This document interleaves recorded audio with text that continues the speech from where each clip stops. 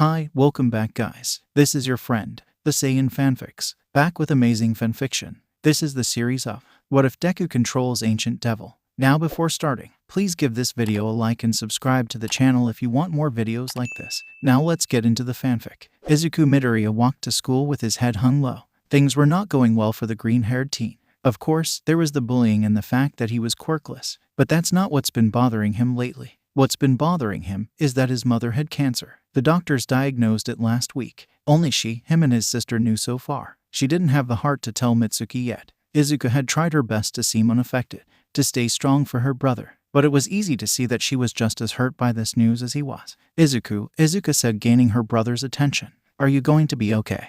You sure you can go to school today? Why yeah, I'll be fine, Izuku said unconvincingly. The two walked to school in silence, walking past a villain fighting a bunch of heroes. Heroes, Izuku said, excitement filling his voice for the first time since his mother was diagnosed. Izuku sighed. It was nice to see light in her brother's eyes, but this needed to stop. Izuku stopped Izuku with her quirk. We need to go. We don't have time for this. Izuku Midoriya. Quirk, telekinesis, allows her to move objects within line of sight with her mind. Izuku was about to argue, but his sister gave him the look and he shut his mouth. Later after class, hey, nerd, we aren't done here, Bakugo said, just as Izuku and Izuku were about to leave. Leave him alone, Bakugo, Izuku shouted, getting in front of her brother. Stay out of this, Bakugo snarled at her. Fuck off, Izuku yelled back. Kakensto, Bakugo cut him off. You better not even think of applying to UA. Nerd, Bakugo said. I'm going to be the only one from this shitty school to get in. You're not going to mess up my origin. Like hell that's happening. I'm getting into UA, Izuku said. With a weak quirk like that, Bakugo scoffed. And your fucking loser of a brother doesn't even have a fucking quirk. You think they'll let him in? He doesn't need to be a hero, Izuku said. There are other jobs besides being a hero. It never stopped hurting when Izuku said things like that, when even she didn't believe in him. Bakugo just smirked. See that? Even your own goddamn sister knows you're a loser. Fuck you. I didn't say that, Izuku defended. Whatever, Bakugo said. Bakugo and goons went through the door, but just before leaving, Bakugo said this. You know, there is one way for you to be a hero. Just take a swan dive off the roof, and hope you get born with a quirk in your next life. Crash. That was the last straw. Izuku used her quirk to slam Bakugo into the lockers. Sis, stop, Izuku said. Why? There are no teachers around. Perfect time for this fucker to get what he deserves, Izuku shouted. Bakugo got up and glared at Izuku. You want a fucking fight? Fine, I got shit to do, so I'll kick your ass in 2 days. Anytime, anyplace, blasty. Izuku spat. The woods. 2 o'clock. You better fucking show, Bakugo growled. With that, Bakugo and his goons left, leaving Izuku alone with her brother. Sis, why did you do that? Izuku asked. Why did I do that? Izuku said, glaring at her brother. Why the hell did you register for the hero course? Well, I mean maybe I could pass. You never know unless you try, Izuku argued weakly. Izuku glared at him for a moment before her gaze softened,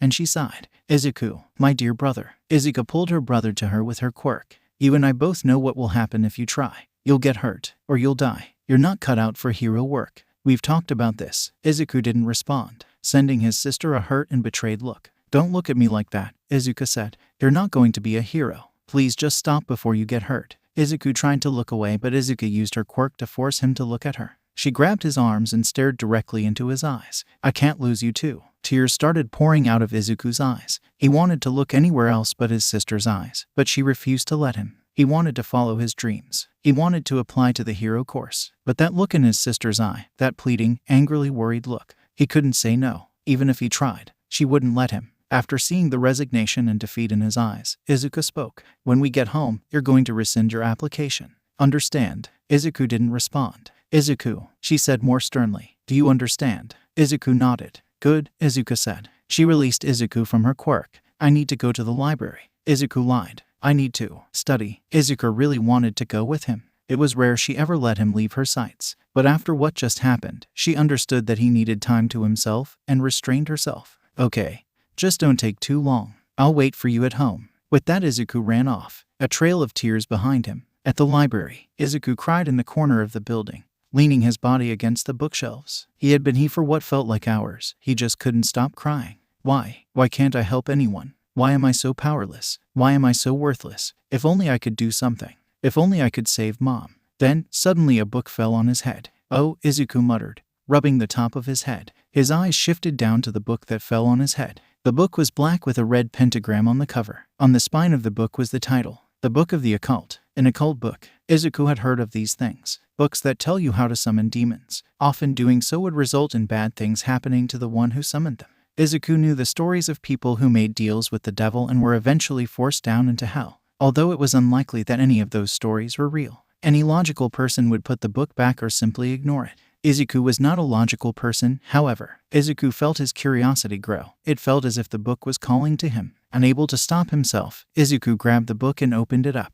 Why not? It's not like my life can get much worse, Izuku thought. 2 days later, alright, I'm going out, Izuku said. I'm gonna send that asshole flying. Please be safe, Izuku pleaded. You don't need to worry about me, Izuku said. If anything, I'm going to worried about you. Are you going to be okay with gone? You're only going to be gone for a little while. I'll be fine, Izuku lied. Izuku gave him a suspicious look. Normally Izuku was not as accepting of her choices, but perhaps he had just accepted that she knew best. Deciding that was the case, Izuku smiled and opened the front door. Sis, Izuku said. I love you. You know that, right? Izuku smiled. Of course I do. Love you too, bro. See you when I get back. Those words sent a surge of guilt though Izuku, because she probably won't be. With that, Izuku left, closing the door behind her. Izuku released a breath he didn't know he was holding. The time was right. Izuku was out and his mother was asleep. It was rare that Izuku ever left him alone, so he needs to act now. Quickly, Izuku scampered to his and his sister's room. It used to just be his sister's room, but a few years ago Izuku insisted that they share a room. He pulled out a can of red paint, 5 candles, a lighter and the book that were hidden under his bed. As quickly and as carefully as he could, he made a red pentagram in the center of his room. Then he placed each candle at each point of the pentagram. After making sure it matched the one in the book, Izuku went to go get a knife from the kitchen. After bringing back the knife and turning off the lights, he stood at the edge of the pentagram. Izuku looked at the knife with slight hesitation. He took a deep breath and cut his hand. Wincing slightly at the pain, Izuku opened his now bleeding palm out towards the pentagram. The blood fell onto it and a strange red glow started emitting from it. Izuku's eyes widened. It's working. Swiftly, Izuku looked down at the book and read out the incantation. Mos Ila Venjibe vi onkat urfa fimausel. Izuku chanted. The red glow suddenly became brighter and brighter. Then the shadows in the room began to move towards the center of the room. The shadows started forming something. A man. No, a demon. The demon was made of thick shadows and had red glowing eyes. It looked like tall impish man with a cape around his shoulders. Heh. The demon laughed. Izuku Midoriya. Izuku flinched. Demon, you have done a good job in summoning me. The demon said. I know what you desire. You do not wish for your mother to die of cancer, correct? Yes, Izuku said. Please, take my life. Take my soul. Take anything. Just please don't let my mother die like this. The demon laughed once more. So be it. I will ensure your mother is not killed by her illness, but your soul will forever belong to me. Do we have a deal? Izuku paused. A large part of him was scared. It wanted to say no, to end this right here and now. But an even larger part of him said to do it, that his life was worth nothing and should not get in the way of him saving his mother. Yes, Izuku answered. Then slash your throat, the demon commanded. Izuku hesitated. It was too late to go back now. He brought the knife to his neck. Izuku, Mom, I'm sorry, but eventually, you'll get over this, and you'll be happy. Sometime later, Izuku opened his eyes. He was floating in an endless black void. Is this hell? Izuku wondered. No, it is not. The demon's voice rang all throughout the void, and then the demon appeared in front of him. He was entirely red, with the only exception being his slick black hair. He was almost entirely nude except for a cape and a loincloth. Welcome to Purgatory, the demon said. This is the place between life and death. I made a little pit stop here because I wanted to show you something. Izuku looked at him confused and the demon extended his arm out to the side. Suddenly, a rift opened up and Izuku saw his dead body lying on the floor of his room, a pool of blood forming under him. Why are you showing me this? Izuku asked. The demon laughed once more. Just wait. The best part is soon to come. In the rift, Izuku saw the door to his room open, and his mother walked in. Izuku, are you? Then she saw the body. A horrified look crossed her face. Izuku. For a few moments, she just stared in disbelief at his corpse, before clutching her chest. Wait, no, Mom, Izuku shouted, realizing what was going on. But it was no use. Inko fell to the ground, dead, killed by a heart attack. Mom, Izuku wailed. The demon laughed. Don't you just love loopholes? I said your mother would not die to her illness and she did not. What a fool you are. No, Izuku whispered. No, this can't be. He turned to the demon. You did this. You tricked me. Of course I did. Humans in grief are always so hasty. The demon said, "Now, let us begin your eternal torment." The demon reached out for Izuku. As his hand got closer, Izuku felt something burning within him. Hate. All the hate and all the anger he had been repressing throughout his entire life bubbled up and directed itself at the demon. "No," he shouted, swatting the demon's hand away. The demon gave him an amused look. "Do you truly think you can resist me? Try all you like, in the end you." Then he stopped smiling. He was looking at something behind Izuku. "No, he could not have found me. The seal shouldn't have let him." Izuku turned around to see what he was talking about, and he saw a bright blue flame coming at them very, very fast. The blue flame got closer and closer, and then it overtook them. Izuku Midoriya was not in a good mood. She was walking home from yet another defeat at the hands of her most hated enemy. Battered, bruised, and beaten. God fucking damn it. Izuku cursed in her head. Why the fuck can't I beat that fucker? Izuku grit her teeth in anger. One day I'll beat him. I'll beat him and become the #1 hero. I have to. I will be the one to carry on my brother's dream. As Izuku walked home, she started seeing flashing red and blue lights, and she started hearing police sirens. As Izuku got closer, she started getting nervous, as she started suspecting that the sounds and light were coming from an area around her house. Her fears were confirmed when she saw police cars around her house, and her door opened with the police officers inside.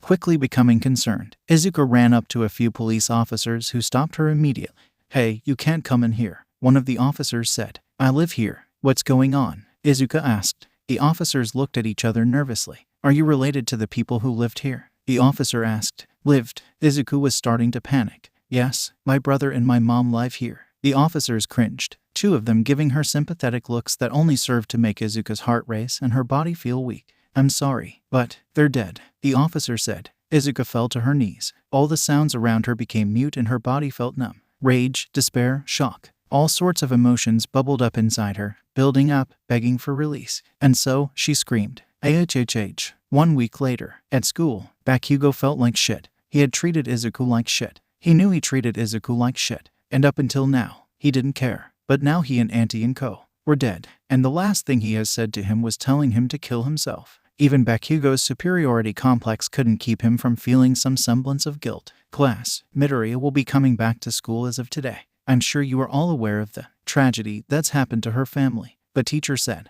So I'm sure you will all treat her well. She may be a tad aggressive, but we all need to remember the hardships she's going through, and that perhaps a little anger is justified. In other words, if she kicks your ass, I'm not going to do anything. Every student except for Bakugo gulped. Many of them had been beaten senseless by Izuku, mostly for being mean to Izuku. She could hurt you without even touching you, making you fall down the stairs, dropping a bookshelf on you, things that could be deemed an accident. And seeing as most of the teachers either didn't care or favorited people with strong quirks, it would definitely be deemed an accident. Izuku never hesitated to hurt anyone who hurt her brother. And now with him gone, there was no telling who she might hurt. Midoriya, you can come in now, the teacher said. Izuku walked in, and what the students saw was not what they expected. Izuku rarely walked into class in a good mood. Normally she came in glaring at the other students. If she was in a bad mood, then it's common sense among the students to not even look at Izuku wrong, lest you incur her wrath. Heck, it was rumored that even Izuku wasn't safe from his sister's wrath on days like that. So when she walked into the room, they expected her to be infuriated. But instead, she was calm. She walked in without saying a word. There was no glare in her eyes. In fact, there wasn't any life at all in them. She sat down silently, looking at no one. Many took her strange calmness as a relief, but Bakugo did not feel the same. Later at lunch, "Come with me," Izuku said to Bakugo. There was no sign of anger in her voice, no sign of irritation, no sign of emotion. Bakugo looked at her, a little shocked at her behavior. He hadn't heard her voice so low since they were kids,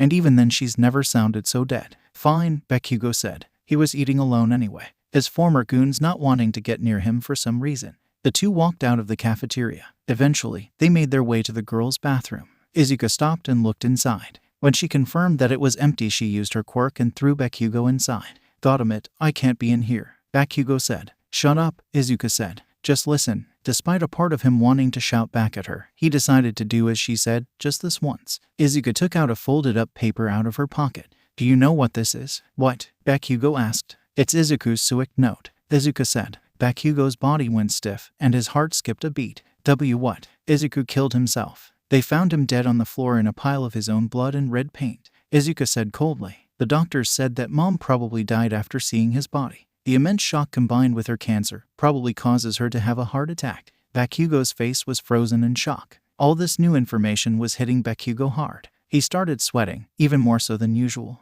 Oh yeah, Mom had cancer. The doctor diagnosed her about 2 weeks ago. You know, somewhere around the time where you told him to kill himself, Izuku said, her cold, emotionless tone never changing. Izuku looked at him, his eyes meeting hers. You killed my brother. You killed my mother. You killed my family. Fear. For the first time since he was a little, Bakugo Katsuki felt fear. He wasn't afraid of Izuku, no. Right now, he was afraid of reality. The reality that Izuku and Inko were dead, and that he was responsible for it. He was speechless. He tried to find something to say, but his mind was blank. But that's not the reason I brought you here, Izuku said, unfolding the paper. The first words on the paper say that Izuku wanted me, you, and Mom to read this together. And since Mom is dead, just you and me will have to do. Izuku used her quirk to drag the shocked Bakugo next to her, only as close as he needed to be to read the note. Izuku, Mom, Kaken, I'm sorry this had to end like this, but in all honesty, this kind of felt like the only way it could end. I held on to one dream for so long. That dream of being a hero is what helped me endure it all. The bullying, Izuku getting hurt, Izuku's possessiveness, my own quirklessness. But now, Izuku, Kaken,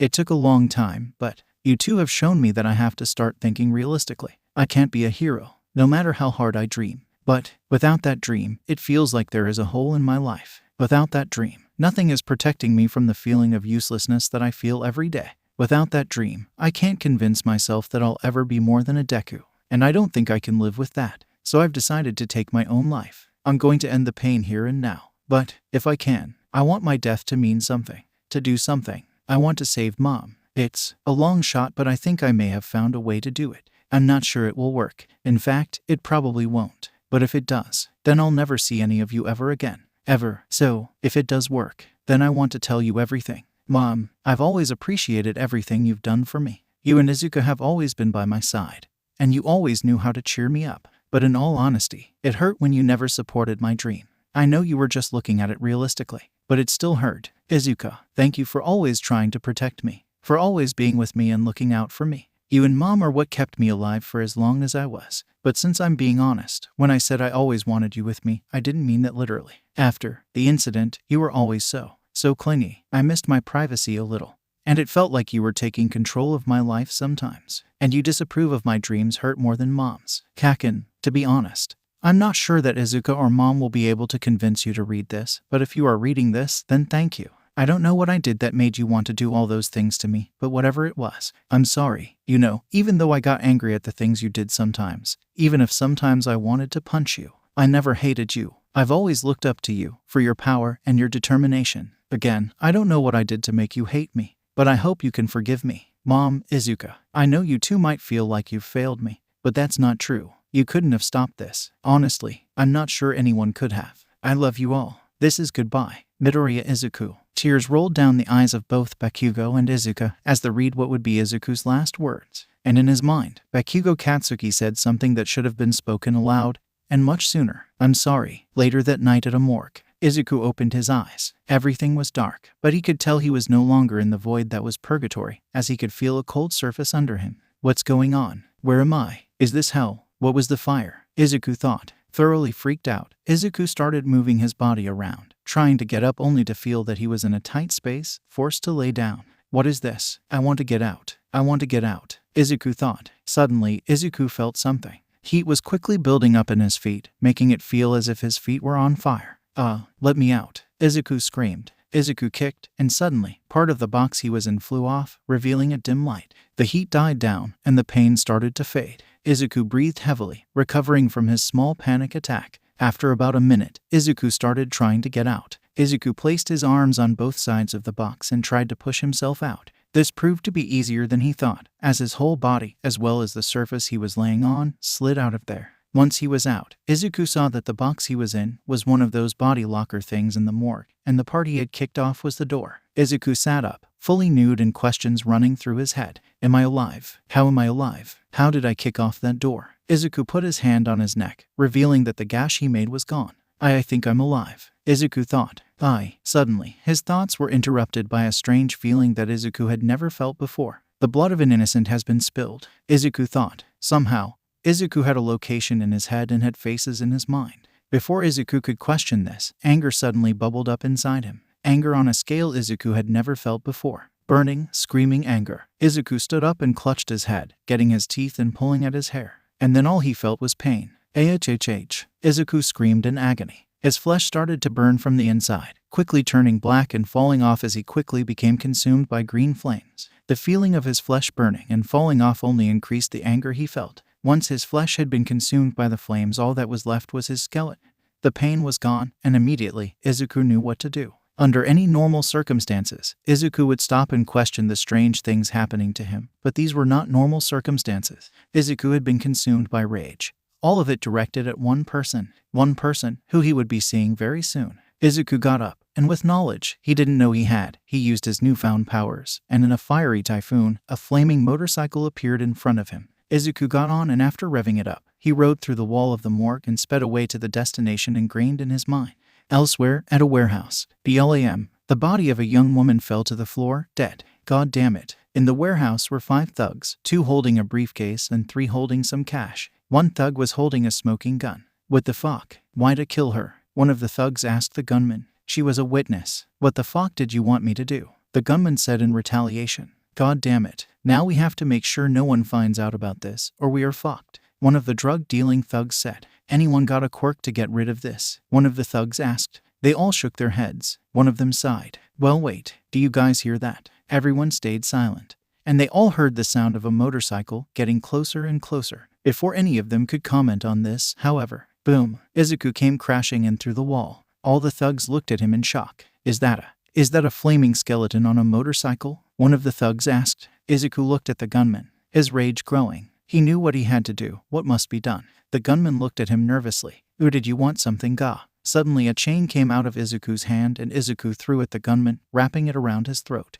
The chain started going back into Izuku's hand, bringing the man closer and closer until Izuku had his hand around the man's throat. The man tried to fight back, struggling to escape Izuku's grip but to no avail. In an instant, Izuku let out a strong burst of flames, making the other thugs look away from its bright light. When they looked back, the gunman was nothing but a pile of ash and bones, and Izuku had now directed his attention towards them. Oh fuck this, one of them said, attempting to make a run for it. Izuku opened his mouth, and a spike chain flew out and went right through the heart of the escaping goon. Shit, another thug said, quickly pulling out his gun. The remaining thugs all shot at Izuku, but their bullets either went right through him or bounced off his bones. Izuku outstretched his hand, and in it formed a shotgun. The thugs' eyes widened, and one of them jumped out of the way. Izuku pulled the trigger, and a massive explosion shot out at the thugs who were standing there in shock, reducing them to bits of blood and ash. Izuku turned his head to the last thug, who was now desperately trying to run away. Izuku revved up his motorcycle and sped towards the thug. The man didn't even have the time left to see his life flash before his eyes, as Izuku ran him over, getting blood all over him.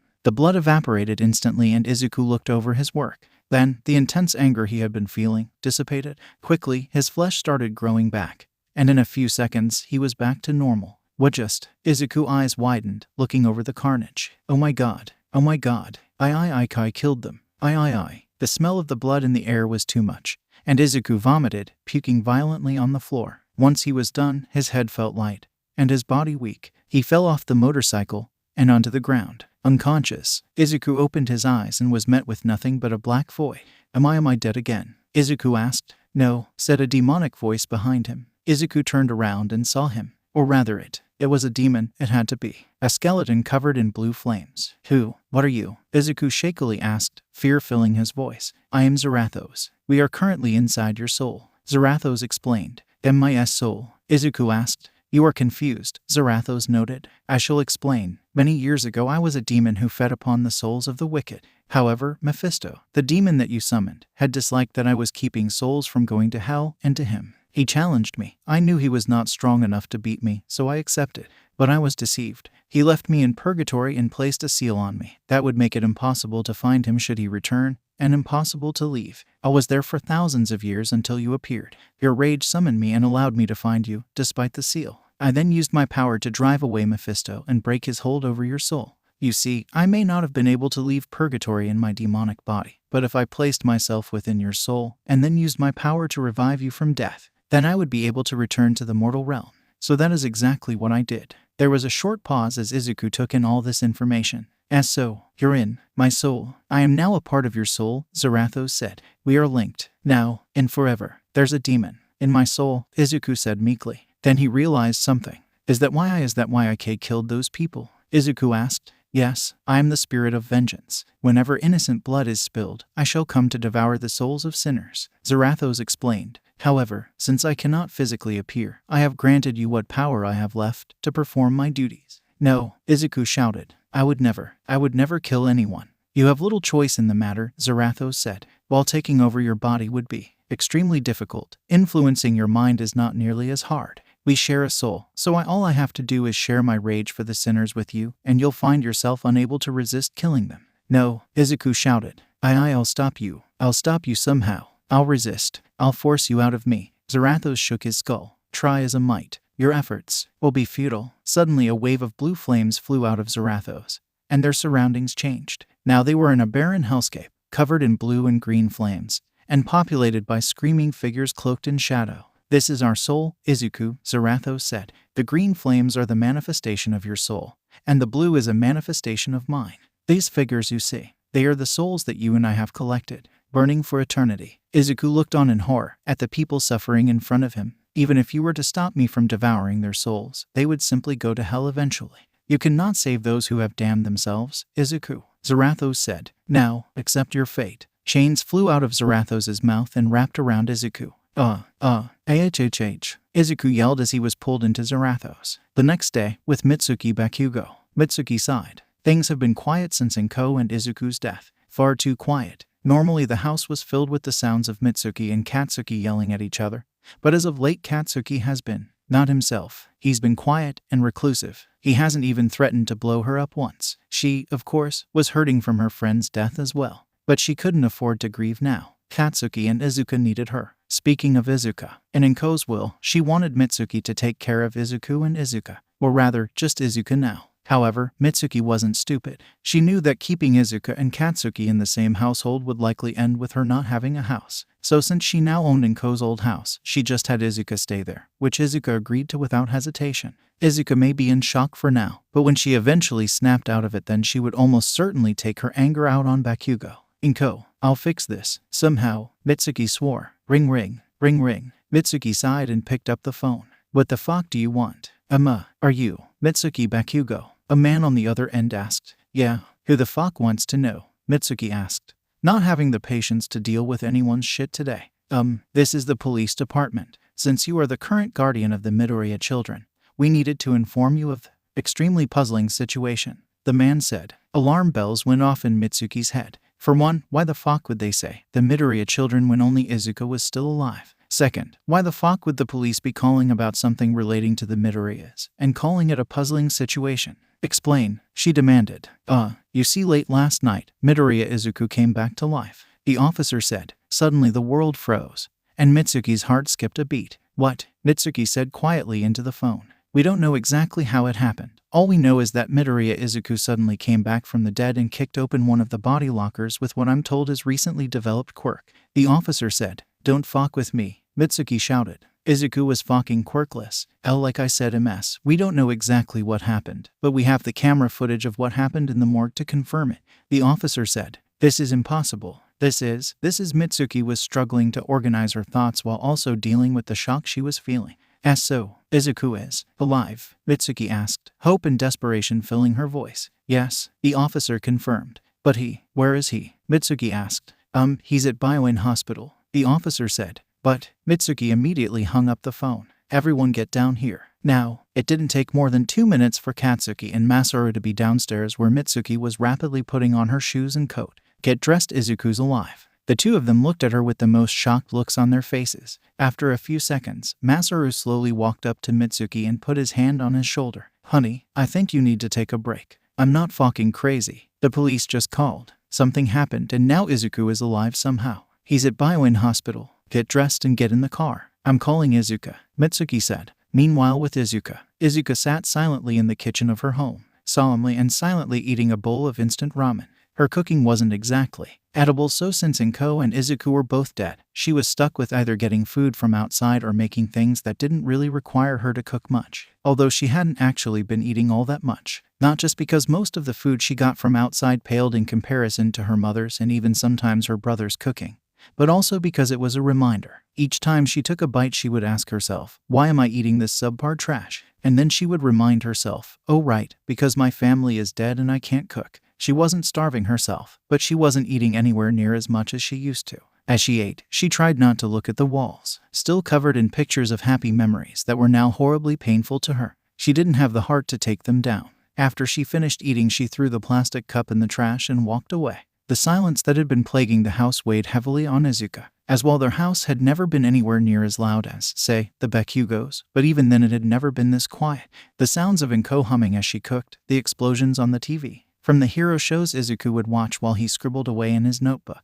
All gone, she made her way to where she had been sleeping all this time. The bathroom. Staying in her mother's room proved too painful, as there were far too many pictures hung up in there. And obviously staying in her and Izuku's room was not an option. She didn't really think staying in the room where her brother had killed himself and where her mother died of shock was a good idea. So every night she goes to sleep in the bathtub. She got into the bathroom, laid down in the tub, and stared at the ceiling. Where did I go wrong? Izuku asked herself. It was a question that she had frequently asked herself since she read her brother's letter. I was protecting him. I was fighting because of him. I just wanted him to be safe. Izuku told herself. Why? Why is it that no matter how hard I try, I lose? Ring ring. Izuku's phone started buzzing in her pants, interrupting her brooding. She took it out of her pocket and looked at the caller ID. After seeing that it was Mitsuki, she answered. Hi, Aunt Mitsuki. Izuku, I don't have time to explain. The police called and told me Izuku is alive. Mitsuki shouted over the phone. Izuku's breath halted. Wah, he's at Bioin Hospital. I'll be out in front of the house in a minute. Hurry and get dressed,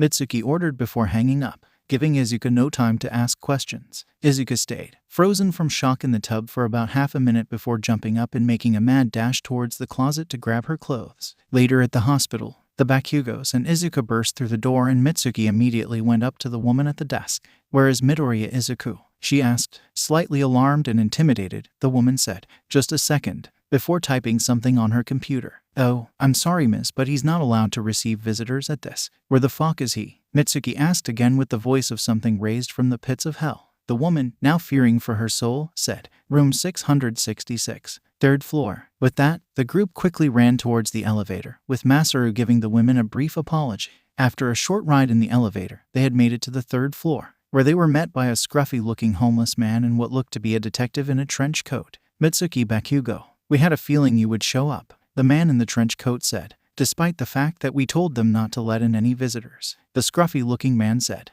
like hell, I'm letting that stop me. Mitsuki shouted, now let me through. Actually, we've come to escort you to him. The man in the trench coat said, it would probably go smoother than trying to turn you away. I am Detective Naomasa, and over here is the pro-hero Eraserhead. He's here for everyone's protection. They started following him as Mitsuki asked, protection? What the hell do we need protection from? We will explain once we get to the room, Eraserhead said. Mitsuki was about to object when Masaru put a hand on her shoulder. Let's not push our luck, dear. To CH, was Mitsuki's response. Bakugo and Izuku had, however, were extremely anxious, and each step it took to get to the room felt like 1,000 miles to them. In reality, it didn't take more than a minute for them to arrive in front of the door. Everyone took a deep breath, and Naomasa opened the door, and inside was Izuku, alive and breathing. It was a sight that brought tears to the eyes of the entire Bakugo family and especially Izuku. Izuku, Izuku said faintly. She was about to run over to him, but Eraserhead stopped her. Don't get too close. It's dangerous, Eraserhead warned. Izuku did not like what she was hearing, and she was going to let Eraserhead know that. What the fuck is so dangerous? Izuku shouted at the hero. Oh great, she has a mouth on her too, Eraserhead thought. Naomasa sighed. You're not going to like this next part. Yeah, I figured. Now stop beating around the bush and fucking explain for fuck's sake, Mitsuki said. Well, as you've been told, Izuku here seems to have finally developed a quirk. One that allowed him to get out of the body lockers and is possibly the reason for his resurrection, Naomasa said. However, you hung up on our officer before he could tell you the rest. Soon after getting out of the body locker, he proceeded to go through a violent and painful-looking transformation, Eraserhead said. Afterwards, he started acting differently and broke through the wall of the morgue. Later, he was found knocked out in a warehouse, with multiple dead criminals around him, all of which suffered extreme burn wounds. And it just so happened that your brother's new quirk seemed to involve pyrokinesis. Naomasa finished. Wait one fucking minute, Katsuki said. Are you trying to say that he killed those guys? Well, given the evidence, Eraserhead was cut off. Are you out of your fucking minds? Mitsuki, Katsuki. and Izuku shouted at them all at once. Izuku would never hurt a fly, Izuku said. The Izuku's never punch a guy in his whole fucking life. Now you're calling him a fucking killer, Katsuki shouted. My taxes are being wasted on paying idiots like you, Mitsuki said. Please, let's be reasonable here. The boy is harmless, I assure you, Masaru said, much quieter than everyone else. The kid's case file does indicate that it's unlikely he did this of his own free will, Eraserhead said. What's more likely is that his new quirk caused him to go berserk, and for whatever reason, he killed those people. Or perhaps coming back from the dead has caused some serious mental trauma. Either way, given the state that the warehouse was in when we found him, his quirk is likely to be very powerful. And if it is causing him to go berserk, very dangerous. My quirk allows me to turn off any transformation quirks like his, so we shouldn't be in any danger. My quirk is lie detector, so if he really didn't kill those people of his own free will, we'll know, Naomasa reassured. And if his quirk is the cause of this, we will do everything in our power to. AHHH. Everyone looked back at the bed to see Izuku awake and thrashing against the restraints on his arms and legs.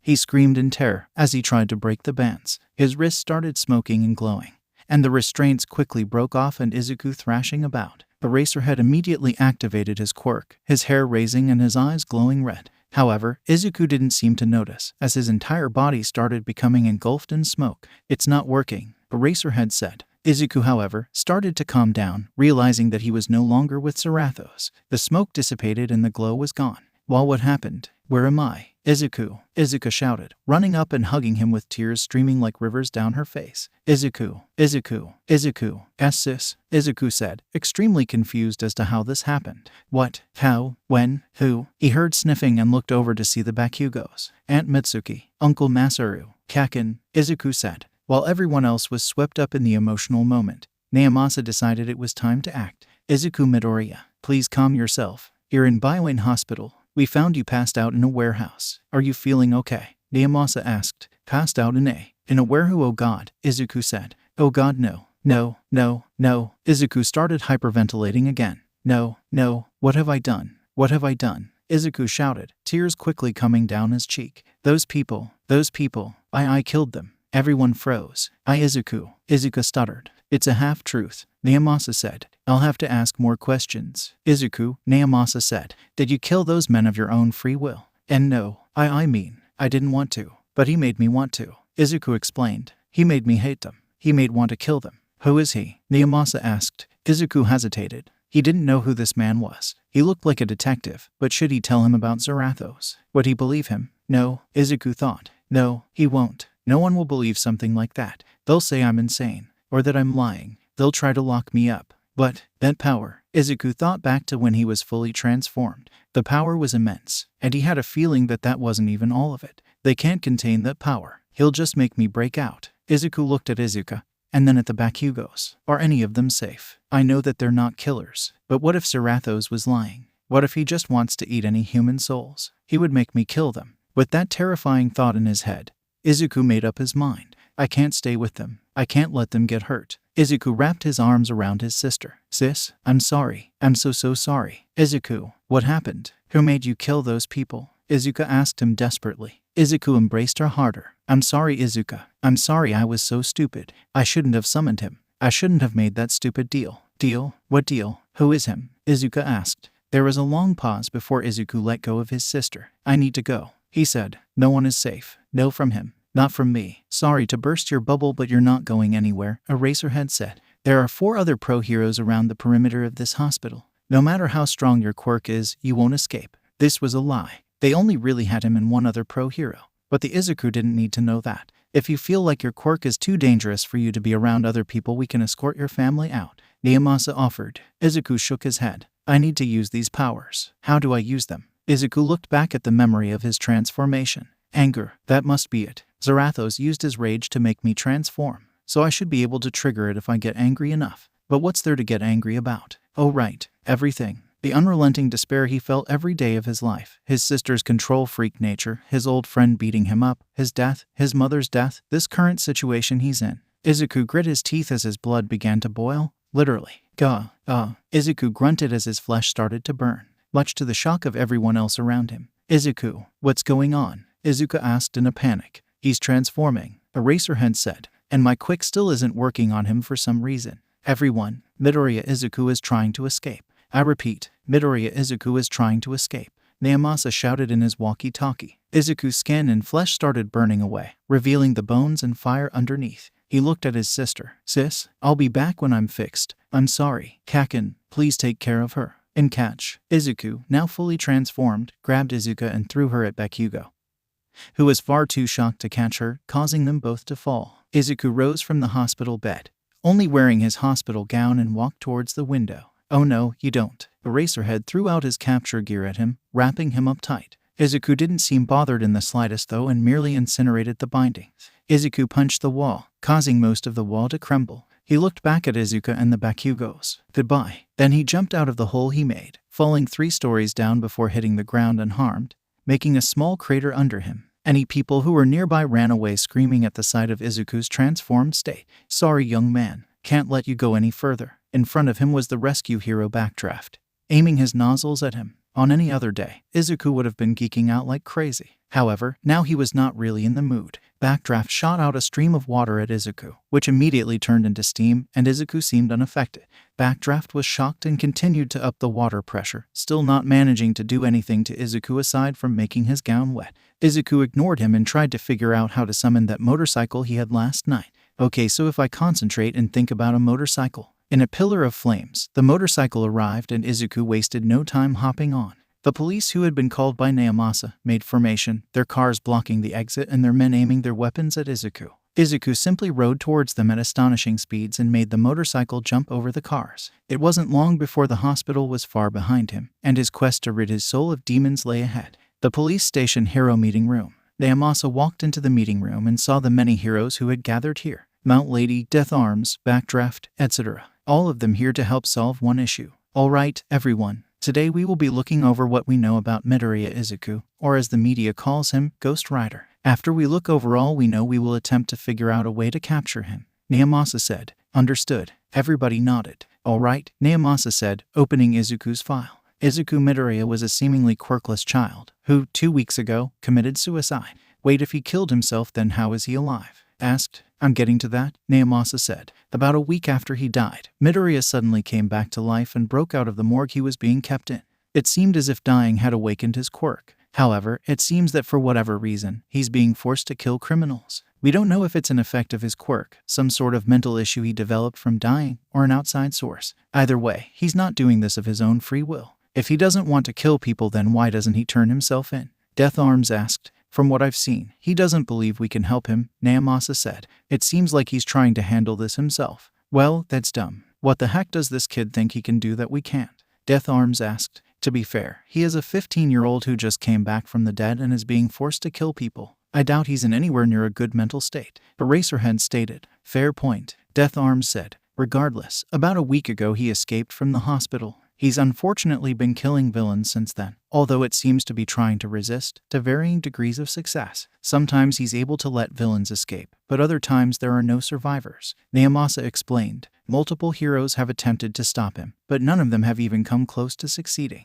Yeah, because he's too damn strong, said, grimacing as she remembered her encounter with Izuku. Yes, Izuku Midoriya's quirk is a transformation-type quirk, although it is unaffected by Eraserhead's quirk for whatever reason. He has an abundant amount of abilities. Firstly, he has enhanced strength, durability, speed. He can control fire that is so hot that it instantly evaporates water, and he can also make things out of seemingly nothing. Known examples of things he has made are chains, a motorcycle, and a shotgun. Lastly, due to the fact that his transformed state is literally a skeleton, he is completely immune to any quirks that target organs or require the target to be alive. His quirk has known limitations, drawbacks, or time limits, and he has shown no potential weaknesses whatsoever. What kind of quirk is that? Backdraft asked. It seems like he has multiple quirks. Yes, it's quite versatile. Nothing we've thrown at him has even fazed him. Death Arms said. I punched him as hard as I could, but he just ignored me and kept on doing what he was doing as if I wasn't there. And when I tried to grab him, he knocked me out of the building with a backhand.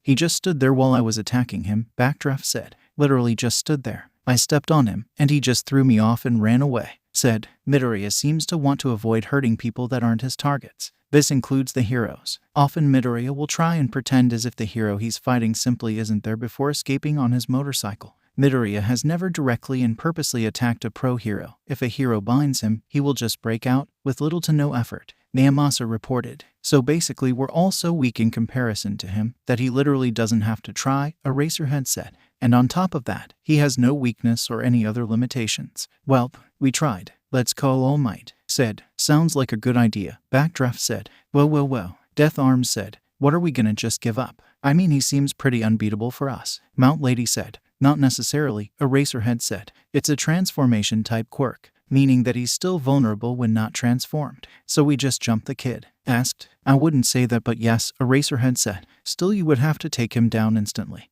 And without him suspecting anything, Naomasa said. That shouldn't be a problem, said a booming voice entering the room. Everyone looked at the door and saw that the source of the voice was none other than All Might himself. Because I am here. Meanwhile, with Izuku. Izuku was sat at the local library, looking through the books for anything related to demons. He had a stack of books on the table he was at, but none of them even mentioned Zarathos. AGHHH. Izuku screamed inside his head. It was a library after all. I'm getting nowhere. It was a full week since he left the hospital. He learned that he could make clothes using his powers, and had made himself a green hoodie and jeans. The hoodie was quite large, so it did a good job at hiding his face and hair. Maybe Zarathos was right. Maybe I can't get rid of him. Izuku shook his head. No, there has to be a way. I have to keep trying, or else people will die. Izuku found that he can resist Zarathos' influence and keep himself from going berserk. All he needs to do is stay calm and keep his emotions separate from Zarathos. This is easier said than done, however, as Zarathos will try his damnedest to make Izuku lose control, often showing him images of whoever the victim is in his head, whether they be alive or dead. Ironically, it was the victims who were still alive that made Izuku more likely to transform, simply because he could still save them, even if it would be at the cost of the lives of the villains. Children were also a sore spot for Izuku. If the victim was a child, alive or dead, Izuku would likely go berserk and transform. When he went berserk, it was very, very hard for Izuku to stop himself. Not impossible, just difficult. Izuku sighed. I need to find something to lighten my mood. If I stay frustrated, then I'll be easy picking for Zarathos. After putting all the books back, Izuku exited the library. Alright, where should I go? I only have so much money, so I need to be careful about how I spend, Izuku thought as he walked down the sidewalk, keeping his head down so no one could see his face. Izuku knew he needed money, because while he didn't need to eat to survive, not eating for long periods of time still would cause him a great amount of pain and leave him in a bad mood, meaning that resisting Zarathos would be impossible. So he often just took money from some of the criminals he killed. Maybe I should go to a dessert shop. Those do help me calm down more. But maybe I should get something more filling, Izuku thought. Izuku was so lost in thought that he didn't notice that someone was coming his way. Oomph! Izuku cried as he fell to the floor after accidentally bumping into someone. Groceries fell to the floor and Izuku realized what had just happened. Oh God, I'm sorry. Izuku apologized, getting up quickly and looking at the person he bumped into.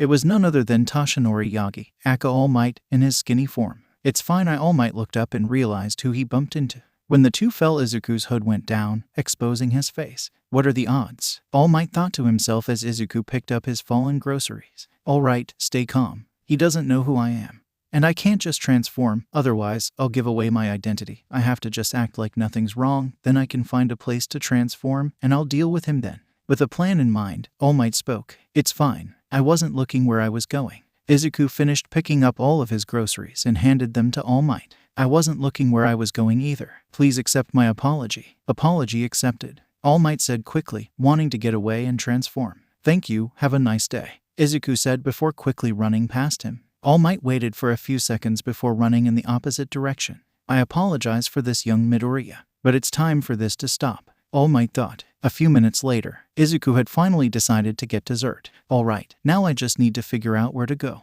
Izuku thought. Then, in the blink of an eye, All Might ran up behind him and delivered a chop to Izuku's neck, knocking him out instantly. Izuku's body went limp, and All Might caught him before he hit the ground. All the people around them looked at All Might with surprise and confusion. Don't worry everyone, I was just subduing a villain, All Might said. If anyone else had knocked out a child and then said that they were subduing a villain, people would be suspicious. But since this was All Might, everyone just flashed him a smile, cheered a little, and moved on. All Might hoisted Izuku onto his shoulder and jumped away. Now to take him to Tartarus, All Might thought with a frown. He didn't like the idea of sending a child to Tartarus, especially since Izuku was not in control of his criminal actions. But Izuku was too powerful to be held anywhere else. A few minutes later, at the bridge to Tartarus, All Might looked at the Supermax prison with a sigh. He really didn't want to do this, but he had little choice. He leaped over the bridge, but then something else happened. Before he could reach the prison, Izuku's body suddenly burst into blue flames. Hot, hot, hot, All Might shouted. The flames exploded out, knocking Izuku's flaming body off of him and into the water below them. Oh no, All Might shouted as he watched the boy fall into the water. He dived into the water at breakneck pace in an attempt to get the boy out of there before he drowns. Once in the water, he looked around rapidly while he swam downwards. Where is he? He couldn't have sunk that far down. Where did he go? All Might asked frantically. Then he saw something, deep below him, a bright blue light. All Might swam towards it, relieved that he had finally found the boy. This relief didn't last long as he noticed it wasn't just him heading towards the glow. The glow was heading towards him. A chain came out of the blue glow and wrapped around All Might's neck, and the blue glow was revealed to be Izuku's transformed state, riding a motorcycle underwater somehow. Little did All Might know that when he knocked out Izuku, it gave Zarathos a free pass to take control of Izuku's body. Normally Zarathos would avoid doing this, as the energy needed to take over Izuku's body would make it harder to influence Izuku for a while. However, Zarathos has been trapped for a very long time, and he was not about to be sealed away again. Even if it was unlikely that they could contain him at all, he was not about to take chances. Zarathos sped past All Might, yanking the chain around All Might's throat. The two burst out of the water, flying through the air until he landed on the bridge. He took the chain that All Might was still attached to and used it to throw All Might far, far away from him. He saw All Might fly into the distance until he was so far away he could not be seen. Good. Now that he has been taken care of, I should make my exit, Zarathos thought. Then again, Zarathos looked at the prison behind him. He could literally feel the sin coming off the prisoners from here. I won't be able to influence Izuku for a while after this. I should take advantage of my having control while I still can, Zarathos thought. He revved up his motorcycle and sped towards the prison. Meanwhile, with All Might flew through the air, a surprised expression on his face. How did he wake up so quickly? He thought. He shook his head. I need to get back there before he escapes. All Might flicked the air, creating a whirlwind that slowed him down. He kept flicking the air until he not only managed to stop himself but move himself into the opposite direction. All Might flew back to the bridge at rapid speeds, managing to make it back to the bridge, or rather, what was left of it. The entire midsection of the bridge was destroyed, making it impossible to get in or out of the prison without the use of a quirk. All Might landed on the part of the bridge that leads to the city, looking at it with extreme confusion.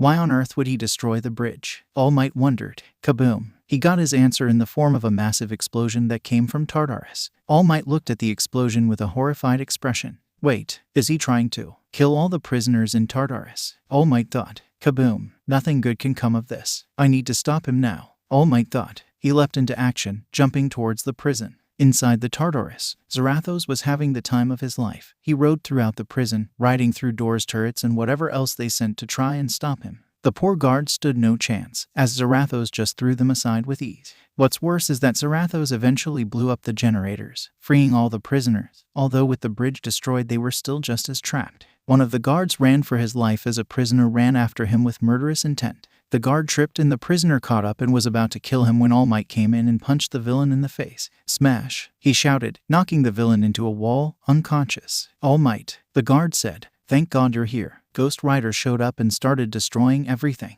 Nothing we could do to stop him. He killing everyone. Do you know where he is now? All Might asked. AHHH. All Might heard someone scream. He's here. Someone help. Someone else screamed. Kaboom. I'm guessing he's over there, the guard said. All Might leapt towards the screams and explosions. But by the time he got there, everything in that area had been destroyed and everyone there was dead. He saw Zarathos looking around for his next victim when his eyes landed on him. You are an annoyance. Leave this place, or your life is forfeit, Zarathos demanded. Something is wrong, All Might realized. He's acting completely different from the reports, and his flames are blue rather than green. What's going on? Midoriya, stop this. You're not in control of yourself, All Might said. Izuku is not here. Leave now, Zarathos said. Something is definitely wrong. I need to subdue him before he kills even more people, All Might thought. All Might charged at Izuku, expecting to overpower him easily. All Might sent out a punch at Zarathos, only for Zarathos to catch it. What? All Might shouted in confusion. I put 70% of my power into that. Very well. Your fate is death, Zarathos shouted. Zarathos opened his mouth and flames burst out, enveloping All Might. GAH. All Might grunted in pain. His quirk. It's strong. I can't hold back. Not even a little. All Might attack again, this time with full power. His fist coming out of the flames catching Zarathos off guard. The punch connected and sent Zarathos flying through several walls. Once Zarathos stopped, he quickly noted that he had made a dent in his skull. How could a human be this strong? Zarathos wondered, before shaking his head and healing the dent. No matter, a human is a human. All Might charged at him, and Zarathos sent bladed chains out of his mouth, cutting up the number one hero. GAH! All Might shouted as he was cut up by a seemingly endless sea of chains spewing from Zarathos' mouth. Thinking fast, All Might grabbed one of the chains and pulled at it, causing Zarathos to go flying towards him. Texas smash! All Might bellowed, delivering a fierce blow to Zarathos' skull, making it crack a little. The chains broke apart before turning into embers, and Zarathos went flying once more. Zarathos sent chains out from his body into the ground, slowing him down until he came to a stop. RAHHH! Zarathos let out a demonic roar, making everyone cover their ears. I will not be thrown around like a child's plaything. He summoned his motorcycle and charged at All Might, running him over. That speed, I've never seen anything like it. All Might thought before getting hit by the motorcycle again. All Might was getting run over repeatedly, not able to keep up with the Hellcycle's speed. In response, All Might punched the ground, making it burst. Ruh! Zarathos shouted as he was knocked off his bike by the sudden upwards force, capitalizing on the opening. All Might zipped over to Zarathos and picked him up, holding the demon to his chest. All Might grit his teeth as the fires burned his skin, but he had to endure it. Midoriya, I know you're in there. Look at this. Look at all this destruction. This isn't what you want. Zarathos struggled, trying to escape All Might's grip as best he could. He could feel it. All Might's words were doing something. Waking up Izuku bit by bit, it wouldn't be long until Zarathos lost control. No, not yet. Not yet. Zarathos screamed. His blue flames started burning brighter and brighter, becoming more and more difficult for All Might to endure. Midoriya! All Might grunted. RAHHH! Zarathos shouted as he put all his power into this next attack. And then everything was enveloped in blue. KRAKAKABOLM. A massive explosion, visible by the entire city, rocked Tartarus, shaking the entire prison. Blue flames washed over almost everything, the hellfire killing every prisoner it touched, reducing them to nothing. After several minutes, the explosion died down.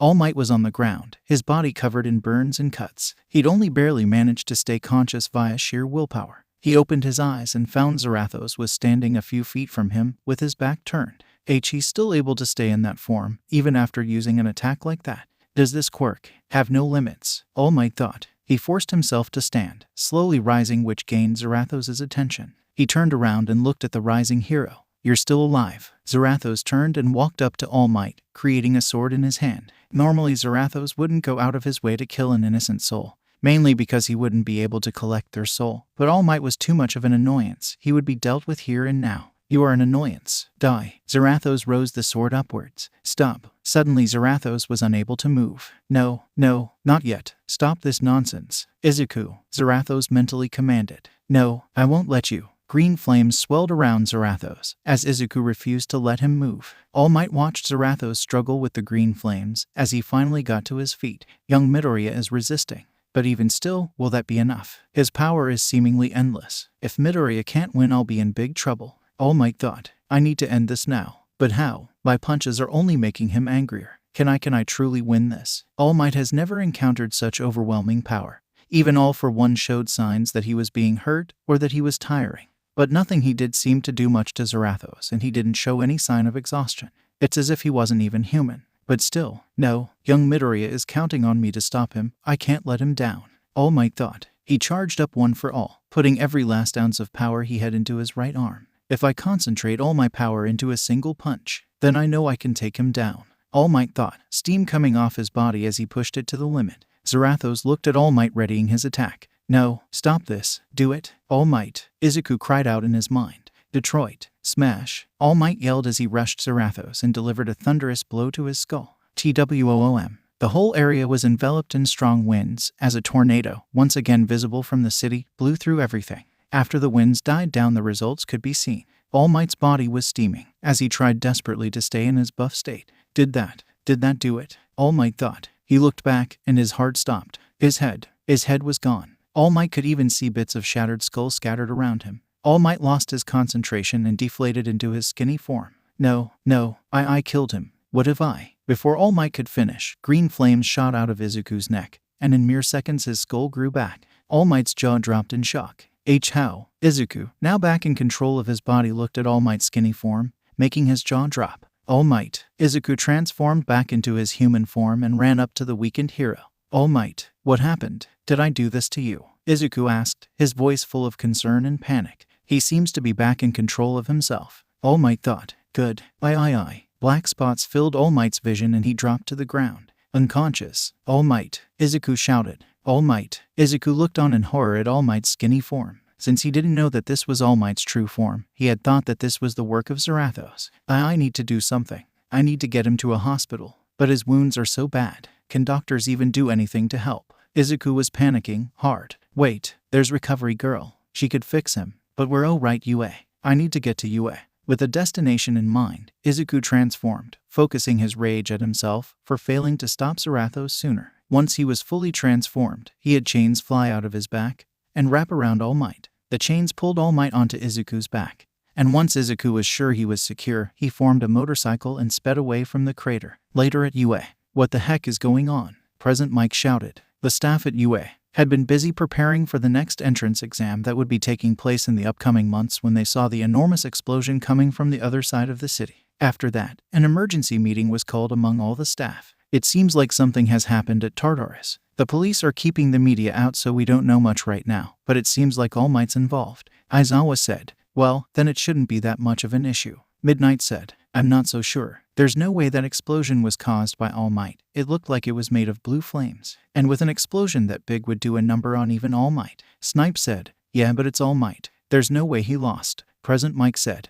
Boom. They heard another explosion, but this time it was much closer. The staff looked out the window and their eyes went wide to see that something had broken through the gates. And given the flaming trail of tire tracks leading from gate to school, it was pretty obvious who broke in and where they had gone. The alarms went off and the staff started to panic. Ghost Rider, how did he get through the gate? Midnight asked. I think it's pretty obvious how he rode through them, Aizawa said. Nezu, do you know where he is? Nezu looked at his security pad. The sensors say he's heading towards the medical wing. Is he injured? Recovery Girl asked. We can worry about that later, Aizawa. You focus on evacuating all the non-hero staff. Everyone else tries and detain Midoriya, Nezu said. They all nodded and ran out to fulfill their orders. Nezu jumped onto his desk and spoke into the microphone that was linked to the loudspeaker. This is not a drill. A villain has entered the school. All non-hero staff must evacuate immediately. UA's medical wing. Izuku silently thanked the signs that informed him where the medical wing was. As he rode through the halls of the school, luckily no students were here so the halls were relatively empty. When Izuku reached the nurse's office he ran in, All Might still on his back, and looked around for Recovery Girl. No, where is she? He yelled. Unknown to him the heroes, including Recovery Girl, had just arrived and were standing right behind him. Their eyes went impossibly wide in shock when they spotted the skinny form of All Might, which they had just learned about, on his back. Swiftly regaining her composure, Recovery Girl coughed into her hand. Were you perhaps looking for me, dearie? Izuku looked behind him and was flooded by a feeling of relief. Yes, it's All Might. I know he doesn't look like All Might right now, but I swear it's him. He's injured and I can see that now. Lay him on one of the beds, Recovery Girl said. Izuku used his chains and laid All Might on a bed. Midnight, Mike, I'm going to need some help, Recovery Girl said. The two heroes nodded and started helping her treat All Might. Izuku looked with concern and guilt bubbling inside him. Midoriya, Izuku, you're under arrest, Snipe said as he and Cementos stood either side of him. Izuku looked at them for a moment. No. They gave him an odd look, before looking at each other and nodding. They took out a pair of handcuffs and slapped them on Izuku's wrist. Izuku, who made no move to stop them, simply melted the handcuffs off him. With that not working, the heroes tried to haul Izuku away, pulling and tugging at the boy. This didn't work as Izuku simply stood there, not even attempting to stop them, and not looking away from All Might. Never had these heroes had an encounter wherein the villains simply stood there and ignored them, and there wasn't much they could do about it. Midnight was taking care of All Might and her quirk wouldn't even work on a skeleton. Mike was also taking care of All Might, and if he fought, he might hurt All Might as well. Guns have been proven not to work on Ghost Rider, so Snipe couldn't do anything. The rest of the heroes couldn't do anything without there being a chance of harming All Might. So the heroes just stood there, occasionally attempting to drag Izuku away, but it was still as ineffective as before. After about half an hour, they got All Might on life support. Is he going to be okay? Izuku asked, speaking for the first time since he got here. He'll live, Recovery Girl said. He'll be in a coma for a while, but he'll recover just fine. Izuku didn't hear that last part. All he heard was coma. He had put his hero in a coma. Well, Zarathos put his hero in a coma, but he failed to stop him. And to make it worse, he killed all those people in Tartarus. Emotions filled Izuku: sadness, guilt, rage. Rahhh. Izuku shouted in fury, his flames bursting out, making all the heroes jump back. Zarathos. He punched a wall, destroying it. Izuku then summoned his bike and sped off, and before any of the heroes could stop him, he was outside. Izuku's bike jumped over the UA walls and out into the rest of the city. I need to fix this. I need to get Zarathos out of me now, Izuku thought as he sped through the streets. A few weeks later, All Might opened his eyes groggily. His whole body hurt, and he couldn't move an inch, partially due to his injuries, and partially due to the fact that he was in a full body cast. What happened? This is UA. All Might thought, how did I get here? What happened to Midoriya? Then he remembered the end of the fight. His defeat. That power, it can't have been a single quirk. No, there's no mistaking it. Izuku Midoriya has multiple quirks. But the only way a person could have multiple quirks is... All Might cut off that train of thought. No, I can't be. I killed All for one. He can't possibly be behind this. But I can't think of any other way. Did he give his quirk to someone else before he died? Or perhaps there's something I'm not understanding. As All Might was thinking, Recovery Girl walked in and saw that he was no longer asleep. Oh good, you're awake, she said while walking up to him. What happened? All Might asked. You were brought in by Midoriya. Izuku, Recovery Girl said. You were heavily injured. A lot of burns, bruises, cuts and broken bones. Not to mention your exhaustion. I'm surprised you woke up as quickly as you did. How long was I out? All Might asked. 2.5 weeks, Recovery Girl said. You were in a coma. 2.5 weeks, All Might repeated. You should rest for now. I'm sure you have a lot of questions, as do we. But for now, you need to recover, Recovery Girl said. All Might hesitantly nodded, knowing that if he refused he would likely get one of Recovery Girl's signature death glares. Another week later, the UA staff had gathered for a meeting once again.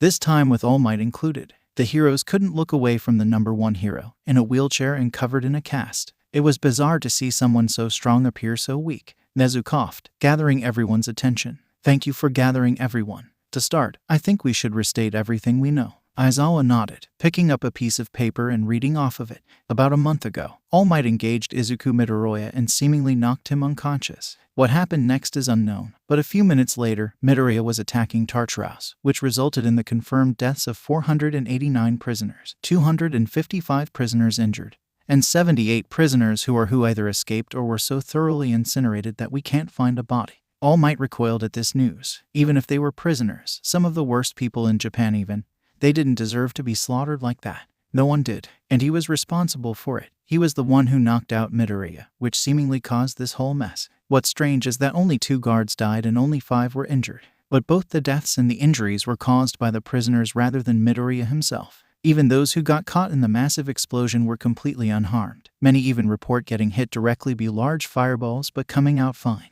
Aizawa continued. In the end, we had to transfer all the remaining prisoners to other prisons while Tartarus is rebuilt. On the same day, Midoriya burst into the school with you, heavily injured, on his back, Recovery Girl said. We attempted to arrest him, but he just ignored us until eventually fleeing. Present Mike said. It was rather embarrassing, Cementos said. Still, we don't fully know what happened during this incident. All Might, could you fill in the blanks? Nezu said. All Might nodded. I stumbled into Midoriya by chance, and after getting away to transform I knocked him unconscious as fast as I could like we planned. And then afterward I took him to Tartarus. But as I was taking him there he suddenly burst into flames and fell off my shoulder in the water under the bridge to the Tartarus. I went in after him only to find that he had transformed. But strangely enough, his flames were blue rather than green. Blue. Midoriya has never been reported to have blue flames before. Are you sure it wasn't just the water in your eyes? Midnight asked. No, he was blue even after we exited the water. All Might said. So then that massive blue explosion was Midoriya? Aizawa asked. Yes, All Might confirmed. Many of the teachers' eyes widened. They had suspected that Midoriya was responsible for both what happened at Tartarus and what happened to All Might, seeing as everything was pointing to it being him. But when they saw him, it couldn't have been too long after his fight with All Might and he didn't have a scratch on him, nor did he look tired after unleashing such a massive attack. It just seemed impossible. Please continue, Nezu said, wanting more details. After Midoriya transformed, he brought us both out of the water and threw me away from him. All Might continued. By the time I managed to get back to the bridge, he was already laying siege on the prison. I jumped in as fast as I could, and after managing to find him he seemed different from the reports. He was very violent, and he seemed to be enjoying the havoc he was wreaking. He even spoke differently from before. And with those blue flames, he was almost completely different from the reports. Did he attack you? Aizawa asked. I think I attacked him first, but after that, he did fight back. Quite viciously too, and he had a dense aura of murderous intent. He definitely was trying to kill me near the end of the fight, All Might said. But before he could, I think I managed to get through to him and he started resisting. Green flames started wrapping around his body like he was fighting himself. Midoriya has never purposely harmed anyone but villains before, Aizawa said. Something is definitely up. Maybe it's because All Might is so much stronger than all the other heroes. Can't just stand there when All Might is punching. Snipe said. Even if that were true, it wouldn't make sense for him to want to kill All Might, Aizawa said. And from what we know of Midoriya, he is an All Might superfan, so if there's any hero he wouldn't want to kill, it's him. You're correct. This combined with his change in behavior and fire color leads me to two conclusions. Nezu said. 1. Someone is directly controlling Midoriya. Or 2. He has developed multiple personalities. Multiple personalities. Isn't that a bit far-fetched? Midnight asked. Midoriya was thought to be quirkless, and quirkless people aren't necessarily treated all too kindly by other people. He was heavily bullied by other children and mistreated by adults. And according to his sister, he didn't have any friends or family other than her and their mother had cancer, Aizawa said. And in case you forgot, he killed himself. That's all the proof you need to say he's mentally unstable. According to his sister, Izuku was a very shy and polite young man who would typically attempt to stay optimistic, despite his condition and mistreatment, and that he always wanted to be a hero. Nezu added, it's possible that a second personality formed out of pent-up aggression and frustration, and that second personality is taking it out on villains, doing what he dreamed of doing, but in a very twisted sense. That's dark, Present Mike said. To think that a child had to endure all that. It would only make sense he would develop some sort of mental illness. 13 said, with a sad expression no one could see. We can discuss this later once we can consult Naomasa and perhaps some mental health professionals. But for now let's address the elephant in the room, Aizawa said. All Might, did you lose to Midoriya? And if so, how? All Might looked down. Yes, his abilities are insane to say the least. His physical strength and durability matched mine. And his fire is much hotter than Endeavor's, and it gets even worse. At first, I thought my blows were not doing anything to him, but in reality, he was just regenerating after every attack. Regeneration, Midnight said. So on top of all his other abilities, he heals as well. Are you sure your attacks weren't just not affecting him? Present Mike said. I mean, I know it sounds crazy, but so is him having a regeneration ability. I'm sure of it. All Might paused. You what? Aizawa asked. I tried putting all my strength into one attack. In a last-ditch effort to take him down. All Might said. And I spit it out, Aizawa said, showing no mercy. I shattered his skull. All Might admitted. I even saw the bone fragments all over the ground. At first, I thought I had killed him, but he just grew it back. The teachers were shocked. They all started speaking at once, asking multiple questions at the same time until the room descended into chaos. That is until Nezu spoke up. Quiet down, quiet down. Despite barely being able to hear him, the teachers almost immediately followed the instruction. They knew what awaited them if disobeyed him. They would have to deal with a metric ton of paperwork. Nezu cleared his thought and directed his gaze at All Might. Yagi, you're sure that you saw his head grow back? Yes, All Might confirmed. Did you find any sort of weakness while you were fighting him? Nezu asked. No, All Might said. Even after unleashing that massive attack and growing his head back, he didn't show any sign of fatigue. He didn't even seem like he was in pain. I couldn't find any weakness or limitation. If young Midoriya hadn't managed to get a hold of himself, then I would have died. That statement weighed heavily on all the heroes. For years they had relied on All Might's unparalleled strength, a strength that no other hero had even come close to matching. An unasked question lingered throughout the rest of the meeting. If All Might can't beat Ghost Rider, then who can? An hour later, the meeting had come to a close and all the teachers had left. All except for two of them, All Might and Nezu. It's a good thing that news copters aren't allowed in the airspace around Tartarus, otherwise my secret could have been exposed. All Might said. That's about the only good news that came from this. Indeed, but let's not beat around the bush. Nezu said. We need to find you a successor, as soon as possible. Yes, it's unavoidable now. I need someone who can take on Midoriya. All Might said. And possibly even him.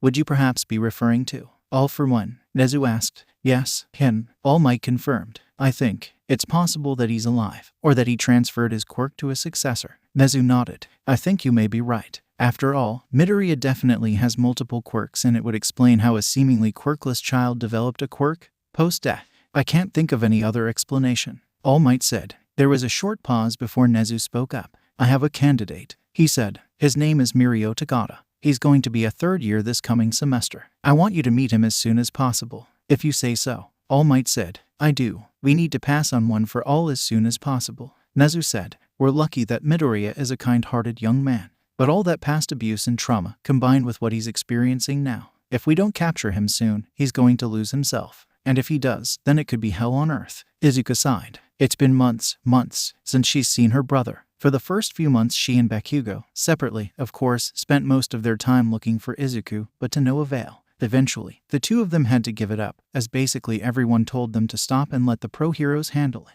This wasn't an easy thing to do, because according to the news, their quirks literally don't do anything to him. But despite all the distractions, she was still able to pass the UA entrance exam, and so now she did what she could. Got dressed, ate breakfast, and went to class. Izuku entered the abnormally large door of Class 1A and was met with the most unpleasant news she's heard in months. That she would once again be in the same class as Katsuki fucking Bakugo. What are the fucking odds? She thought. Ada at Bakugo about putting his feet on the desk.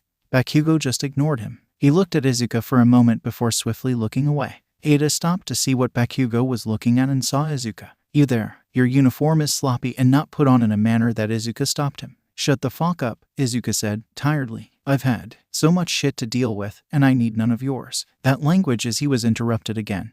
This time by Bakugo. Give it a rest 4 eyes. Bakugo shouted. Pull the stick out of your ass. Bakugo and Ida kept arguing back and forth. Izuku didn't care. She took her seat, and quietly she waited for class to start. The teacher rolled in, literally, in a sleeping bag. Took you more than half a minute to quiet down, said the teacher, pulling himself out of the sleeping bag. It didn't take long for Izuku to recognize the man. It was the hero who had been at the hospital, Eraserhead. He talked in the exact same way he talked at the hospital, like he was tired of everyone's shit, something Izuku could relate to. Head into your gym clothes and meet me outside near the track, Eraserhead told them. Well, at least he's not wasting time, Izuku thought. Later in the girls' locker room, Izuku hoped that she could just quietly get dressed and be on her way. She wasn't trying to make friends, she never had. But of course, Izuku rarely ever got what she wanted.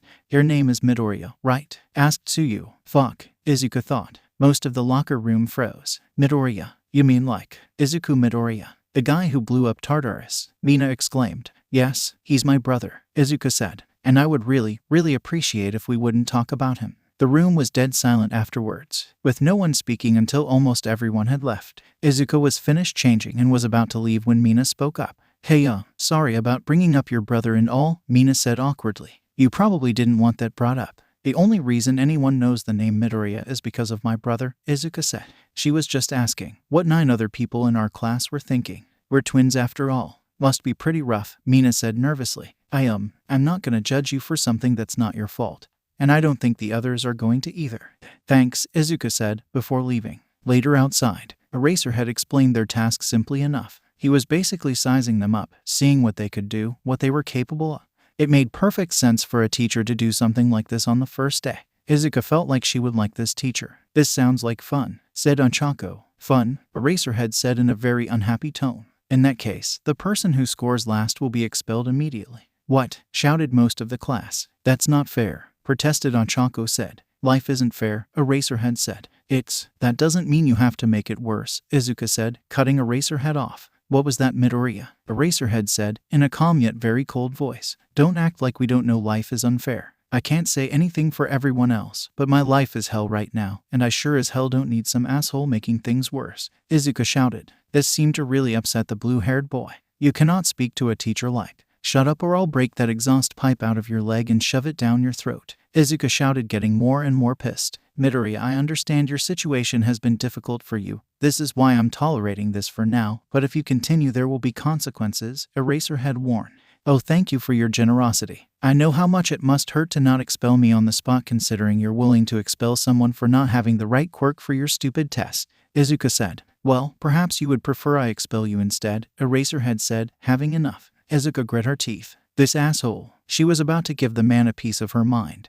When suddenly, you're going to do what? Izuku, Bakugo, and Eraserhead froze as they immediately recognized the voice. Aizawa quickly turned around and saw that it was in fact Izuku Midoriya standing behind him, wearing a blue UA hoodie with a UA uniform underneath. How did you get in here? Aizawa asked, immediately getting in front of his students. Your security system sucks against people who have access to teleportation. All I had to do was create a portal inside the school, and then change my clothes to avoid suspicion, Izuku explained. He can create portals now. Great. Just fantastic. Like he needed more annoying to deal with abilities, Aizawa thought. Izuku. Izuku looked at her brother with wide eyes. Izuku looked at her with equally wide eyes. Sis, I didn't know you'd be in his class. Izuku tried to move towards her brother, but Aizawa grabbed her to keep her from moving, using his quirk on her for good measure. Everyone get back inside and get the staff, Aizawa ordered. Oh god, it's him. Run, Minta shouted in fear. Oh shit, shouted Kaminari, realizing that there was a villain right in front of them.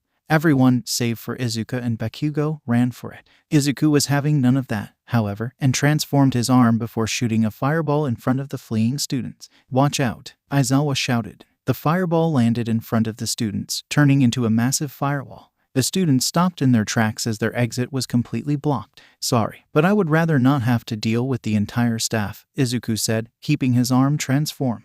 But I won't be here long. Shit, well, I can't beat him. And neither can anybody else in the school for that matter. The only thing I can do is hopefully get him to go away, Aizawa thought. But firstly, what was that about expelling my sister? Izuku asked. Empty threat. After the tragedy that just happened to her UA. Publicity would go down if expelled her, Aizawa said. Oh, okay. That makes sense, Izuku said, visibly calming down. Well, thanks for clearing that up. But, back to what I came for. You were involved with my case, right? Yes, Aizawa confirmed. What about it? Well, you see, there's this book that I took from my middle school's library, Izuku explained. It has a pentagram on the front. I was holding it when I died, so I thought that maybe the police might have taken it. I wouldn't know about that. I only got on your case after you came back to life, Aizawa explained. Oh, Izuku said dejectedly. Well, what about that detective at the hospital? Naomasa handles criminal cases. He would have had no reason to get involved in a suicide case, Aizawa explained. Damn it, Izuku cursed. Just when I thought I had a lead. Eraserhead wanted to ask what exactly he had a lead on. But it would be better to get Izuku away from the students as soon as possible. This didn't stop Izuku though. A lead on what? Fucking damn it, Midoriya, Aizawa thought. Izuku sighed. Sis, I told you I'm going to fix this. And if I find this book, I'll be one step closer to doing it. I know that doesn't make any sense, but trust me, I know what I'm doing. It doesn't sound like it, Izuku said. Just turn yourself in. Let them help you. They can't help me, Izuku shouted back. I'm the only one who can fix this. Then, mid-sentence he felt it. The blood of the innocent had been spilled. Aghhh. Izuku shouted in a mix of pain and anger as he clutched his head in agony. His flesh started to burn. Glowing cracks started forming in his skin, and flames and smoke started coming off of him. No, Izuku shouted. He could feel the rage and pain burning through him. He wanted to end the pain. He wanted to kill the scum who dared to end the life of an innocent person. Izuku heard a woman scream. Wait, the victim is still alive. I have to save them. I have to. The rage and flames won out as Izuku's flesh was incinerated. Holy shit, Kaminari muttered. Many of the students gawked and cringed at how painful Izuku's transformation looked.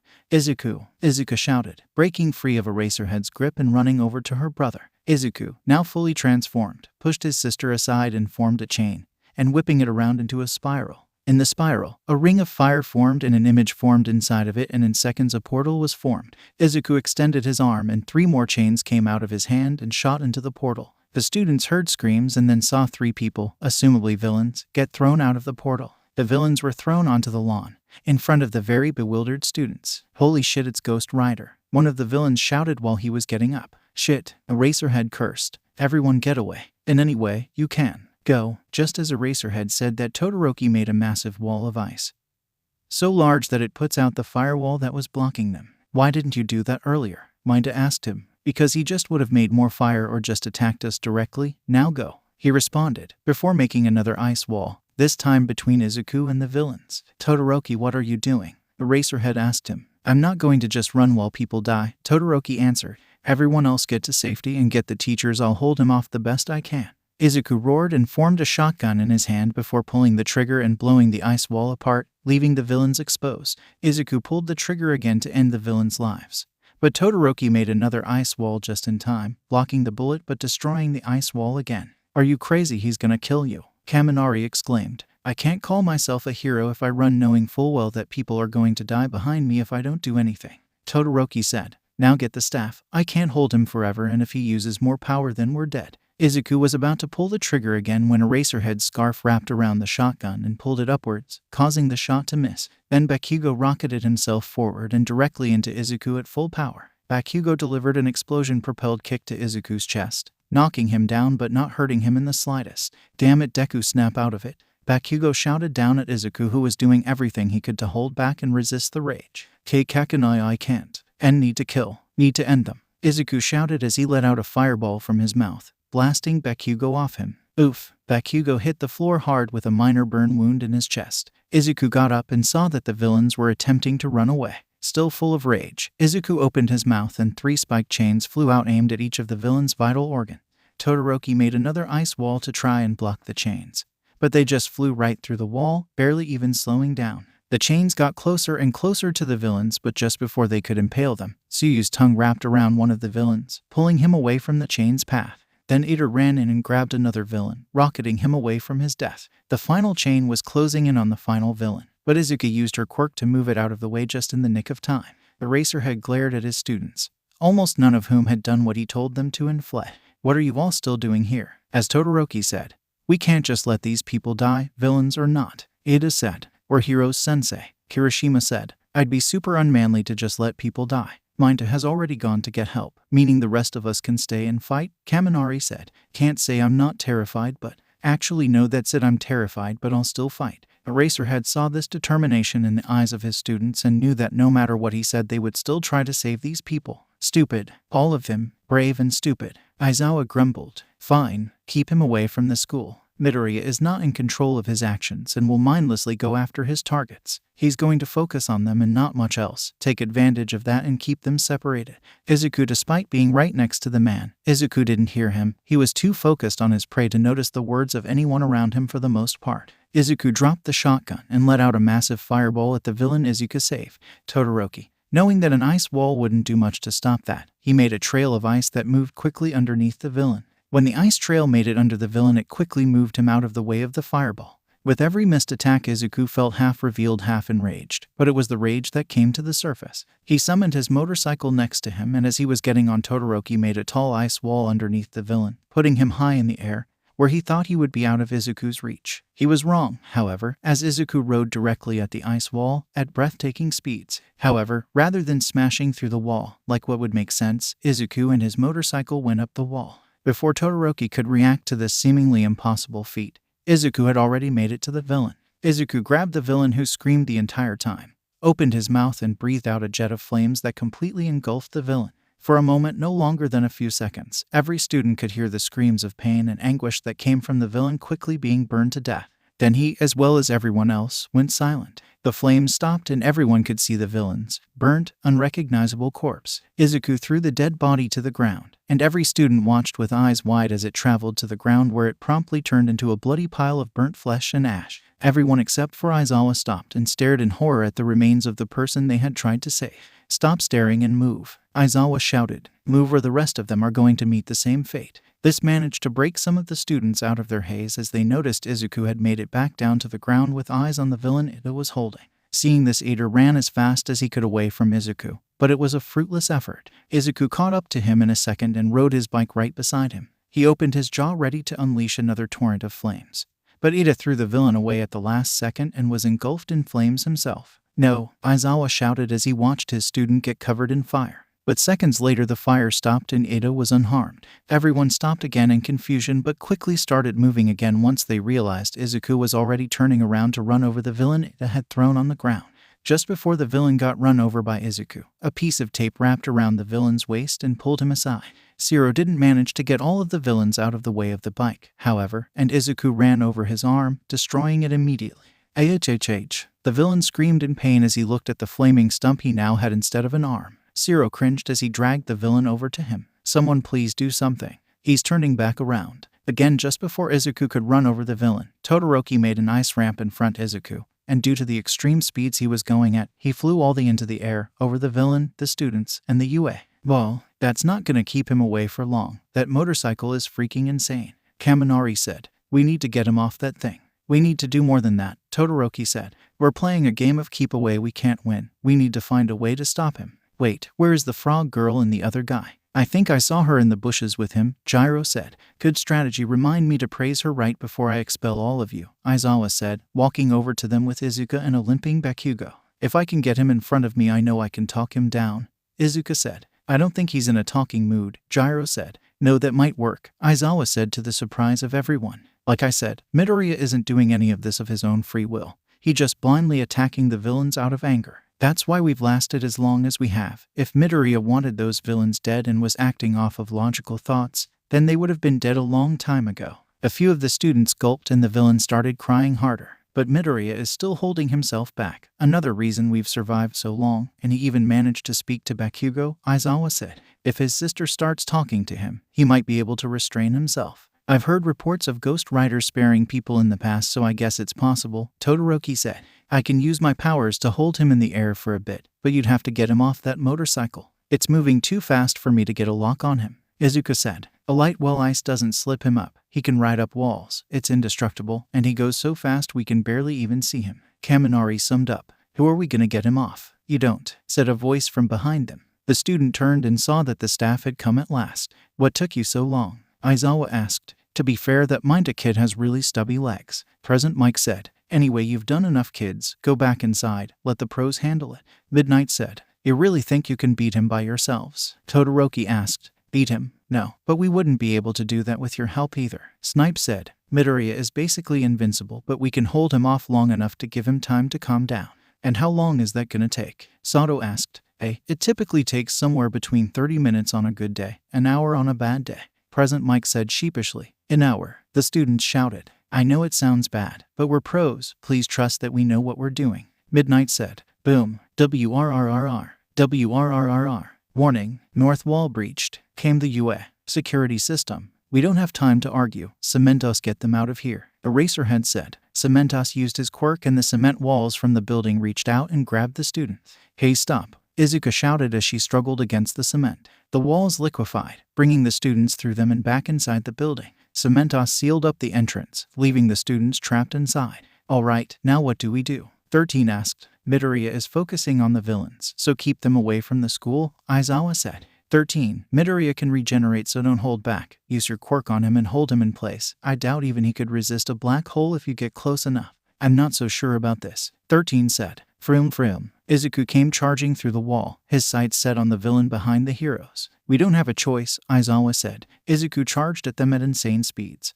But Cementos managed to make a ramp just in time, causing Izuku to go flying over them once again. But this time, rather than going flying off into the distance, he swung his arm around and shot a spiked chain out of his hand. The chain planted itself into the ground, right between the criminal's legs, causing him to whimper. The chain stopped Izuku from flying any further, and when Izuku gave a massive tug on it, it caused Izuku to come falling down towards the villain. Ectoplasm spat out one of his clothes at Izuku, tackling him off his bike. YHHH. Present Mike screamed at the mid-air motorcycle, causing it to move, falling down away from the villain. Izuku and the ectoplasm clone fell to the ground with the clone on top of Izuku. Izuku grabbed the clone's head with both hands and crushed its skull, causing it to melt into mush. He got up and looked directly at the villain, opening his mouth and letting loose another giant fireball. Cementos made a thick wall of concrete that blocked the attack. We can't hold him off forever. If he uses an attack similar to the one he used at Tartarus, then we've lost, Midnight said. We don't have a choice. No matter how far we get, the villain Midoriya will be right behind us, Cementos said.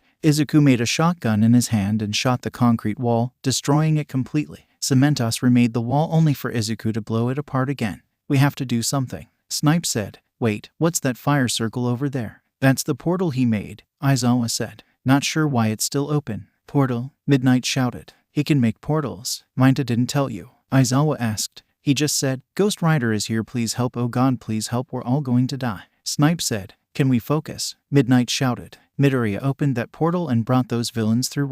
Right, Aizawa confirmed. And normally Midoriya only goes after villains right after they've committed a crime. And that crime is almost always attempted murder, Midnight said. And more often than not the victims are still alive or are dead children. Where are you going with this? Snipe asked. There's a chance that there is an injured person on the other side of that portal, Midnight deduced. That might be why Midoriya is keeping it open in the first place. Eraserhead's eyes widened with realization. If that's the case, then we could potentially use that to both stop Midoriya and save that person. But first we need to confirm that there is an injured person on the other side of that portal, Snipe said. Cementos, can you? Kaboom. For the last few minutes Izuku had been blowing up Cementos's walls and Cementos had been remaking them. Growing frustrated by this, Izuku turned his shotgun to ash and replaced it with a massive bazooka. The explosion went right through the wall, causing cement dust to go flying back. The teachers looked through the rubble to see Izuku aiming the bazooka at them. There was nothing they could do now. No walls to hide behind and no quick way to get out of range. All Izuku had to do was pull the trigger, and the villain the heroes were protecting would be no more. The villain screamed in fear as he knew his life was about to end.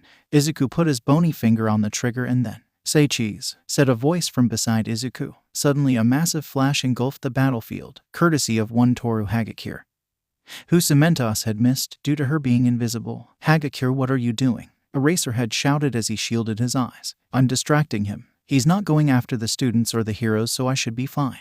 Hagakure shouted. "Look, he's not even moving." It's true, Izuku was, strangely enough, staying completely still. "Yeah, it looked like it's working," Snipe said, his mask offering him some protection from the flash. After the rest of the heroes regained their sight, they saw that Izuku was still just standing still, not moving at all. Did the flash really stun him that much? Snipe asked with suspicion. "No, if we recovered then he should have by now as well," Aizawa said. "Unless he's weak to light. But he doesn't even have eyes. How would the flash have blinded him in the first place?" Midnight pointed out. "Actually, how does he see?" "Wait a minute. He doesn't have eyes," Eraserhead repeated. "Hagakure, I'm sorry in advance, but could you please move closer to him? Or are you sure?" Toru asked, getting a really bad feeling about this for some reason. "Try it," Eraserhead insisted. Toru looked at Izuku, who was still completely frozen. She hesitantly took a step forward. Izuku immediately jumped back, averting his gaze from the invisible girl immediately. There was a short pause as everyone came to a realization. "He can see me," Toru shouted, immediately trying to cover herself. Since Izuku lacked eyes in his demon form, he had to use magic to see things. This magic allowed him to see the world similarly to normal people, but this magic wouldn't be fooled by things like illusions or invisibility. The minute Toru used her flash ability, Izuku saw her, and since she had taken off her clothes to maximize her quirk's usability,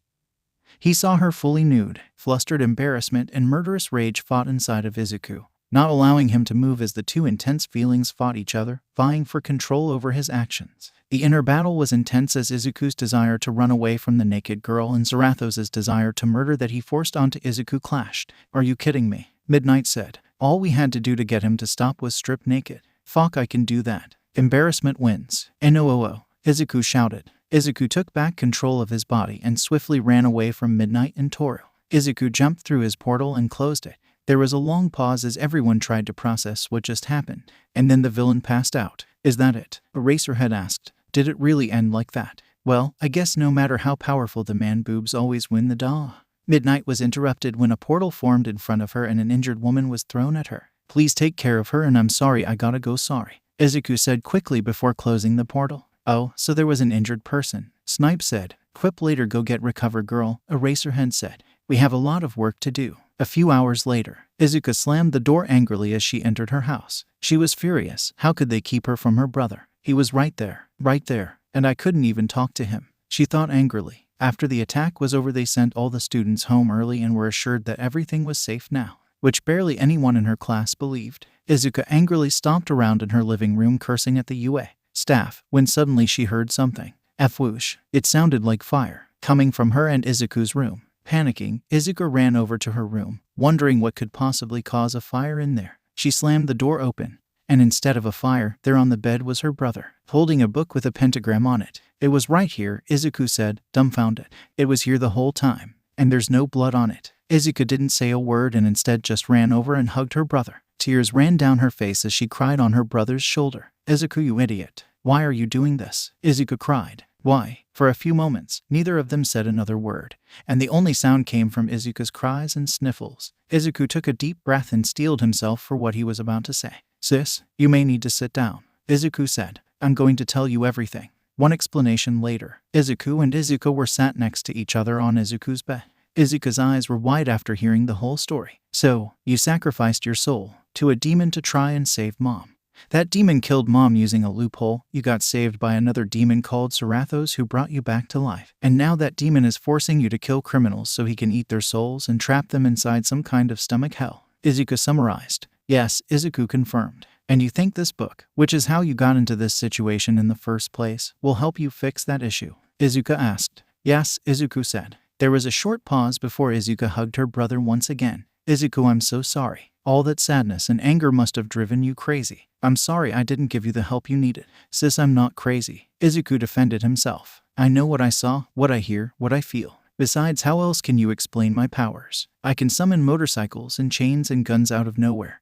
I can ride up walls. I can grow back my skull. I become super strong and fast despite not having any muscles. I turn into a skeleton and move and hear and talk with none of the things you would normally need to do those things. Do you think that one quirk could do any of that? And I'm not even supposed to have a quirk in the first place. Okay, your quirk is overpowered and weird but magic. Demons? Really? Izuku said, not believing any of what her brother was saying. When babies started glowing and shooting ice and fire out of their eyes, people probably thought it was magic too. Who knows, maybe this is some sort of evolution of quirks or something. And the evolution of quirks that forces me to kill people. Izuku shouted. That part probably comes from you being crazy. Izuku shouted. You need help, Izuku. You need to turn yourself in. And what? Izuku asked. You saw what I did to Tartarus. That was the most secure prison in the world. And I turned it into a smoldering crater. Even All Might couldn't stop me. You beat All Might, Izuku said, her eyes growing wide with shock. I can't be stopped, and I can't be held, Izuku said. They can't do anything to help me, Izuku.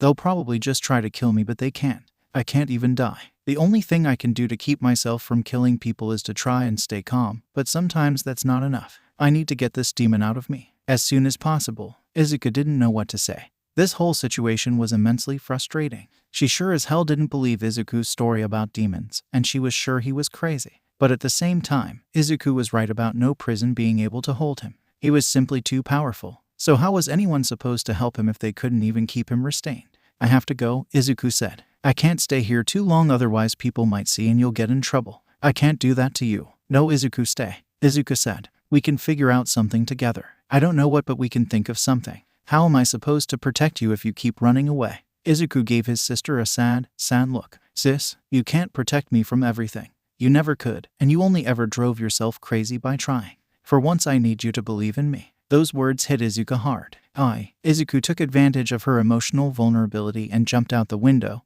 with the book in his hand. Izuku quickly looked out the window to try and stop her brother, but it was too late. He was gone. The next day after Izuku's attack, Yue gave all the students the day off. The staff, however, had to attend a meeting to decide the best course of action moving forward. How did this happen? Snipe asked. While I doubt our security would stop Midoriya, or even slow him down, the alarm still should have gone off when he entered. And even then, if he was wandering the halls, then a student should have reported it. Not if he teleports in, Eraserhead added. He made a portal inside the school, and changed his clothes to avoid suspicion. Clever kid, Present Mike said. Also, can we talk about the whole portal thing? Midnight said. Since when has he been able to do that? No one has ever reported him being able to do that before, meaning this is probably something he recently discovered. 13 added. This is getting ridiculous now. There has to be something up with Midoriya. No quirk can be this strong or versatile, especially considering that almost none of the ability he's shown have anything to do with his parents' quirks, with the exception of his pyrokinesis. Eraserhead said.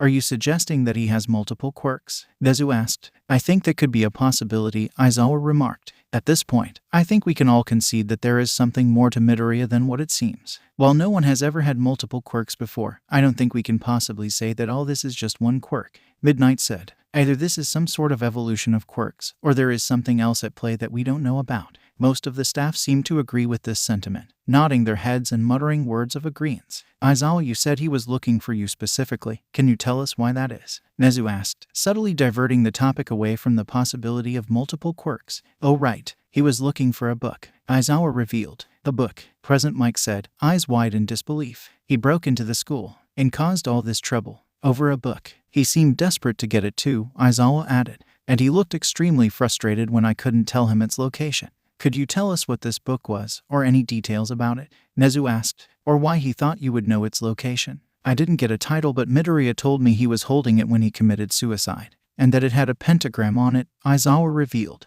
Why would Midoriya have been holding a book like that while he killed himself? Midnight asked. Suddenly, Present Mike's eyes widened, and they could practically see the light bulb over his head. I've got it, he said. Now everything makes sense. Aizawa sighed. I'm scared to ask, but what exactly do you mean? Everything. The reason he kills criminals. Why he's so strong. Where he got all these powers. Why he won't let us help him. Why he wants to book. It all makes sense. Mike shouted. Izuku Midoriya killed himself and sold his soul to demons for power. but the demons must have tricked him somehow and are forcing him to kill criminals and send their souls to hell. Now he's looking for the book to try and undo the ritual and get his soul back. Once Mike finished, there was a long, long pause as everyone sat and tried to figure out just what the hell came out of their friend's mouth. You know, Aizawa sighed. Part of me almost wants to believe that, if only because of how absurd this situation already is. Same, Midnight sighed, sitting back rubbing her temples. Well, do you guys have any explanation for this? Mike pouted. Snipe spoke. Well, no, but then demon it is. Mike shouted. We all need to start carrying holy water and crosses. You know, Mike may be onto something, Nezu stated. Everyone gave Nezu a bewildered, curious look. You think that demons are behind this? Cementos asked him. No, but it's possible, but Midoriya does, Nezu suggested. Let's think about the night Midoriya killed himself. I've looked it over and there are a few strange things. Firstly, there was red paint on the floor that was mixed in with Midoriya's blood. And there was a book with a pentagram not too far away from Midoriya's body on the floor. That was strangely free of any blood. So what you're saying is the kid tried to perform some kind of demonic ritual and took his life as a result. Aizawa figured out. I suppose that makes a level of sense. His mother had cancer after all, so it's possible he got desperate enough to believe the whole demon nonsense and tried to sacrifice himself for her sake. And then she ended up dying from a heart attack after seeing his body. Midnight said sadly. How tragic. Then after his quirk or quirks resurrected him, he thought that it was the work of demons and that his extremely strange and powerful quirk was demonic power, Nezu theorized. And then, it's possible that all the trauma from this incident, as well as most likely years of suppressed emotions and abuse, created a separate personality, possible a demonic one, further convincing him that he, in fact, is possessed or something to that effect. Zarathos, Snipe said. Nezu reacted. Back when Midoriya first broke into UA. Right before he left he shouted, Zarathos. Snipe said. It seemed like a name, the name of someone Midoriya particularly didn't like. But the name was so weird I thought I misheard it.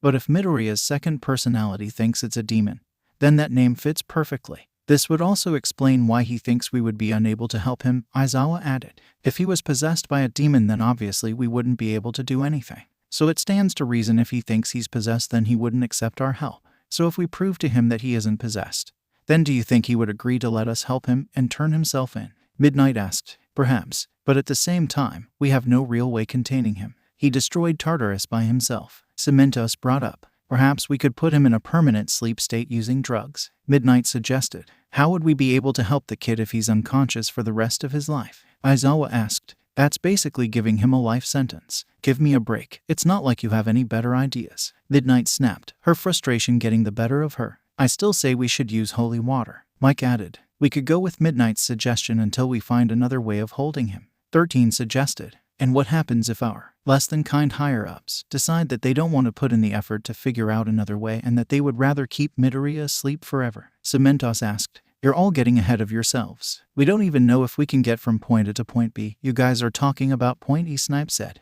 The staff descended into arguing for several seconds until Nezu spoke up. Nezu said, using a slightly louder tone than normal to gain their attention. In a few seconds, the argument stopped, and the staff stayed quiet to hear what Nezu had to say. We're not going to find a solution to this issue today. After all, we have other issues to deal with. Nezu reminds them. I've already figured out how to placate the parents, but we will need to provide professional help to Aizawa's class. That's right, those poor kids saw someone die in the most horrific way right in front of them. Midnight said. We're gonna need to do some tests on them to see the extent of the trauma. 13 noted. We're going to need to hire some more counselors for sure though. I think we also need to discuss what we should handle their expulsion, Aizawa said. None of them are getting expelled, Aizawa, Nezu said. They ignored a direct order and put themselves in harm's way, despite the fact that they were horribly outmatched. Aizawa reminded them. Just one of those things would be grounds for expulsion, let alone all of them. I don't think you understand our situation, Nezu said. Izuku Midoriya is a mentally unstable child with godlike powers. The only reason anyone survives one of his attacks and the only reason there aren't dozens of dead heroes lining the streets is because he is restraining himself. We are at his mercy. If he, at any point, decides to kill us all, he could. And not even All Might would be able to stop him. Now how do you think he will feel if he finds out that an entire class was expelled because of him? Something he will definitely find out eventually because his sister is part of that class. Aizawa had no response. We need to be careful not to antagonize Midoriya, Nezu told them. Deal with this like you would a bomb. One wrong step, everyone dies. With just a few words, every hero was reminded of how powerless they were, and how terrifying it was. They couldn't imagine how Midoriya dealt with that feeling every day.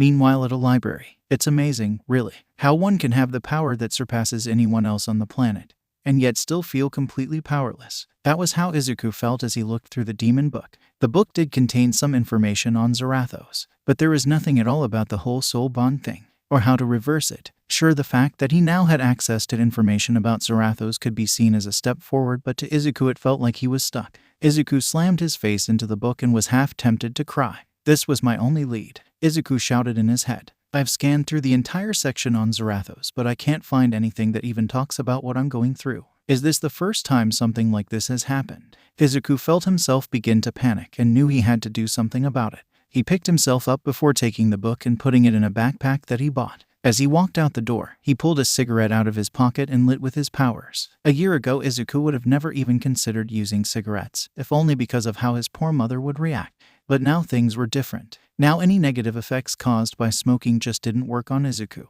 Every time he transformed, he incinerated his organs, and every time he transformed back, he just regrew new ones. So even if his regeneration ability failed to stop the negative effects of smoking, the fact that he literally replaced his organs every time he transformed would. And he couldn't dismiss the calming effect of them either way. Plus, his mother wasn't here anymore. Izuku inhaled deeply, letting the smoke fill his lungs and calm him down. He was tired. Izuku stopped counting the days since he last slept. He didn't technically need sleep and he could still function at full capacity without it. But he still felt tired. His eyes still hurt and his brain still demanded that he rest. But he would never collapse, never pass out. He would only ever sleep if he wanted to. And right now, in an alleyway next to the library, when he met a dead end, he really wanted to sleep. So he closed his eyes and immediately fell asleep. Inside Izuku, Zarathos' stomach, Izuku opened his eyes and found that he was in hell. Or rather the hell that was Zarathos' stomach. But this time it looked different. Izuku was on top of a pillar, looking down at what looked to be people down below, geysers of hellfire spewing left and right all over the bedrock caverns. I had thought you would stop wasting your time after a few months of fruitless searching, but it seems you're more stubborn than I had anticipated,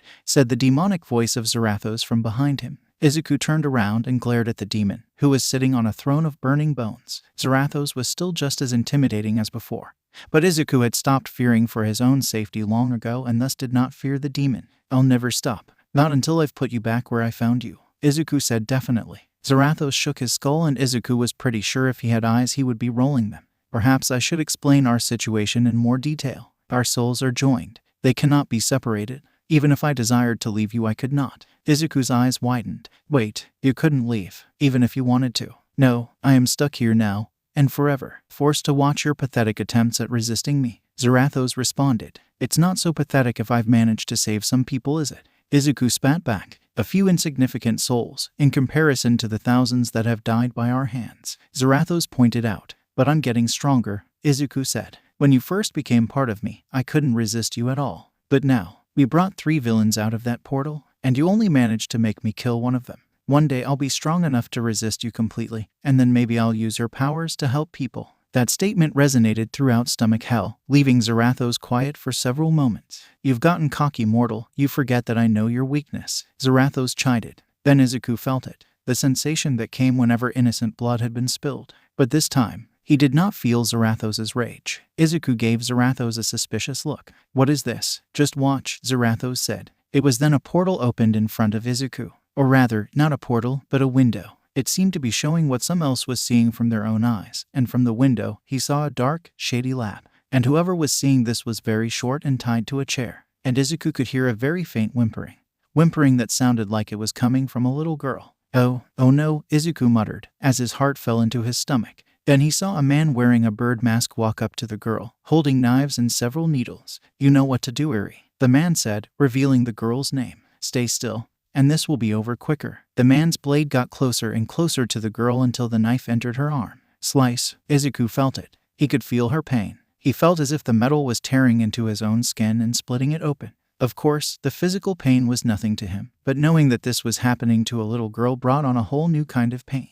The knife made a large cut in the girl's arm and the man took a needle and plunged it into her skin, draining blood from the girl pump by pump.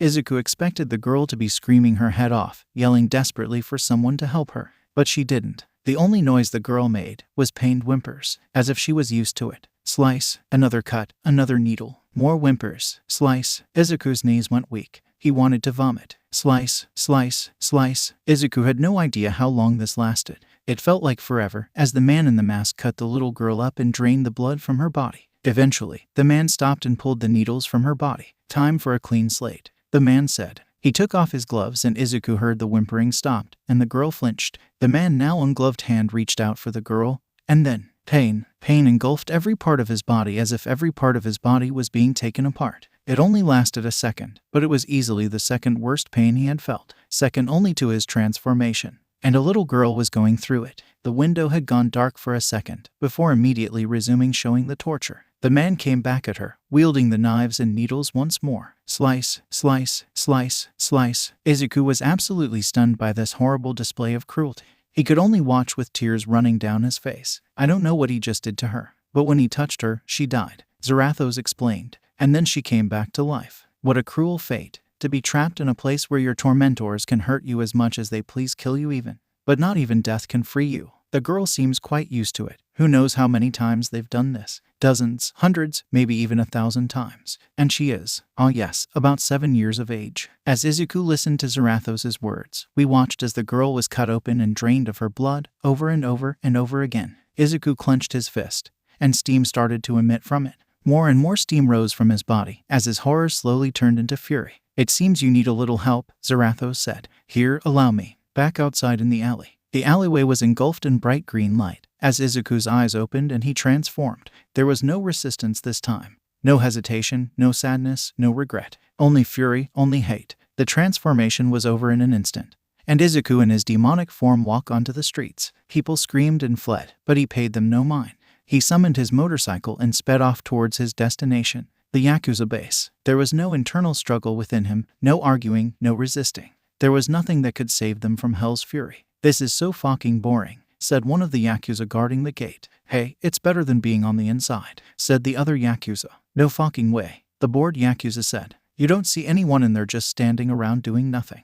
You want to be in touching range of you-know-who, fine by me. I won't be the one cleaning you off the walls, said the other Yakuza. The complaining Yakuza thought about that for a moment, before saying, You have a point. You fucking bet I do, said now smug Yakuza. Trust me, out here is much, much safer. Boom. The two men standing guard outside of the Yakuza base died before even knew what happened as a fiery blur crashed through the gate. The blur suddenly stopped in the yard, and it was revealed to be none other than Izuku, atop his motorcycle. It's Ghost Rider, one of the men shouted as the rest of his companions trembled in fear. Izuku parked his vehicle and stepped off it, walking towards the base entrance. Hey, stop, shouted one of the men. He used his quirk to turn the leaves in a nearby bush razor sharp, before launching them at Izuku. The leaves burned to nothing the instant they touched him, and Izuku continued walking towards the base. At this point, the leaf villain, and most of the other men, choose to run away. Izuku did not pursue them. Their lives meant nothing to him. He was after Overhaul, and Overhaul alone. Izuku was about to reach the entrance, but one Yakuza stood in his way. Get back. I'm warning you, the man said. Izuku got closer, and out of fear, the man rushed him. The Yakuza punched Izuku in the skull, but Izuku didn't even flinch. Izuku raised his arms, before plunging them through the man's chest and ripping him in two. He threw the two man's halves aside and continued his march. Izuku walked through the door, literally, breaking through the walls as if they weren't even there. The room on the inside looked like a dead end, but Izuku could sense Overhaul. He knew where he was, and how to get to him. Meanwhile, with Overhaul was finishing up his harvest when Chrono ran in. His face was covered by his mask, but Overhaul could tell he was panicking. Ghost Rider, he said. Ghost Rider is here. Overhaul's eyes widened for a moment before he grit his teeth and cursed. Shit, get Shin and tell him to grab our money. Have some men get the boss out of here and send everyone we have at Midoriya. Do you think they can stop him? Chrono asked. No, Overhaul answered as he put on his gloves and picked up the unconscious Eri. But they can buy us time to escape. Back with Izuku. Izuku easily broke through the secret entrance leading to the rest of the base, revealing a stampede of Yakuza coming towards him. He and the herd of Yakuza met, but two of them attacked him, the rest ran past him, fleeing for their lives. Izuku grabbed the two that attacked him by the throats, before burning their bodies to char. He dropped the two burned corpses and continued on. More and more men came at him, but most of them simply fled in terror. They saw what Ghost Rider had done to Tartarus. They knew they couldn't win. The few that attacked him were killed in seconds as Izuku continued his march towards Overhaul. Back with Overhaul. Overhaul, Chrono, and Shin Nemoto ran down the escape hall. Chrono was looking at the cameras using his phone and growled as he saw his goons flee. Most of our men are fleeing, Chrono said. We'll take care of them later. Overhaul said. Has anyone managed to slow him down? Not at all, Chrono said. But he's coming in contact with the trio of trash. They may be garbage, but at least they're strong.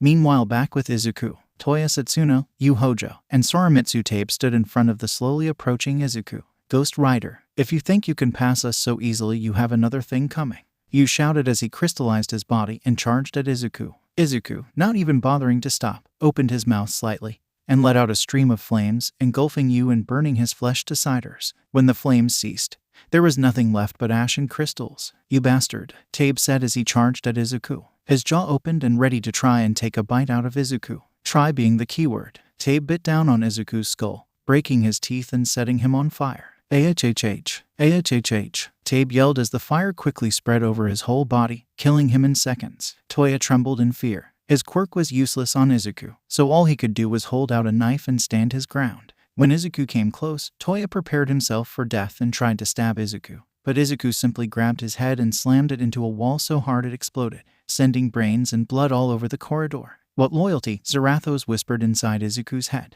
Look at how very throw themselves to their deaths so willingly for that man who tortures children, that man kills children. Izuku's anger rose as he continued deeper into the facility. Back with Overhaul. They're dead, Chrono shouted. That was only 40 seconds. Shin said, Ghost Rider is stronger than we first thought. The rest of them might not even be able to slow him down. Overhaul said, what if he catches up to us? Chrono asked. If that happens, then you take Eri and run. Shin and I will fight him, Overhaul said. I have a plan. Back with Izuku. Izuku continued trudging through the dark halls of the Yakuza base when suddenly the wall started twisting and turning, shifting around and making Izuku lose his footing. Then the wall itself attacked Izuku, pushing him through another wall into one of the Yakuza's many hidden rooms. He's finally here, shouted Kendo Rappa. Finally, time for the fight of a lifetime. More like the fight of our deaths, said Hekuji Tengai. Be focused. We must buy as much time as possible. Fight until you die. I know you can see their souls, Zarathos said to Izuku. You know that they know what he's doing. You know that they don't care. You know that they've killed for him. That man, that monster, he even sent them to die and they follow orders like dogs. Speak for yourselves. The huge man, known as Rikiya Katsukame, shouted. I'm gonna turn this guy into powder. Rikiya charged at Izuku, his huge body towering over Izuku. Izuku, without hesitation, formed a shotgun in his hand and pulled the trigger. Boom! The blast went right through Rikiya's chest, creating a massive hole in the man's torso, killing him instantly. His charging body fell, sliding right until it reached Izuku's feet. Damn it, that's one down already, Tengai said. Sakaki, are you even using your quirk on him? Hanging from the pipes on the ceiling was Deidoro Sakaki, drinking alcohol and attempting to use his quirk. Hey, you know how hard it is to get a skeleton drunk. Gah, then his quirk is useless against him, Tengai said. Rappa, we need to stay together and… Hey, he's running away, Rappa pointed out. Izuku ignored them completely, climbing back out of the hole that was made when he was thrown through the wall. He must be going after Overhaul, Tengai shouted. Hida, Sakaki shouted. Get back here and fight us. Sakaki threw a bottle at Izuku's head, doing nothing. He's right. Fight us like a man, Rappa shouted, charging forward and releasing a barrage of punches. The punches landed, hitting Izuku in the back, which of course did nothing. Pest, Izuku thought. Getting progressively more irritated, Izuku opened his mouth, but rather than a stream of flames, a swarm of locusts flew out. What the Rappa said as he was covered in locust. Then, boom, all the locust on Rappa's body suddenly exploded, sending blood flying everywhere. Sakaki looked at the swarm that was now headed this way, and the only thing he could say as the bugs started latching to him was, well, this is bullshit. Boom. With blood and guts falling from the ceiling and a swarm of death bugs heading towards him, Tengai knew he was about to die. He put up a barrier in an attempt to buy himself time. He could see through the barrier that Izuku was leaving. He had to do something, anything to slow him down. You were quirkless once, were you not? Midoriya Izuku, Tengai shouted as the bugs landed on his shield. You, more than anyone, should want to see Overhaul succeed. He's making something that can take quirks. He can make others go through what you did. Izuku ignored him. Boom. The bugs exploded, breaking the barrier instantly and leaving Tengai open to the rest of the swarm. The locust came at him and Tengai managed to quickly put up another barrier. Oh, or maybe he can help you get rid of your quirk, Tengai said. I know you don't want it. The police reports say that it's making you kill. We can help you. It was unfortunate that he didn't know that Izuku still had no quirk, and thus no quirk remover would work on him. Boom. His shield was shattered once again and the swarm rushed him. He put up another barrier, blocking the bugs once more. All but one. One bug slipped through before Tengai could put up his barrier and landed right on his face. Boom. His head burst open like a watermelon, briefly splattering blood and bits of brain along the inside of the barrier before the barrier dissipated. And with that, Izuku moved on, not looking back. Back with Overhaul. The three of them and Eri have almost reached the exit. They're all dead, Chrono said. Mimic's the only one left. This doesn't make any sense, Shin said. Why would Midoriya Izuku be attacking us? Our criminal activities aren't public, so why would he suddenly attack us? We are a designated villain group, and Midoriya is a villain who kills villains. Overhaul pointed out. It doesn't matter if there isn't any proof. He'll act if he thinks we're up to something.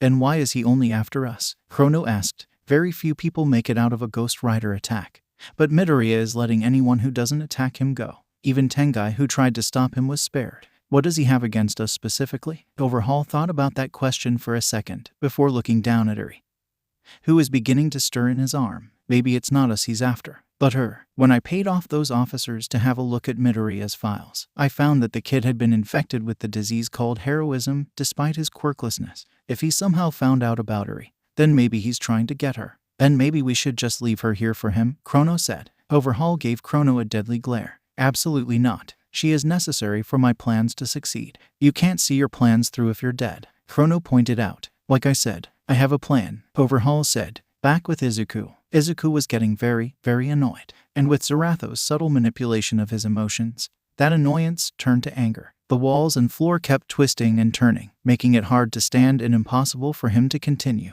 Izuku raised his hand and unleashed a massive torrent of flames at the walls that were raised to try and stop him, melting through them like nothing, making a clear path for Izuku to progress, until Mimic raised some more walls to block Izuku's way. JHHH. Izuku shouted in rage. Sit tight, Ghost Rider. You ain't going anywhere. Mimic shouted through the walls. What are you doing? Zaratho said. I thought you wanted to save the girl and make that man pay. He's getting away. He's already left this place. He has the girl with him. Can't you feel her terror? Get rid of this pest and save her. His anger growing, Izuku decided to run through the walls in front of him. THROOM. THROOM. THROOM. Mimic started to panic as he saw Izuku run through his walls. He had to stop him at any cost. In a last-ditch effort, Mimic made all the walls, floor, and ceiling close in on Izuku, attempting, in vain, to crush him. I'll never let you anywhere near the boss. Never, Mimic shouted, squeezing Izuku tightly inside the building. Why? Izuku said. Huh, Mimic responded. Why do you all defend that monster, despite knowing what he's done? Izuku shouted as his body started glowing brighter and brighter. I can see your soul. You respect him. You admire him. All of you did. You all disgust me. I'm going to save that girl, no matter what you do. Now get out of my way. Izuku's flames glowed brighter and brighter until Mimic and the entire facility was enveloped in Izuku's rage. Back with Overhaul. The three Yakuza had managed to escape through the secret emergency exit and were now walking through the city's shady alleyways, not really wanting to be seen holding an unconscious little girl while dressed like villains. Kaboom! The ground shook and the people trembled as a massive explosion erupted from the Yakuza's base. The people around the three villains started shouting and panicking, wondering what the hell was that. All the commotion caused Eri to wake up. What's happening? Eri asked. Overhaul gave her a disgusted glare. You've caused more deaths. Eri gave Overhaul a horrified look and whimpered in fear. I'm guessing that means Mimic is dead, Overhaul said, not showing a sign of remorse after sending all his followers to die. At least they bought us time to get away, Chrono said. We need to lay low. Agreed, Shin said. We need to go somewhere he won't find us. Maybe. FWOOSH. All four of them froze as they heard the sound of roaring fire behind them. Overhaul turned his head and saw a ring of fire had formed, and on the other side of the ring was nothing but emerald flames. Then a skeletal leg stepped out from the portal. Then a bony arm emerged, and then Izuku walked out of the flames. You, Izuku said. His face was emotionless as usual, but they could feel the sheer hatred that was emitting from Izuku. Hatred that was aimed directly at Overhaul. The few people that were in the alleyways fled, running as far as they could from the terrifying teen. Chrono and Shin tried to step in between Izuku and Overhaul, but Overhaul stopped them, holding Eri tightly to his chest while disassembling the glove on his other hand. Hey there, let's calm down and talk this out, Overhaul said calmly. After all, you wouldn't want her to get hurt, right? This made Izuku stop. Seeing Eri managed to bring Izuku back to his senses somewhat, keeping him from immediately attacking Overhaul. That quirk, it looks like it can take apart whatever he touches. If he put his hand on her. Izuku stayed still. Good, Overhaul said. Now I'm going to offer you a deal. I'm going to give her to you. And in exchange, you let us live. Izuku glared at Overhaul. Not that he could tell. Deep down, Izuku still didn't really want to kill Overhaul. Although thanks to Zarathos, that desire changed almost constantly as he kept imagining that man coming closer to Eri, wielding a needle. But the girl safe in his arms, he might be able to subdue his rage long enough to let the man live. Although he sure as hell wasn't letting his getaway, and he might hurt him a bit afterward. Izuku nodded and held out his arms, silently demanding the girl. The two men looked at their boss with confusion. He had been so dead set about not handing the girl over to Ghost Rider, and now it seems that his secret plan was to hand the girl over to Ghost Rider. Overhaul walked over to Izuku, holding Eri out while keeping his open hand close to her face. As Eri came closer and closer to the scary skeleton boy, she didn't know how to feel exactly. She was scared. She was always scared, so that was nothing new. But she didn't know if she should be more or less scared of Izuku. He looked very, very scary. But could he hurt her the same way Overhaul did? Would he kill her over and over again, trapping her in a never-ending nightmare? Probably not. He would probably just kill her. At least then her nightmare would be over. Eri was practically in Izuku's grasp now. She was surprised by how nice and not harmful his flames were. They felt warm, pleasant. Maybe this wouldn't be so bad. Maybe he was just scary looking and that he would be much nicer than Overhaul. Maybe the nightmare really was over. Then she saw it. Overhaul's hand. He was reaching for Izuku's arm. Run, Eri shouted. But it was too late. Overhaul touched Izuku's arm. Poof. Izuku's skeletal body exploded into dust, with only fire where he once stood remaining. Overhaul shouted, as touching the flames instantly set his hand on fire. Before the fire could spread far, Overhaul disassembled his arm, before reassembling it, good as new. Eri fell to the floor, face first into the pile of fire and dust that was once Izuku. She sat up and looked in horror at the remains. And no, she whispered, someone else died. Because of her. She didn't know how or why, but she knew it was her fault. It was all her fault. She was a cursed child, Overhaul said. Eri's eyes widened with fear as Overhaul's shadow loomed over her. She turned her head and saw Overhaul's enraged expression. You tried to warn him, didn't you? Overhaul said. You tried to get me killed. You know it's your fault. He's dead, right? He died trying to get you. Him and all my men. They all died because of you. You little monster. Overhaul leaning down towards her, extending his ungloved hand. You need to be punished. Eri crawled away in fear, as Overhaul slowly followed her until she hit a wall. You seem to have forgotten. You are a cursed child. A monster that causes nothing but pain and death. This pain is what you deserve, Overhaul said as his hand closed in on Eri's face. Eri closed her eyes and prepared to die. Over and over again. Then, right before the Overhaul's hand reached her, the flames where Izuku once stood exploded upwards, and chains flew out of it and wrapped around Overhaul's wrist. What? He shouted. How dare you? Responded Izuku's voice, now deeper and angrier than ever. How dare you? The ground trembled and shook, and the skies darkened as storm clouds came from nowhere and began covering the sky. The pillar of flames quickly grew larger and larger until it was the size of a small building, towering over the small alleyway. In the flames, something started to form. And in less than 3 seconds, Izuku had not only reformed himself but grew larger than the surrounding buildings. More chains flew out of Izuku's body, quickly wrapping themselves around Overhaul. First around his wrist and arms, keeping him from moving his hands. Then around the rest of his body, before hoisting him up into the air, leaving them face to face. Boss, Chrono and Shin shouted. They tried to attack Izuku, Chrono using his quirk and Shin using his gun. But it was a futile endeavor. You kill, you torture, you send loyal men to die, and you have the nerve to call a defenseless little girl a monster. Izuku was angrier than he had ever been in his life, and Zarathos barely had to tamper with his emotions this time.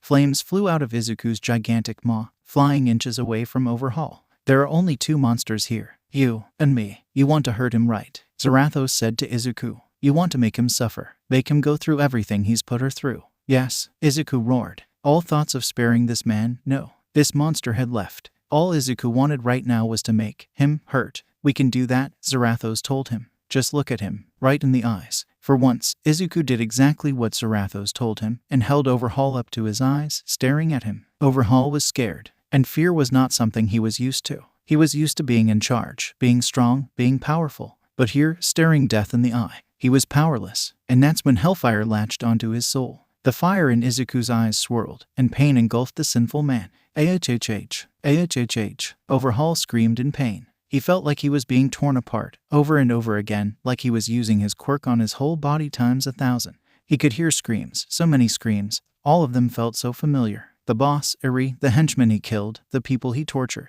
They were all screaming at him, cursing him, their hatred sinking into his body and burning his soul. New emotions he's never felt, guilt, remorse, regret, all filled him at once as tears slid down from his eyes. In his last moments, he could feel his life fading away. All he could think was, "Boss, I'm sorry." Overhaul. No, Kaichisaki's eyes burned, reducing them to pure black sockets as his soul left his body, leaving his body a lifeless husk. Izuku looked at the lifeless body of Overhaul and felt at ease. It was over. He was dead. He couldn't hurt anyone ever again. Calming down slightly, Izuku retracted the chains around Overhaul back into his body, letting his corpse fall to the floor. As Izuku shrunk back to normal size, Chrono and Shin ran over to Chisaki's body. Kai, Chrono said as he looked at the lifeless body of his friend. His eyes, Shin said. Chrono looked at Izuku, who was now back to normal size, with rage in his eyes. "You bastard." Using his quirk, he sent his razor-sharp hair at Izuku, but it did nothing but bounce off his skull. He tried again and again, but to no avail. Izuku looked at his attacker's soul. He saw rage, sorrow, giraffe, loyalty. Loyalty to a monster. They let him hurt her. They're still loyal to him. If you let them live, they will hunt her down and hurt her. Zarathos said to him, "Kill them, keep her safe." Filled with the desire to kill and protect, Izuku raised his arm and aimed at the two followers. Then he heard it. Crying, he looked behind him and saw Eri, curled up into a ball against the cold brick wall. Crying, the intense fear and sadness on her face were clear for all to see, as tears ran down her cheeks like a waterfall, and he could faintly hear her say, "My fault." And just like that, the trance was broken. All the rage and anger drained from his body, and the villains around him faded from his attention until all he saw was a scared, helpless girl crying in an alleyway. Izuku slowly approached the girl, but when she saw him get close, she backed away, looking at him with fear in her eyes, as if certain that he was going to kill her. He saw her eyes quickly dart behind him before looking back at him, and when Izuku looked back, he saw his work. Overhaul's dead, lifeless body. I killed him, Izuku thought. This time wasn't like all the others. It wasn't Zarathos forcing his rage onto Izuku, making his body perform these horrible deeds like a puppet. This time, Izuku was in control, kind of. It was like a trance. He stormed through Yakuza base in a haze. He wanted to kill Overhaul and save Eri so much that he did whatever he could to get close to him, tearing apart anything and anyone without a thought. And then when he got to Overhaul, his rage was so strong that he barely hesitated to kill the man. Zarathos was undoubtedly messing with his mind, but it was Izuku doing. It was Izuku's rage and Izuku's actions, and no matter how much Zarathos was messing with his head, that was all that mattered to Izuku. Chrono saw that Izuku was looking at Overhaul's body in a somewhat remorseful way, and became enraged. "Don't act like you're sorry. Don't act you're innocent. You killed him. You killed them all. You called him a monster. You're one too. You're just as bad as him. No worse. You kill without reason, without cause. You're a demon. A demon." Izuku couldn't deny most of what he said. He was a monster. He was a demon. He was the one who killed these people with his own rage. He was a murderer. But was he worse than Overhaul? When he did whatever he did to Overhaul that killed him, Izuku got to see every sin the man had ever committed.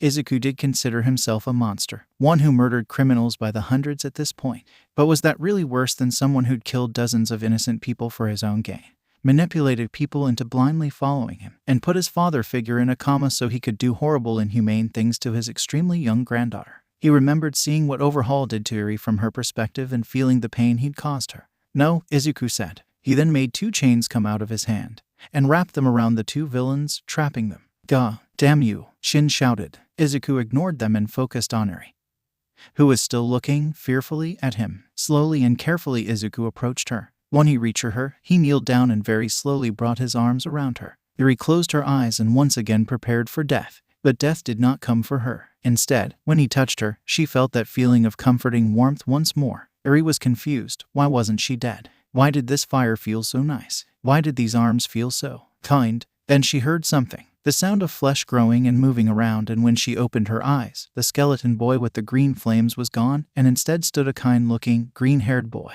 And even though the flames were gone, she could still feel that kind, comforting warmth in his arms. "I'm sorry you had to see that," Izuku said to her. "You've been through a lot. You've suffered more than anyone should ever have to. But I'm going to make sure that no one ever hurts you again." His words were so kind. Eri couldn't remember the last time she heard kind words. She found herself instinctively clinging to him, crying into his shoulder. Izuku pet the back of her head in a soothing manner. He could blame himself later, but right now he had a chance to do some good. And he'd be damned a second time if he let that chance go. "I'm a demon," Izuku said to the defeated villains. "But I'm not as bad as him. I don't hurt children." And with that, he ran, with Eri safely in his arms. Nezu was waiting patiently in his office when his door opened, and All Might and Mirio stepped into the room. "Sorry we're late." All Might said. Yeah, some crazy stuff happened while we were gone. Mirio said. Probably would have been better if we were around to help. No, it was of the utmost importance that you trained to master One for All. Nezu said. Mirio and All Might had been sent outside of UA, so All Might could train Mirio on how to master the quirk he had been given in hopes of him being able to stop Izuku.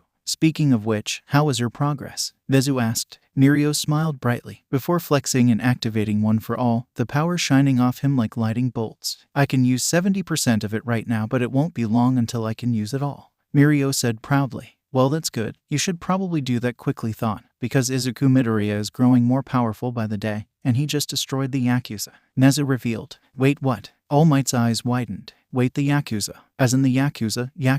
Mirio asked. Yes, earlier today Izuku Midoriya stormed the Yakuza base and then later destroyed it, along with the leader, Chisaki Kai. Nezu explained. Many of the Yakuza members died, but surprisingly there were a lot of survivors. And when we captured them, they were so terrified of Midoriya most of them confessed to the many crimes that the Yakuza had committed in exchange for safety. Can we even keep them safe? All Might asked. Midoriya destroyed Tartarus. Where on earth would we keep them that would be safe from someone like him? Well, you see, myself and some members of the government were thinking on how to do that very thing some time ago. Nezu explained, and we decided that the only way to keep a prison safe from Midoriya is if he doesn't know about it. So we've been secretly rebuilding Tartarus in a remote location, underground, while keeping it from public knowledge. Clever, Mirio said. Midoriya can't kill what he can't find. Well, in theory, Nezu said. After today, it's fully possible that Midoriya may have an ability that neither he or us know about that could help him find the prison. All Might frowned. That's right. You mentioned Midoriya is getting stronger. I assume you mean he's developed new abilities. Quite a few new abilities, Nezu said. After capturing 2 of the higher-ranking members, they told us quite a bit about some abilities we didn't know about before. Firstly, we already knew about his regeneration ability, but we didn't quite know how strong it was. Apparently, it can restore Midoriya's entire body, even when it is completely destroyed. Wait, what? All Might shouted, blood shooting out of his mouth. Mirio said nothing, but the shock was evident on his face. Chisaki Kai has the ability to completely destroy anything he touches in an instant, and put it back together in any shape at his digression. Nezu explained. He managed to touch Midoriya and completely destroyed his body. A few seconds later it grew back. From nothing. So he's immortal? Mirio asked. We don't know the full details of this quirk, but yes, it seems that fully destroying Midoriya's body won't kill him. Nezu said. But that's not all. Apparently Midoriya can spit out swarms of exploding insects, capable of tracking down his enemies. Also, possible weather-changing abilities. According to the villains, he was able to summon small earthquakes and storm clouds. He also is able to increase his size to grow larger than buildings. The limits of all of these abilities are, of course, unknown. At this point, All for One has to be involved. All Might said. It wouldn't make any sense otherwise. Oh, but it gets worse, Nezu said, pulling up a piece of paper. You see, the way Midoriya killed Chisaki Kai is the most interesting and terrifying part. According to the villains, Midoriya, who had grown to the size of a building at the time, hoisted Midoriya up to his eyes, and then without even touching him, killed him. And not only did he kill him, apparently it was quite a painful death too. The villains said that Chisaki screamed as if every soul was burning before he died. And when his body was later looked at, no one could tell how he died, other than his eyes, which had been completely destroyed. There were no injuries on his body, and the injuries to his eyes wouldn't have killed him. They looked for any way he could have died, and they found none. It's as if his body just ceased living. As typical with Midoriya, we don't know much about this ability, so for now it is being referred to as the penance stare. So he can look at people and they die. Mirio asked. We don't know the details, but that is a possibility, yes. Nezu said. Okay, this is quickly getting out of hand. Mirio said. This got out of hand a long time ago. All Might said. At this point I'm not going to even bother calling a meeting. Mirio, you are the only hope we have of defeating Midoriya. You need to be able to use 100% of your power as soon as possible, Nezu said in a more serious tone. Mirio smiled brightly and gave Nezu a thumbs up. Don't worry, sir. I'll make sure Midoriya gets the help he deserves. All Might smiled at his successor's optimism. That's the spirit, young Tagada. Also, there is one minor detail, Nezu said. Apparently the Yakuza were holding a little girl. Not much is known about why, as many of the lower members didn't know much about her and the higher-ranked members refused to say anything. But from what little the lower-ranked members did know, it's implied they were torturing her. The mood of the room took a sudden and drastic dip, and both All Might's and Mirio's smiles fell. What? Mirio and All Might asked, hoping they had heard him wrong. It seems the Yakuza was torturing a little girl for some reason, Nezu said. He stated it with his normal peppy tone, but on the inside he was almost as furious as the 2 heroes in front of him. In all honesty, when he read that part of the report, he truthfully was quite happy that many of them died. However, according to the two high-ranking members, Midoriya took the girl after killing their leader. Well, at least she is free now, Mirio said, barely managing an obviously forced smile. He had not been ready to hear that a small child was being tortured for who knows how long. All Might could not manage that same amount of positivity. Still, this sounds like more than a minor detail. Well, as terrible as it is, Midoriya already took care of that situation. Nezu said, there isn't much we can do about it at this point. Shouldn't we be looking for the girl? All Might asked. If there are no reports of her being found, then she's probably still with Midoriya. We don't need to worry about that. Nezu said, this is far from the first time Midoriya has rescued children. He always tends to drop them off at either their families' homes or a police station. We don't have to worry about that. Are you sure about that? All Might asked. I am, Nezu said. I'm sure that she'll be returned to her family soon, or we'll find her at a local police station. I'm sure Midoriya knows what to do. Meanwhile, with Izuku. Izuku had no idea what to do. Normally Izuku would ask her where her parents were or where her house was. But since he looked through Overhaul's memories when he killed him, he already knew that Eri's mother had abandoned her, leaving her in the care of her grandfather, who Overhaul put in a coma. So Izuku sat down in a local library, the place he usually liked to go for some quiet, and looked over his options while Eri was sound asleep on his lap. Luckily, the library was closed, which was no issue for someone who could teleport, so he was alone with the girl. First option, give Eri over to the police. While that may seem like an appealing option, there was one issue. Izuku had taken her from the Yakuza, and while Izuku may have killed the boss of the group and destroyed their main base, the Yakuza was still a big group with a lot of members and a lot of bases, and he did leave two high-ranking members alive. And technically the Yakuza were not an illegal group, meaning that they may just be released. In short, it was very possible that if he handed them over to the police, then the Yakuza might just take her back. And while Izuku wasn't sure if that could happen, it was a possibility, and one that Izuku would not allow to happen. For that reason, he also couldn't take her to an orphanage. That, and also he didn't like the idea of sending a little girl, who had already suffered enough for 1,000 lifetimes, to an orphanage where she would likely be bullied. He obviously couldn't keep her because, well, the reason was rather obvious, so his only option left was to find someone trustworthy to give her to. Unfortunately for Izuku, he didn't really know any trustworthy people who should have children. There was his sister, who was definitely not an option. For one, she was in school, 2, she was overly paranoid and controlling, and 3, she was probably not in a mental state where she could handle taking care of a child.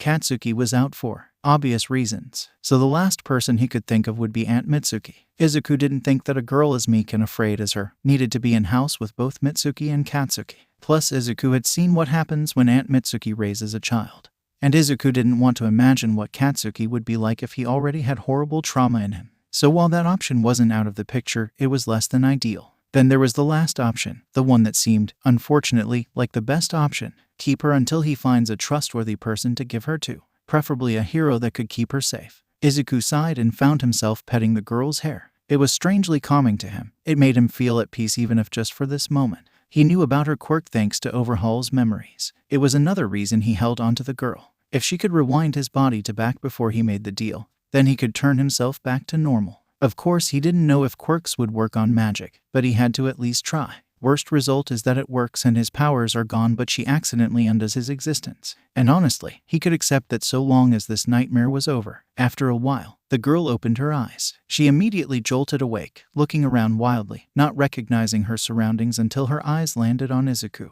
"Hi," Izuku said quietly, trying not to freak her out. Eri didn't say a word. Instead, she looked at Izuku with a mix of fear, curiosity, and hope. The two just looked at each other for a while, Izuku having no idea what to say. Eventually, it was Eri who broke the silence. Why didn't you kill me?" Eri asked him. "Because I came to save you," Izuku said. "Why?" Eri asked tearfully. "Overhaul said that you killed bad people, and I'm a bad person." "No, you're not," Izuku said softly but sternly. "I know what he said to you. He said you were cursed, that you were a monster. But he's wrong. He lied to you. He was the monster, not you." Eri looked at him with wide eyes. This was the first time anyone had ever spoken to her so softly, so kindly. Never had anyone held her so carefully. Never had anyone been so warm. Everything about him seemed so trustworthy, so nice. But it didn't make any sense. Why is he being so nice to her? Why would he say she's not a monster? Her curse made her a monster. It's why her mother didn't want her. It's what made her father disappear. Eri was so confused. Her head hurt. She wanted to cry, but she didn't. People got angry when she cried, and she didn't want to make Ghost Rider mad at her. But Izuku could tell when someone was trying not to cry,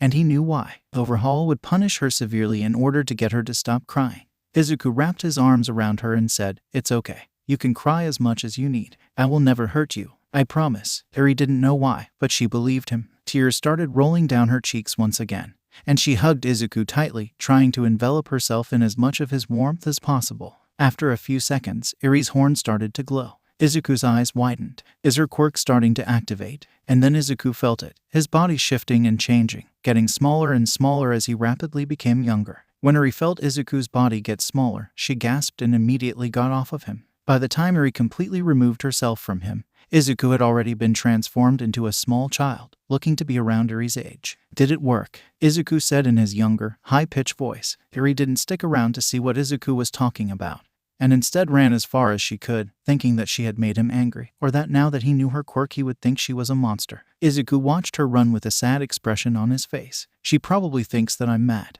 Well, she can't get far when all the doors are locked. I'll go after her once I've confirmed it. I'm still here. Damn it," Izuku shouted, tears welling up in his eyes. "While the girl's power may work on our body, our soul will remain untouched, and that is where our power lies. So no quirk is going to be able to fix me." Izuku pouted, his childish face making this look adorable. "I should have known it wouldn't have been that easy. I would suggest that you destroy this body. Unless you want to be stuck in this childish form. I can do that." Izuku wondered. "Every time your body regenerates, it goes back to the state and age of after you were first resurrected." Izuku sighed. "So I probably can't even die of old age." He took a deep breath and activated his powers. Once again Izuku's body burned. However, this time it was much faster, and rather than turning into a skeleton, every part of him burned, even the bone, until there was nothing left but fire. After a few seconds Izuku reformed his body, now back to his normal state. "Oh," Izuku groaned. After remaking his clothes, Izuku decided to go get Eri. It wasn't very hard to find her. The place only had a few exits and all of them were locked. He found her banging against the main entrance, desperately trying to flee, her horn still glowing. It was a heartbreaking sight. The girl turned her head and saw Izuku behind her. She looked back at the door knowing that it would not open. As Izuku approached her, she closed her eyes and once again readied herself for pain. But once again, that pain never came. Instead, all she felt was a warm hand on her head. When she opened her eyes, she saw Izuku kneeling down, his right hand transformed and patting her head. "I figured that. Your quirk probably couldn't affect me like this," Izuku said. "I promised that I wouldn't hurt you, remember?" "Why?" Eri asked. "Why are you being so nice to me?" "Because you deserve it," Izuku said. "You deserve to be happy." Eri didn't understand. She just didn't. No one had ever said things like this to her. But he didn't hurt her. She cried. She ran from him. She even used her quirk on him. But he didn't hurt her. Slowly her horn stopped glowing and her quirk deactivated. She cautiously got closer to him, finally showing some sign of trust. Izuku smiled slightly. He didn't expect her to fully trust him. Not after seeing him as a ginormous skeleton monster, but for now he just wanted her to not be afraid of him.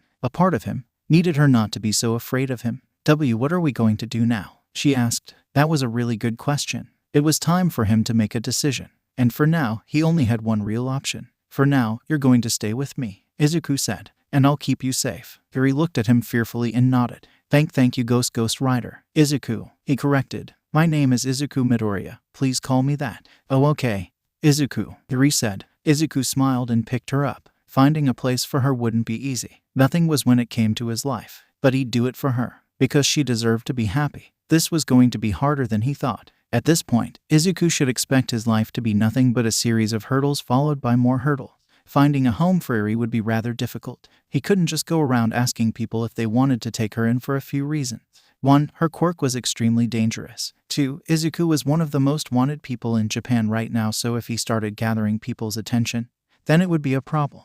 And 3. The Yakuza were still out there. Even if Izuku destroyed the main base and killed their boss, the Yakuza was a far-reaching criminal empire that stretched across Japan. It was much smaller than it used to be, but it was still a large villain organization. And even if it wasn't the Yakuza, if people found out about Eri's quirk and what it could do, then there are many villains and even non-villains that would try to get Eri, use her, hurt her. He would never allow that. He needed to find someone that was pure, that was strong, that would protect her. He needed a hero. She needed a hero. But for right now, he would have to do. Izuku opened his eyes, waking from his slumber and immediately feeling the sensation of a small figure breathing on top of him. Said small figure was Eri. who had fallen asleep on top of his chest and in his arms. He didn't need to sleep. In fact, he didn't even want to sleep. He would have rather stayed awake and kept watch. But he quickly found that Eri would have nightmares if he didn't have her sleep close to him. And despite that fact, he didn't have the ability to feel physically tired. The warmth of Eri's little body on his chest, the slight sound of her breathing, and the feeling of just not being alone anymore lulled him right to sleep. Izuku had found an abandoned church that he was now using as shelter. He was aware of the irony. Izuku tried to get up as slowly and carefully as he could. But despite that, the minute Izuku moved, Eri's grip on Izuku's hoodie tightened. Even since Izuku saved her and promised to protect her, Eri clung to him every second of the day. And while he did find this adorable and heartwarming, he also knew that it would be horribly painful when he inevitably would have to leave her. Izuku put an arm around her and got up, trying to make sure she wouldn't fall when he got up. He was somewhat used to being clung to. Izuku would have superglued herself to him if she could. And with her quirk she basically did sometimes. But the difference here was that this was less forceful and angry. Eri was clinging to him because she was scared and he was the only thing she knew that was safe. Izuku clung to him because she thought he would die if she looked away from him for more than a second. Well, in the end, I guess she wasn't wrong, Izuku thought. Now he wished Izuku hadn't left his side so soon. Maybe things would have been different if he just had some more time to think. Izuku shook his head. Now was not the time to think about what ifs. He had work to do. He walked over to the table where he had put some of the food that he bought. It was all non-perishable, of course, because while he could just buy a fridge, this church had no power to make it work. And even then this place was likely just a temporary hideout anyway. He took an apple and started eating it as quietly as he could. As he ate, he looked right down at Eri. His eyes glowed green as he stared at her soul. Looking into people's souls was strange. A soul was a person's entire being. All their hopes, dreams, their past, their thoughts, their feelings, everything. And he could see it all. Eri's feelings always revolved around one thing. Fear. She was always so frightened that she would wake up and she would be back at the Yakuza base. Or that she would turn around and Izuku would be gone. Or that she would do something wrong and she would get punished. Izuku started petting her head while he ate. He wanted to make that fear go away, but he had no idea how. But on the bright side, there was something new growing within her soul. Hope. For the first time in a long time, she was experiencing things like love and happiness, even if she was hesitant to feel them. She had hoped that maybe things would be better. Izuku needed to find someone to nurture that hope. He had a list of heroes he thought might be able to take care of Eri. His plan was to go around and look into the souls of the people on the list to see if they were truly going to take care of Eri well. She deserved the best after what she's been through, and Izuku would make damn sure she would get it. While the girl is asleep, I have something interesting you might want to investigate. That was something else Izuku had been worried about. Zarathos had been strangely well-behaved. It was a few days since he saved Eri, and Zarathos hadn't tried to force him to kill anyone since. He'd tried to convince him to kill the remaining Yakuza members, but he never tried to force him like usual. It was nice that he could focus on Eri rather than trying to find her a home and trying not to go on a murderous rampage. But on the other hand, this was very out of character for the demon, and it left Izuku at the conclusion he was planning something. What do you want, Zarathos? Izuku thought. I found the girl's mother. Izuku froze for a second before asking. How? I track sinners through the spilled blood of the innocent, and every drop of blood spilled from that girl is that fault of that woman. But that would mean you tracked her a few days ago, and you're not normally capable of tracking someone for that long. Izuku said out loud accidentally. That is because you're normally resisting me and tampering with my power. Okay, I guess that makes sense, Izuku mumbled, still not realizing he had gone from thinking to talking out loud. But why wait? Why tell me now? I waited until you had settled down first. Izuku didn't trust that at all but decided not to press it for now. He was enjoying the period of no killing and he didn't want to press his luck. Well, I'm not interested. We both know that's not true. I'm sure you would feel better if you gave that woman a little talk, eye to eye. Izuku knew what he was implying. If what you said is true about her being responsible for Eri's pain, then that would kill her dozens of times over. Painfully. The stare. It was an ability that Izuku found very scary. Its potency was based on the person's sins. The more you've sinned and the more egregious the sin, the more lethal and painful the stare was. No matter how minor the sin, you would be forced to relive it and experience the pain you've caused. Is that any less than she deserves? She threw her own child into hell, all because she was a coward. She didn't know what Overhaul was going to do. Izuku defended. It felt wrong, defending that woman. In truth, Izuku did despise her. She gave her child away to a mob boss. Even if Eri killed her own father, calling her a monster, a cursed child, and throwing her away was something no parent should do. Ever. I will keep her location in mind, in case you have a change of heart. What are you planning? No answer. Before Izuku could elaborate further, he heard a tiny yawn. Looking down, he could see Iri's eyes had opened up. Izuku, Iri yawned. Who are you talking to? Was I talking out loud? Izuku thought nervously. No one, Iri. I was just talking to myself. Izuku lied. Hey, why don't you have an apple? Iri's eyes widened in excitement and she nodded her head. Izuku smiled as Iri took small, excited nibbles out of the fruit. He had learned that Iri loved apples. He could see some joy lighting up within her as she ate it. But despite that, she still didn't smile. She never smiled. After they finished eating, Izuku placed Iri down. Okay, you know what to do. Iri looked at him nervously, still unsure if she should really be doing this. Izuku gave her a reassuring smile that filled Iri with enough courage to proceed. She closed her eyes and her horn began to glow. Then she put her hand on Izuku, and he disappeared, leaving only his clothes behind. Iri held her breath. She had failed again. She knew what was going to happen next, but these moments when he was gone still scared her. Then, out of nowhere, a flame popped into existence, before getting bigger and bigger, until it eventually became about as big as Izuku. Bone and flesh started growing rapidly inside the flames, and soon Izuku was reformed. Iri's quirk couldn't kill Izuku. Even if his whole body was destroyed, his soul would remain. And his soul is where his powers lie. And thus he would only ever be able to be truly harmed or killed if his soul was attacked. As such, Izuku would have Iri use her quirk on him freely, in order to help her learn to control it. It's okay, Iri, Izuku reassured her. Let's try again. An hour later, after attempt, after attempt, after attempt, they had finally gotten their desired result. Izuku was now about 9 years old and Iri stood back. Izuku figured that going out like this would make it less likely that he would be found. After all, no one tended to pay attention to children that weren't theirs. I did it, Iri said, the slightest bit of elation in her voice. Good job, Iri. Izuku praised her. Now remember what I told you about turning it off. Turning off a faucet, Iri said. That's right, Izuku said. You can do it, Iri. Iri closed her eyes and concentrated. She imagined turning off the water in the sink. Her horn's glow flickered but didn't stop. After a little bit, Izuku asked her to stop, because she was overexerting herself. After a few more attempts, Iri finally managed to turn off her quirk. Iri sat down tiredly. Using her quirk made her tired, and trying to control it made her even more tired. Controlling her quirk was less like trying to turn off a faucet and more like trying to tame a wild animal. But due to Iri's lack of knowledge and experience about, well, anything really, it was the best analogy Izuku could use. Izuku laid Iri down on the mattress and put a blanket over her. You did so good, Iri. I know you'll be able to control your quirk soon. Izuku patted her on the head as she fell asleep.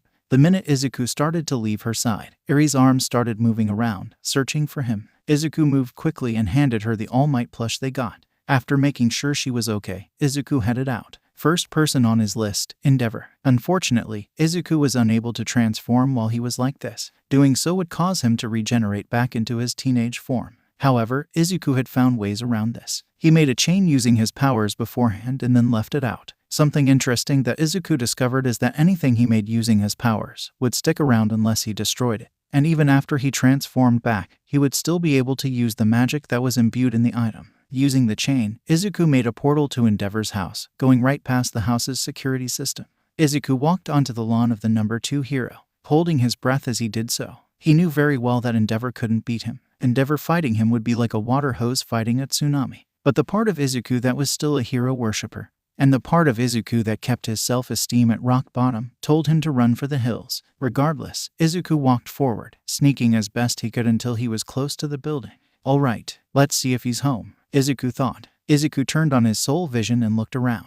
After a bit of looking around, he saw Endeavor. His soul was exactly what Izuku thought it would be like. A flame, sizzling with discontent, quick to erupt if provoked. Having found his target, Izuku looked deeper, and what he saw left him stunned. Oh my god, Izuku thought as he looked deeper through Endeavor's memories. All the abuse, the neglect, the pain, all caused by him. Ignoring his children, beating his wife when she got disobedient to the point of driving her insane, and the training he did with Shoto. He saw it all. Wawa Izuku was taken aback. This, what, how could? Izuku wanted to vomit from the sheer disgust he felt at that moment.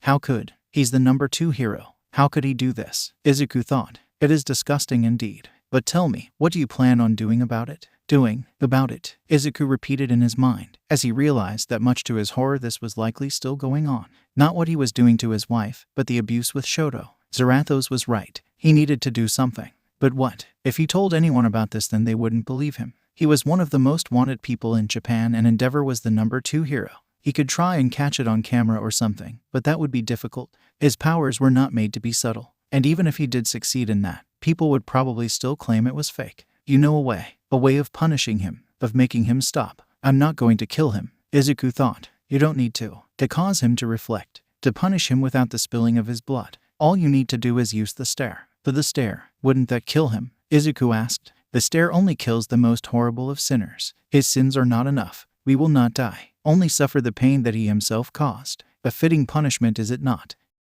Izuku grit his teeth. He was angry, furious even. He was never really one to look up to Endeavor, but Izuku had still respected and trusted him as the number 2 hero. He felt betrayed. But did that mean he should essentially torture him? Was it okay to permanently scar a person's mind for something like this? Zarathos saw an opportunity to capitalize on Izuku's uncertainty and took it. Izuku screamed, as suddenly his head was filled with all the sins of Endeavor as seen from his perspective. Izuku saw all of it in brutal detail, each memory making him more upset and angry. He knew that Zarathos was trying to trick him, but he just couldn't let him get away with this. Meanwhile, with Endeavor grimaced as he rapidly sorted through paperwork in his office. It was Endeavor's least favorite part of the job, definitely the most boring. Perhaps he should have Shoto do some of this. It would train him to endure extreme boredom while doing tedious tasks.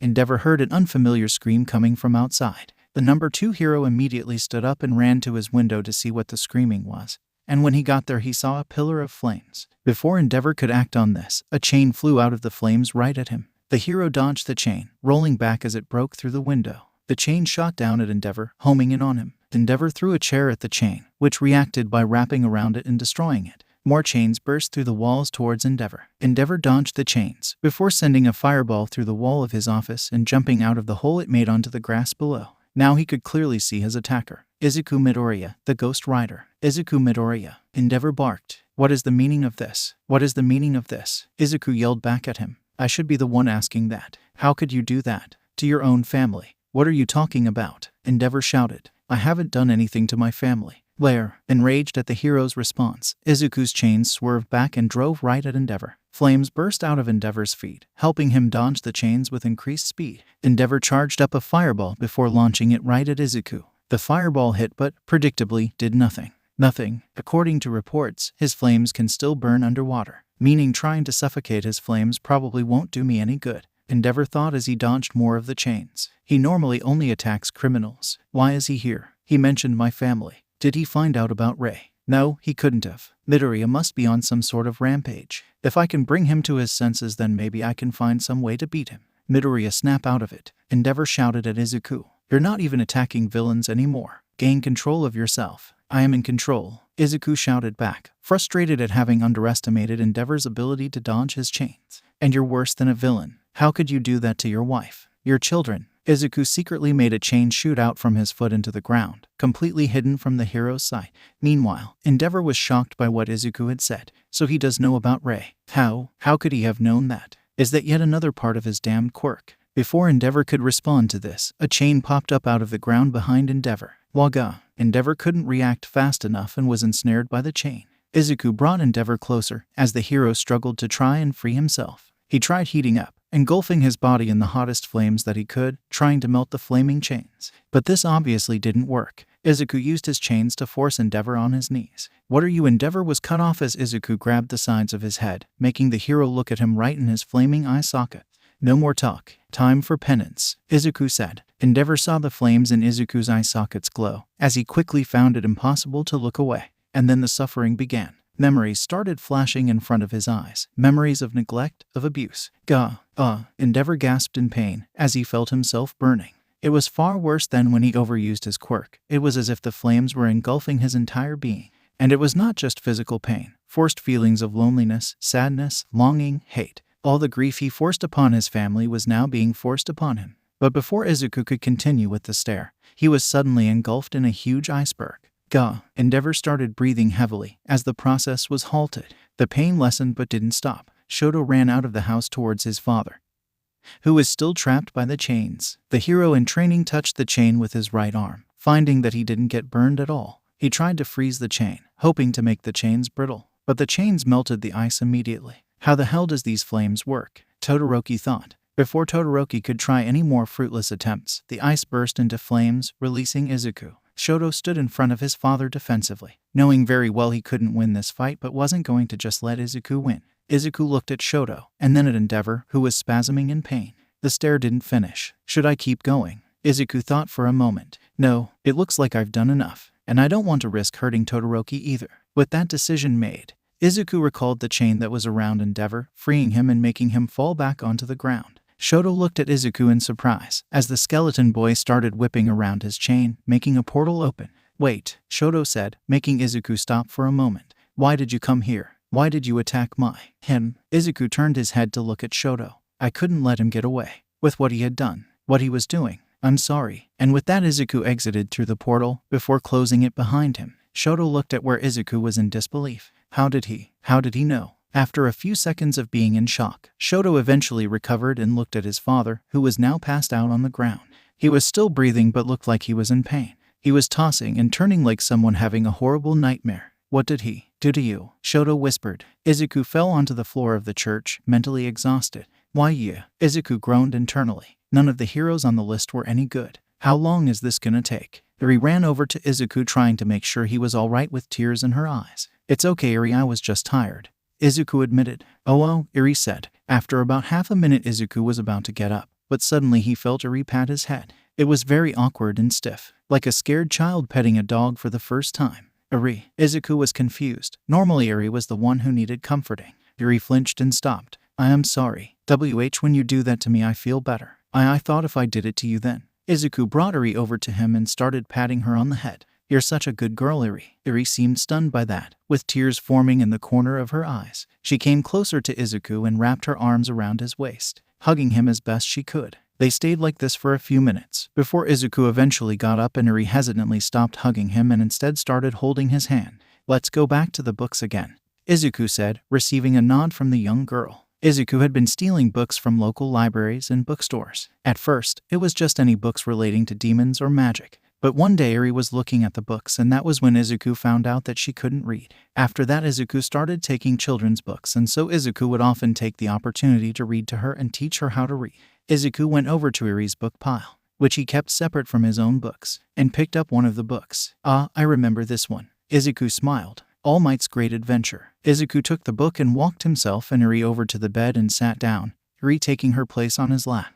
Eri loved when Izuku read to her. She would stare at the book as he read, looking at the pictures and trying to imagine them moving and doing the things Izuku said they were. And whenever Izuku stopped and tried to get her to say some of the words, she would try her best to do so, often with middling success. Once the story was finished, Izuku closed the book. It's been a long time since I read that book. You read it before? Eri asked him, her face adorned with a curious expression. Yeah, back when I was your age. Izuku recalled the memory. Mom used to read me and my sister this book a lot when we were younger. Then later on my sister demanded that she read the story instead, so every night she would read me the book, and she was so proud of herself that I didn't even tell her I got tired of the story after the 50th time. You had a mama? Eri asked. She faintly remembered her own mother. Some foggy memories to happier days, ending in a feeling of betrayal and sadness. They weren't memories she liked to relive. Izuku's smile fell and his expression took a 180. Yes, I did, but I don't anymore. Did she leave you too? Eri asked him. No, Izuku reacted, scaring Eri a little. Sorry, I yelled Eri. No, my mom didn't leave me. She loved me too much to do that. There was a short pause before Eri asked, does that mean my mama didn't love me? Eri asked him sadly. In the top 10 worst moments of Izuku's life, he ranked this a solid 4th place. 3rd place would go to seeing her get tortured by Overhaul. 2nd was his first murder, and 1st would definitely have to go to when he saw his mother die because of his mistake. Izuku was sweating rapidly, unsure of what to say to her, and desperately trying to find an answer. Just tell her the truth. Her mother didn't love her and still doesn't. You can't just say that to a person, let alone a child. She is asking you a question she already knows the answer to. She was there when she called her a monster, when she abandoned her and left her in the hands of sinners. How would you explain those actions to her if you lied to her? I hate it when you're right. That's unfortunate, considering I am always right. Well, how do I say this? Izuku struggled for words. No, she didn't. But she was a bad mother, and a bad person in general. So she doesn't matter. I'm here and I love you. You do. Eri seemed shocked to hear that. Yes, you are the best thing to happen to my life recently, Izuku said. That wasn't saying much, but Eri didn't need to know that. Does that mean you won't leave me? Eri asked him. Izuku was astounded at his ability to dig his own grave.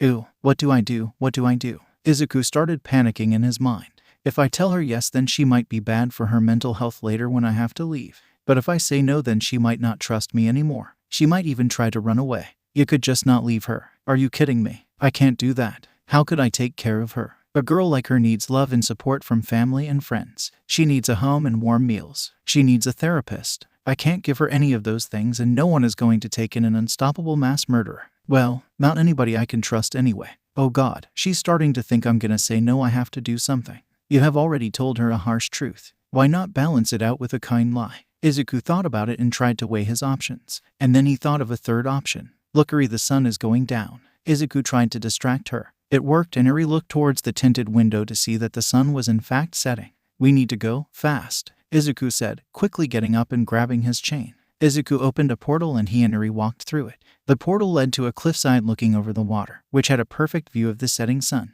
And it was far away from everyone else, so it was the perfect place for Izuku and Eri to look at the sunset. Eri looked at the setting sun with wide eyes, marveling at the orange sky and the reflection in the water. Looks like I managed to distract her. For now, Izuku thought. Izuku, Eri said. Why does the sun go away? It's not going away, Eri, Izuku corrected. It's just resting for a while. Oh, Eri responded. Good night, son. Izuku felt like he could explode from the sheer cuteness. Sometime later, after getting back into the church, Izuku tucked Eri into bed. Izuku, Eri said. Yes, Eri, Izuku responded. What is love? Eri asked. What is it with her and these hard questions today? Izuku thought. Well, love is complicated. There's a lot of different versions of love, and even those versions of love are different for each person. Loving an object, loving a family member, loving a person. There's a lot of versions of love, so I can't really explain it very well. Sorry. To put it simply, love is when you like someone, but it feels like you like them more than just liking them. Eri didn't really understand, but she also didn't want to annoy Izuku with too many questions, so she just decided to ask one. What's your version of love? Eri asked. My version of love. Izuku thought about that for a second. My version of love is when I want to protect someone no matter what, when I want to see them grow and be happy. That's what my version of love is, at least for you and my sister. Eri had trouble understanding this, not the part about what love was, but because of the fact that he said he loved her, and what that meant. She didn't understand a lot, but she at least understood one thing. Izuku, Eri said, I love you too. Izuku felt like he was having a heart attack. His emotions were conflicted and clashing in all sorts of ways. See, thank you, Eri. Izuku barely managed to croak out. Now go to sleep. You need to rest. Okay. Eri nodded. You're not going to sleep. I'm going to sleep later. I have a few things to do first, so just take All Might and he'll keep you safe, Izuku said while handing her the All Might plush. Eri seemed hesitant as she took the plush. Can you hold my hand? Izuku gave her the warmest smile he could manage. Of course. And so Izuku held Eri's hand until she fell asleep. Sometime later, Izuku walked outside the church, leaning against the wall and sliding down. That was a sweet moment, so why couldn't I enjoy it? Izuku was so frustrated. That was the sweetest thing anyone had said to him in a while, and it was adorable. But at the same time, he knew it would crush her when he had to leave her. It's like someone is purposely making my life miserable. I suspect that would be Mephisto's doing. Izuku grit his teeth at hearing that demon's name again. That bastard tricked him and killed his mother. If he wasn't so concerned with Zarathos, then he would probably be looking for a way to get rid of that demon permanently. What does he have to do with this? I have a theory. I cannot prove it, but after looking through your memories and learning your knowledge, I suspect that quirks in their entirety may have been the doing of Mephisto. Izuku's eyes widened. What? Why? Why would a demon want to give everyone superpowers? That's exactly it. Not everyone got quirks, did they? And why is that? Well, genetically quirklessness gets passed down through families, but both your parents have quirks, and your parents have quirks, and your grandparents have quirks. The chances of you being quirkless, or anyone being quirkless, should be much lower than 20%. And yet, has it ever dipped below that number? No, it hasn't. Izuku was still confused. And if it's all genetic-based, then how did there come to be such a large amount of people with quirks in such a short time? It's almost like someone wanted it to be this way. And you think Mephisto used magic to create quirks? Izuku asked. I know magic was involved somehow. Humans were capable of magic before, but it was never this widespread, and it was never ingrained into their bodies like this. When I first saw these quirks, I just thought that you people had stopped burning magic users. But once I started getting a better look at these quirked people, I knew it was something different. Humans can use magic? Izuku asked in disbelief. There is a man who can punch mountains into pebbles, and you find it hard to believe that magic might be involved in that. Well, when you put it like that, Izuku muttered. But how could Mephisto even do that? If he's that powerful, then why not just do whatever he wants? Mephisto's power is limited away from his domain.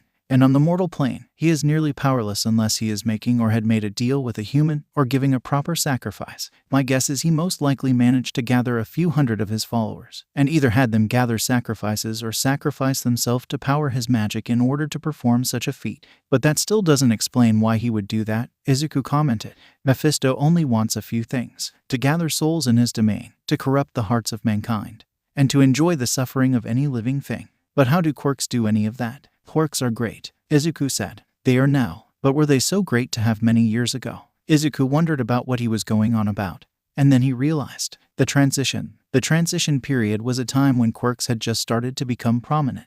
Back then, people with quirks were called mutants, and the people without quirks feared and hated them. Discrimination, harassment, assault, and even being hunted down and killed or put into a concentration camp were all fates that awaited you if you had a quirk back then. Of course, the people with quirks fought back, and this eventually led to World War III. Millions died until the people with quirks won, leading thousands of people without quirks to die afterward. It was a bloody time in which the entire world was wrapped in pain and suffering, something that Mephisto would love. Izuku's skin started to warm, becoming hotter and hotter as he started to transform from sheer anger. I see you get it. And let us think about it further. How has there always been a stable 20% of the population without quirks? Well, tell me, Izuku, how has your life been as someone without a quirk? Izuku's head burst into flames as he realized the depths of Mephisto's plan. He's created a minority of people who will be shunned and are literally powerless to fight back. Not to mention all the people who get harassed for having villainous or weak quirks. He's the one responsible for all this.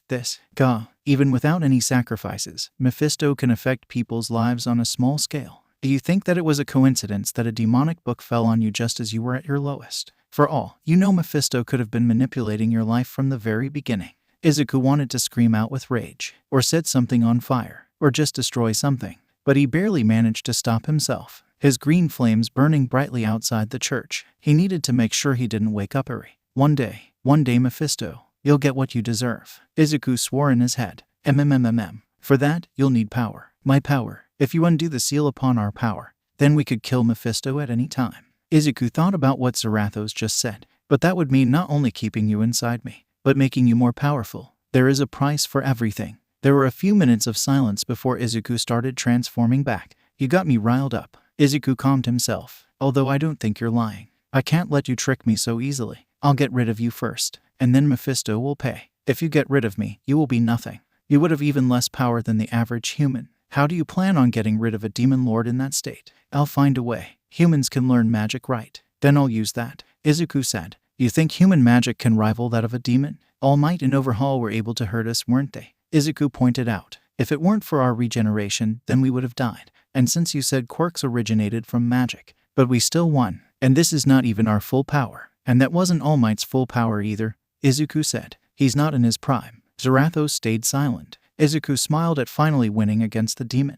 even if it was a minor victory. Well, right now my first priority is finding Eri a home, Izuku said. And I still have no clue how to do that. I think I may know of a solution. Do you remember when I said I found that girl's mother? I'll make another suicide attempt before I take Eri back to her, Izuku growled. That was not what I was suggesting. It's possible that the girl has relatives, ones that would want to take care of and protect the girl. And that woman would be the only way to find out about such relatives. Izuku considered this. He didn't really have any other leads. And while he didn't like the idea of getting so close to someone he hated, he didn't really have much of a choice. Fine, Izuku sighed. Let's get this over with. Oyawarui was having a pretty average day. She went to work, dealt with overwhelming annoying people all day and worked through monotonous, tedious paperwork.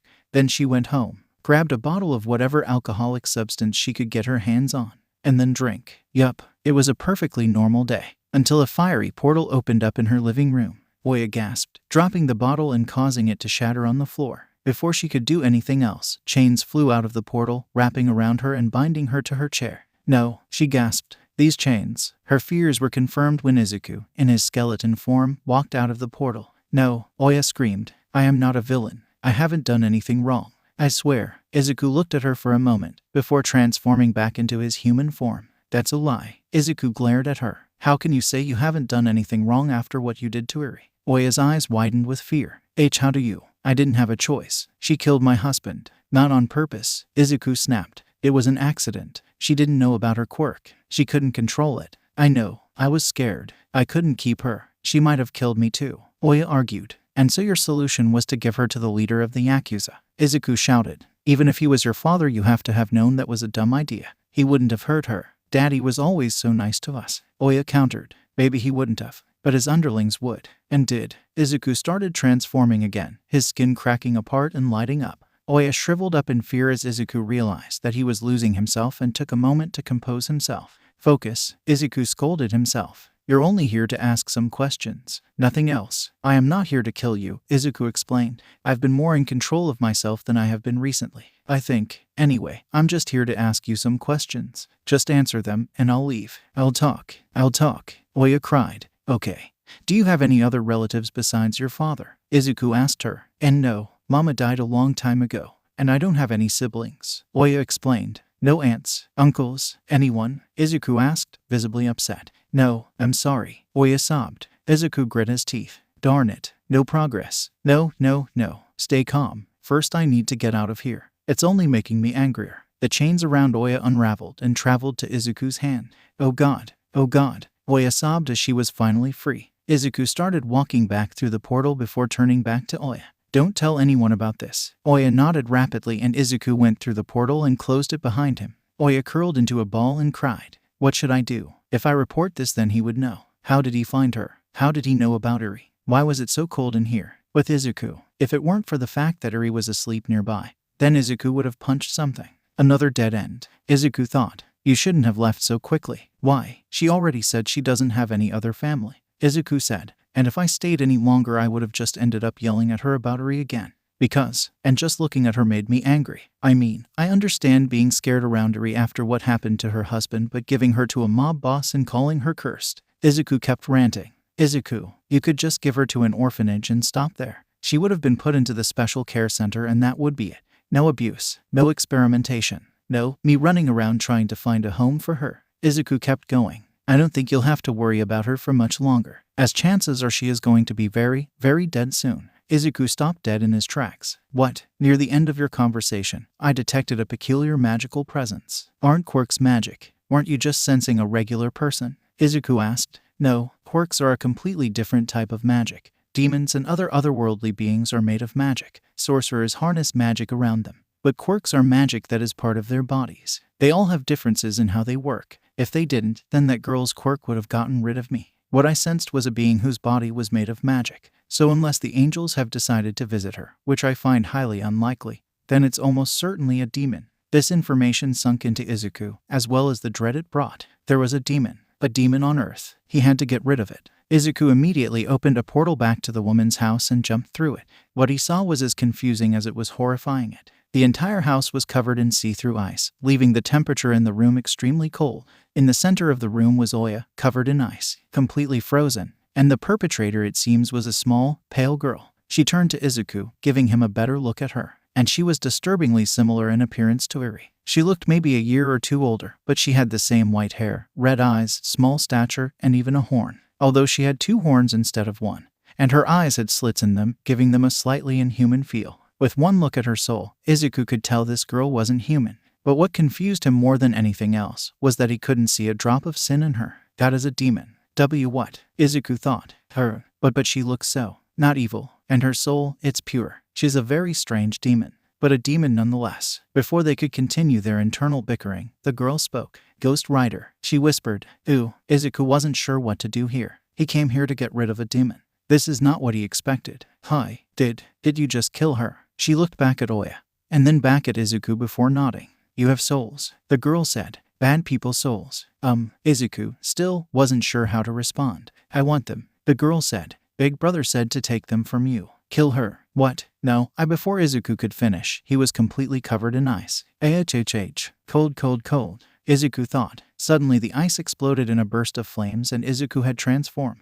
Izuku got down on one knee. What's going on? Why do I feel weaker? She's going to attack you, you idiot. Kill her. The girl gave him a confused look, before raising her hand and unleashing an ice blast at Izuku. Izuku opened his jaw and let out a torrent of flames that clashed with the ice. I don't want to hurt you. Just stop, Izuku said. The girl gave him another confused look. Izuku was winning the clash and the fire was getting close to the girl, who didn't seem alarmed or scared of this, but rather confused. Ice spread out from under her and started crawling toward Izuku, reaching his feet and going up his body. What is with this ice? Izuku thought as he shifted his power towards his feet to melt the ice. Not only did Izuku have a harder time melting it, but every time Izuku touched it, it made him feel weaker. Do not let it touch you. That is ice from hell. If it covers you, then it will drain your soul from you. Hell ice. I thought hell was a fiery place covered in lava and brimstone. How would there be ice down there? Izuku thought. Some parts of hell are like that, and some parts of it have freezing tundras that freeze your very soul. And other parts are jungles covered in poisonous plants and horrific bug-like demons. Hell is a place with various environments. The only consistent thing about all of them is that they are very unpleasant. The girl still had a confused and somewhat irritated expression on her face, as if she was wondering why Izuku hadn't gone down yet. She closed her eyes and bits of snow and ice started swirling around her, and the temperature dropped even more. What's going on? What is she doing? Izuku asked Zarathos. She is gathering her magic inside her. She's for a large attack. Defend yourself. Izuku reacted quickly, and chains flew out of his body and started surrounding him until he was covered in a cocoon of his own chains. A few seconds later, the girl opened her eyes, and the entire area was covered in a flash of white. FWING. The entire area, for 2 miles out, was covered in ice and snow, and the weather had changed, becoming snowy. A few seconds later, a pillar of flame burst out of the snow, and Izuku jumped out of the hole he created. Cold. So cold. It hurts. Izuku shivered. How can I even feel pain? I don't have nerves, or flames or our soul. If it withers before the cold, then so shall we. Now get rid of this blasted snow and kill that girl. Wait, where is the girl? Izuku realized he had lost track of the girl. He looked around, using his soul vision to look through the snow and ice. She's gone, Izuku said. Where did she go? It's likely she has some sort of teleportation ability. Same as we do. We cannot allow that girl to live. I'm not going to kill that little girl. Izuku shouted. She is a demon, and one that poses a threat to our lives. Her soul was pure, Izuku pointed out. She was probably just scared of the flaming skull murderer. She killed that woman. Having a soul free of sin does not mean her hands are free of blood. Killing the guilty will not reflect upon your soul. She could be torturing sinners right now and her soul would remain spotless. And demons vary in appearance. She could be much older than she looks. You don't know that, Izuku argued. She is dangerous, Izuku. If we leave her alive while we are in this state, we could perish, and the world would be all the better for it, Izuku responded. Zarathos didn't respond. After a few moments, Izuku tried to open a portal. However, all he got this time were a few sparks. What? Izuku was confused. Why isn't this working? Our soul withers in this damned cold, as does our power, so I'm weak to extreme cold. Well, I was fine against Todoroki and his ice, so I guess it's only really a problem with this hell ice, Izuku assumed. Well, I hope I have enough power for this. A pillar of flame appeared next to Izuku as he summoned his motorcycle. Izuku hopped on and rode away. He would open a portal when he got somewhere warmer. He couldn't risk anyone finding him after all. As Izuku rode, the ice girl popped back up in his mind. Now there was someone who could hurt him, and on top of that, it was a child. Why did it seem like his life only got more complicated every day? Meanwhile, elsewhere at an abandoned house, the demon girl pouted. Ghost Rider is strong. The girl was sitting on a torn-up chair, and behind her in the kitchen was a black-haired young man covered in scars. Dabai, one of your clones ran into him? Dabai asked. The girl nodded. And he destroyed it? Dabai asked skeptically. The girl shook her head. It blew up. Dabai squinted. He's probably still too strong for you. I'm sorry. The girl apologizes sadly. Doesn't matter. Dabai shrugged. Once you get enough souls, no one will stop us. The girl tilted her head curiously. Ghost Rider was strong, but he didn't seem like a bad man. And he kills bad men. Dabai glared at her, making the girl stop what she was thinking and make herself quiet. The only thing that matters is he's in our way. Mephisto wants him and Zarathos gone, so we're going to get rid of them. Okay, big brother, the girl said meekly. Dabai continued to glare at her for a second before turning his attention elsewhere. Don't worry, soon everyone in our way will be gone. Frost. Shoto Todoroki did not like his father. To people outside his family, this would be shocking. To people within his family, this would be obvious. Having your mother brought to the brink of insanity and being abused by someone would naturally make you heavily dislike that person, to say the least. However, he found no joy, no pleasure, no satisfaction seeing him in the state he was in now. Laid up in a hospital bed, in a coma. How long is he going to be like this? Fayumi asked the doctor. After Ghost Rider's attack, Fayumi had immediately called the ambulance and had been frantically worrying about both her father and her brother. She'd been on edge ever since. We don't know, the doctor admitted. There's no physical reason why he's like this. From what we can tell, he's under the effect of some kind of mental quirk. Without knowledge about whatever quirk Ghost Rider used on him, we can't predict when he might wake up. Although, I hate to break it to you, but very few people survive an attack from Ghost Rider. I wouldn't get your hopes up. Fayumi tried to stay strong after hearing that, but she couldn't stop a few tears from leaking out. Shoto didn't cry. He just stared at his father's unconscious body. It was a strange sight for him. He can't remember seeing his father sleep. He's sure he has, he just can't remember it. He was sure he was suffering through the worst nightmare of his life. He could see it on his face. His father's face was always contorted in anger. Shoto had gotten used to seeing it that way for his entire life.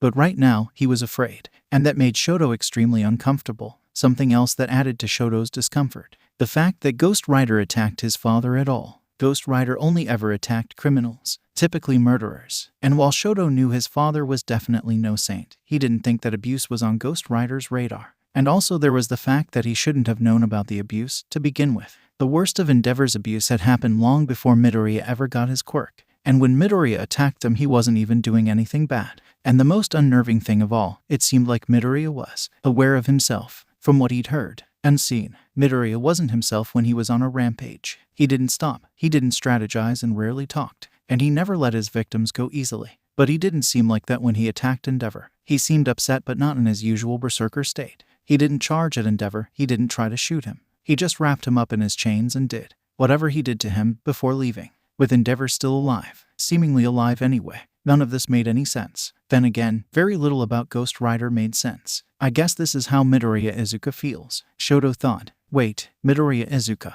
As a thought popped into Shoto's head, the door to the hospital room opened and Detective Naomasa walked in along with some other policemen.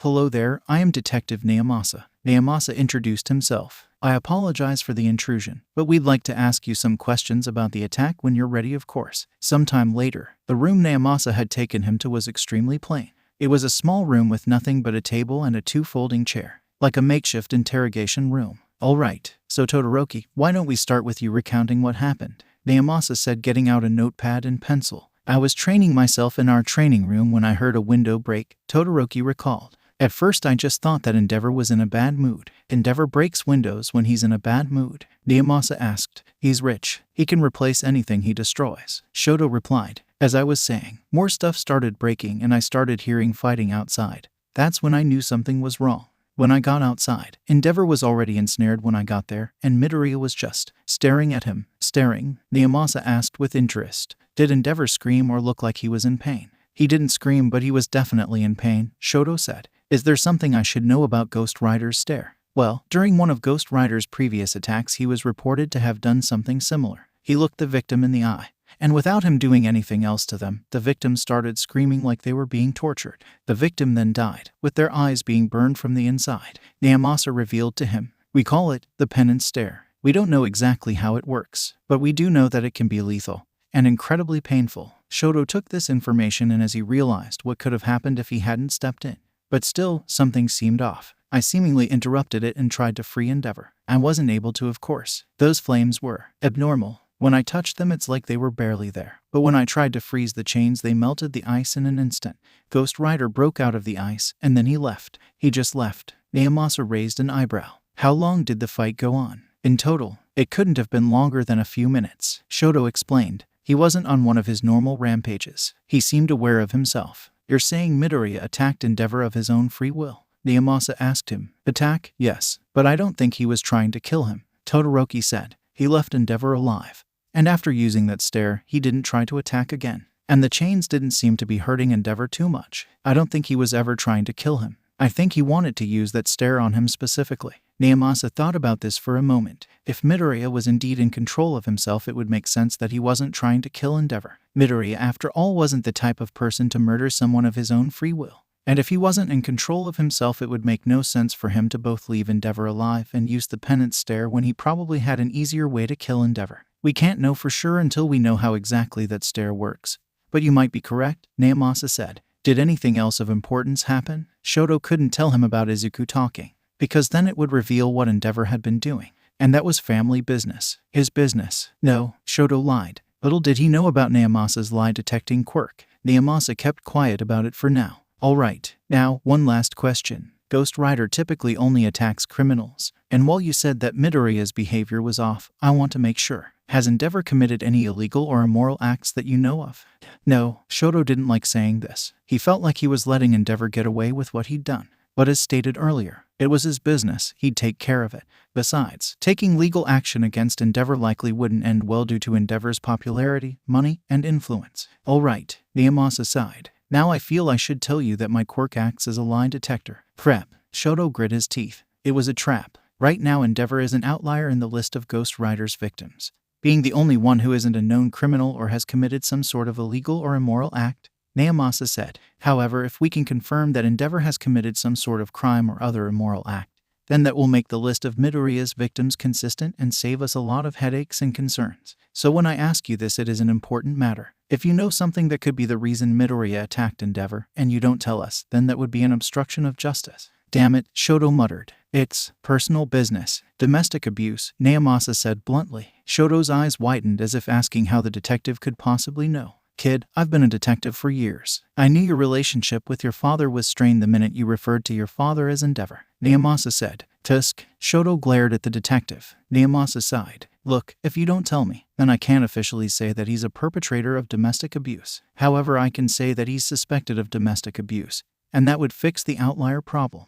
But if you'd like to admit it, then we could help you and your family. I don't need your help, Shoto replied curtly. Niamasa shook your head. Well, if that's the case, then we're done here. We'll be speaking to your siblings as well. If they say anything, you'll be sure to know. Dismissed. Shoto quickly got up from his seat and left. The next day, Izuku ate her lunch as she always did. Alone. At this point it hardly fazed her. When she first noticed the void by her side where Izuku had once been, sure she had felt a sense of crushing loneliness and despair. But she was fine now. Yup, absolutely fine. She was slurping up her ramen when she felt a shadow looming over her. What do you want? Izuku asked curtly, not even bothering to look up. Do you know anything about your brother's quirk? Izuku's eyes widened when she heard the voice speaking to her. She looked up and saw Shoto Todoroki looking down at her. This surprised her for a moment, considering that the boy mostly kept to himself. Then she remembered what she saw on the news yesterday, and now it suddenly made sense. I really shouldn't be surprised. Izuku sighed. I would appreciate it if you answered my question, Shoto said.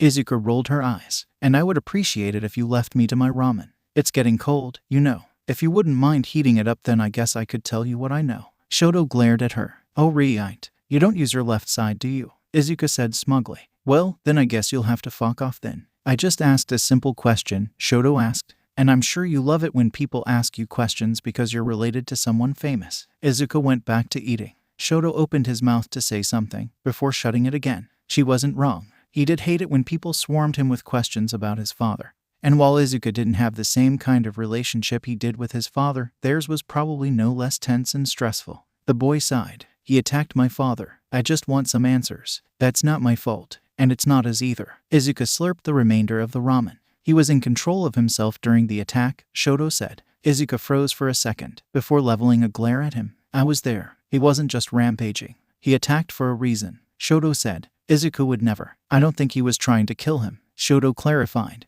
I think he wanted to use his powers to do something. And I need to know what it was. Izuku actually thought about this for a moment, before giving a tired sigh. Look, I don't know how Izuku's quirk works. Last time I talked to him, I'm pretty sure he didn't either. But, if you're so sure about this, then I'll ask him next time I see him. You're still in contact with him? Shoto raised an eyebrow. Of course I'm still in contact with him. Izuku sounded slightly offended. He may be in a rough spot, to say the least. But he is my brother. We've spent all our lives together. No matter what, he'll come back to me eventually. Shoto got a chill up his spine. Why does that sound so familiar? Flashback. Just after Rei Todoroki was taken to the mental hospital, Shoto cried into his sister's chest, as she tried desperately to comfort him, and herself. It's okay. It's okay. Mom didn't mean to do that. She's just not well. She's still the same mom we all love. After she's better, she'll come home and we'll all be happy together, Fayumi said, her tone dripping with desperation and delusion. Back to the present. While Izuku didn't sound as deluded and desperate as his sister had, he could recognize the similarities.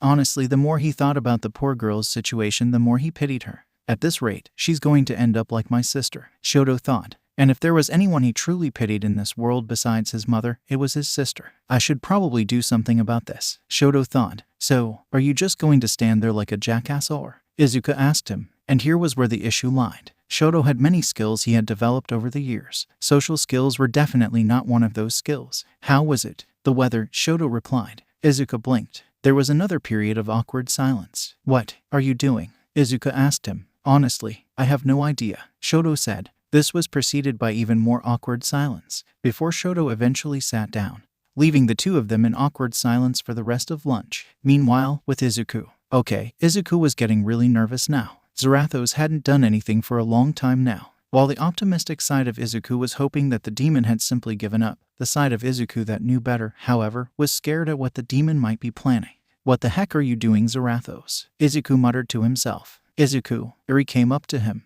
Who's Zarathos? He's a...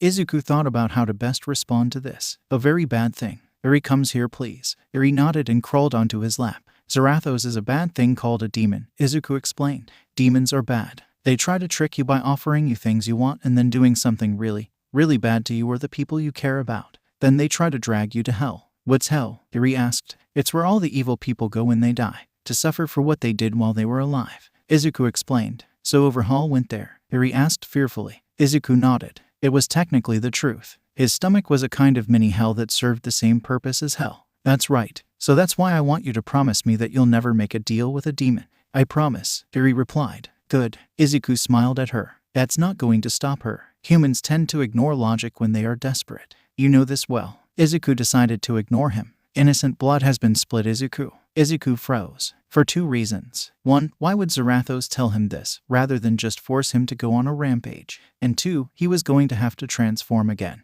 And that meant he was probably going to have to kill again. I'm not going to force you to do anything. I'll just give you the location, and let you take it from there. Izuku's eyes widened. He had to go, and fast. Two heroes were dying. People were screaming as they tried to escape the scene. The villain Muscular had shown up and started attacking, and the only two heroes in the area were the Waterhouse duo. Damn it, we're not making a dent, yelled Hasu Izumi to his wife. We don't have to, responded Mizu Izumi to her husband. We just have to hold him off until the people can escape. Right, Hasu responded. The Waterhouse duo had quirks that complement each other. Mizu's quirk allowed her to create water, and Hasu's quirk let him control water. Together they made a formidable duo. 2 on 1, huh? Good, twice the fun, said Muscular. Muscular charged at the two, but Hasu used the water on the floor to trip him up. Whoa, cried Muscular as he fell. Hasu then the water underneath Muscular to carry the villain away from them. Muscular stopped himself by grabbing onto the ground and digging his fingers in. Muscular then launches himself at Hasu at speeds too fast for Hasu to react.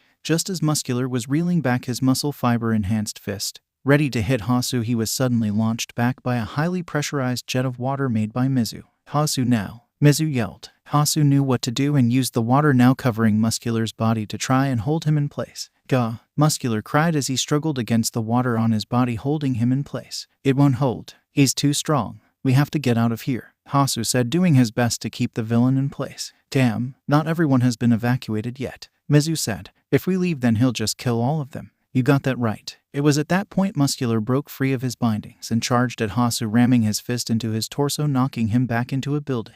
Hasu, Mizu shouted in horror. Mizu looked back at Muscular with an expression of pure rage. She launched a jet of water with all her strength, pushing Muscular back slowly. In response, Muscular used his quirk and enhanced his legs with his muscle fibers. Slowly he pushed on against the force of the water, coming closer and closer to Mizu. As Muscular pushed on, Mizu's jet of water grew weaker as Mizu was unable to keep up the water pressure. Soon Muscular got close to Mizu and he grabbed her by the head and threw her down onto the street. A silent scream emanated from Mizu as the wind was knocked out of her and her bones snapped. Muscular punched the downed hero again and again until at the third punch his fist was blocked by a barrier of water. Leave her alone, you son of a bitch. Muscular looked behind him to see an injured Hasu standing behind him. Muscular turned around and went to punch Hasu, but was blocked by another water barrier. But it couldn't hold up forever, as after 3 punches his fist went through the barrier, hitting Hasu in the face. Hasu fell to the floor and Muscular punched him several more times until Hasu was bleeding, barely conscious mess. Muscular grinned.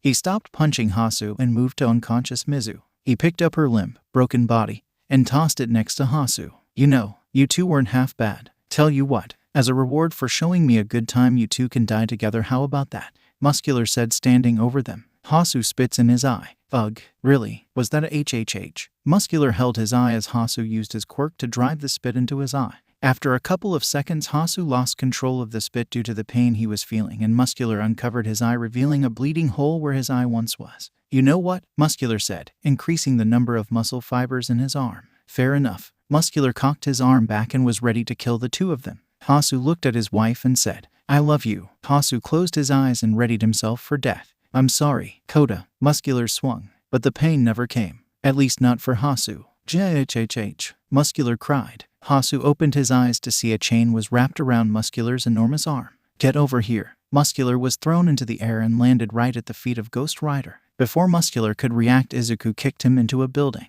Not wasting a second, Izuku sent a ball of fire at the building Muscular was knocked into, causing it to explode. I hope that was enough to knock him out, Izuku thought. He couldn't check. He had to save the water hose duo. He went to the closest hero, Mizu, and started using his fire to sear her wounds shut and stop the bleeding. Ghost Rider, Hasu tried to get up, but his body was ruined and he was losing too much blood. "I'm so sorry. I took too long." Izuku regretted being so hesitant to come. If he had just gotten here sooner. Izuku was about to move on to help Hasu, but suddenly his skull was grabbed by a huge hand belonging to Muscular. The villain picked up Izuku before slamming him into the ground. Ghost Rider, "Well, if it isn't my lucky day. I get to kill 3 hero types and get some good fights." Muscular laughed, ignoring the burns his hand was getting from grabbing Izuku. "I have to make him go away. In fast," Izuku thought. A geyser of flames erupted from Izuku's back, launching the villain off of him. The villain landed a few feet away, a little hurt, but he got back up, not much worse for wear. "Is that all you got?" Muscular started powering up, using his quirk to increase his size and power with his muscle fibers. He's a lot stronger than the average villain. Izuku didn't really have a good handle on controlling his powers. Most of the time he was just rampaging, trying, mostly in vain, to restrain himself and stop himself from fighting altogether. Now that he was in control, he had no clue how to actually hold back while still fighting. The villain charged at Izuku, and in response, Izuku made a shotgun appear in his hands. As Muscular got close, Izuku pulled the trigger. Boom! Muscular was blasted back, his body skidding through the street. After flying about 12 feet, Muscular dug his arms into the ground and managed to stop himself. The villain got up. His shirt was in tatters and his chest and face were burned slightly. "Not bad, but you're a lot stronger than this, aren't you?" Muscular wasn't the sharpest knife in the thoroughly stabbed body, but it was pretty obvious that Izuku was holding back significantly. "Just leave. I don't want to kill you," Izuku shouted at him. "Leave? No, the fun's just getting started." Muscular ran at Izuku, using his muscle fibers to increase the power of his legs. Chains flew out of Izuku's palms, wrapping around Muscular and binding him. However, Izuku failed to stop the villain's forward momentum, causing the restrained villain to go crashing into him. Izuku and Muscular were sent flying back and crashed into a building, with the chained-up Muscular landing on top of him. Izuku pushed Muscular off of him and ran off to run to Hasu. Muscular moved his legs and tripped the unexpecting Izuku, causing him to fall to the ground. "Gah, why?" Izuku shouted. He didn't understand. What was the point of this? The villain wasn't trying to steal anything or accomplish anything. He was just smashing things up. "The fight's not over, you bony bastard." Muscular struggled to try and free himself, but to no avail. His arms were chained to his sides so he couldn't get up. Not wanting to waste any more time, Izuku got back up and ran back to where Hasu was using his incredible speed. He reached him in a couple of seconds. The hero was pale as a sheet. "I'm sorry. I'm so sorry." Izuku apologized as he seared his wounds shut to stop the bleeding. But it wasn't enough. He had lost too much blood. He needed to get him to a hospital. "Thank you." Hasu coughed out more blood. After closing his wounds, he got up and formed a chain. Then he started spinning it in a circle to try and open a portal. "Your left," Hasu warned him. Izuku looked to his left and saw Muscular's foot getting ready to kick him in the ribs. Luckily, now that Izuku was aware of the oncoming threat, he actually had his guard up. And when Muscular's attack landed, it did nothing. "How did you even get up?" Izuku shouted. He was getting angrier and angrier as the villain tried his hardest to make things difficult for him. Izuku held up a single finger and shot Muscular in the face with a small fireball, not doing any damage but sending him back to the ground and off his feet. Then, to Izuku's surprise, Muscular increased the muscle fibers in his neck, slowly lifting him off the ground until he was back on his feet, all while Izuku stared at him in shock. "You're gonna have to try harder than that." The villain laughed. "Grrrr. Just stay down already," Izuku roared. The chains around Muscular extended, latching themselves to the ground and trying to pull the villain to his knees. However, despite not being stronger than the chains, he was stronger than the street the chains were latched into, so he simply stomped on the ground, freeing himself as the chains had nothing to latch onto. He ran towards Izuku and delivered a devastating headbutt. Or rather a head, but that would be devastating if it were done to anyone but Izuku. who stood there getting very, very angry. He's so persistent. Izuku grit his teeth. He threw Muscular to the side. The chains around Muscular came to life and started wrapping up the rest of his body, his head, his legs, his feet. Soon enough he was stuck in a cocoon of chains. Okay, he can't break free of that, Izuku thought. He went back to trying to open a portal, but a few seconds later he heard the villain yelling in pain. He looked back at the cocoon and saw blood started to leak out of it. What's going on? Wait, is he trying to expand his muscles to break the chains? Izuku panicked. If he keeps that up, he'll squish himself to death. In a moment of pure panic, Izuku willed his chains to disappear, causing them to turn to ash and free the villain. Muscular was covered in bleeding muscles. He couldn't even see any of his skin apart from his face anymore. What is wrong with you? Izuku shouted. You're going to die. Yeah, so what? Better than sitting in some cell. Muscular said. I thought you were one of those murdering vigilantes. Where's your bloodlust? This guy is a psychopath. Izuku thought. It's no use. I can't restrain him. I need to either knock him far enough that I can get them to safety or knock him out. I might kill him, but I have to risk it. Muscular was about to charge at Izuku, but before he could even blink, Izuku was already in front of him. Smash! Izuku's fist connected with the villain's chest. The massive amount of force used in the punch destroyed most of the muscle fiber that was covering him and sent him flying back miles away as the wind pressure from the punch pushed him back even further. Once the villain was out of sight, Izuku quickly ran back to two heroes and checked on them. Mizu's bleeding had stopped, but she was still heavily injured and would probably die if she wasn't given medical attention soon. Hasu, however, he was so pale, his breathing was labored and he looked like he was going to die any second. Please, hang on just a little bit more, Izuku begged as he started opening up a portal to a hospital. Midoriya, Hasu whispered, I'm not gonna make it. Don't say that. Heroes never give up. Izuku shouted back in denial. The portal started to form, and after a few more seconds, it came into existence. The people in the hospital on the other side panicked, screaming in terror. Izuku went to pick up Hasu when he heard a loud thud coming from far away.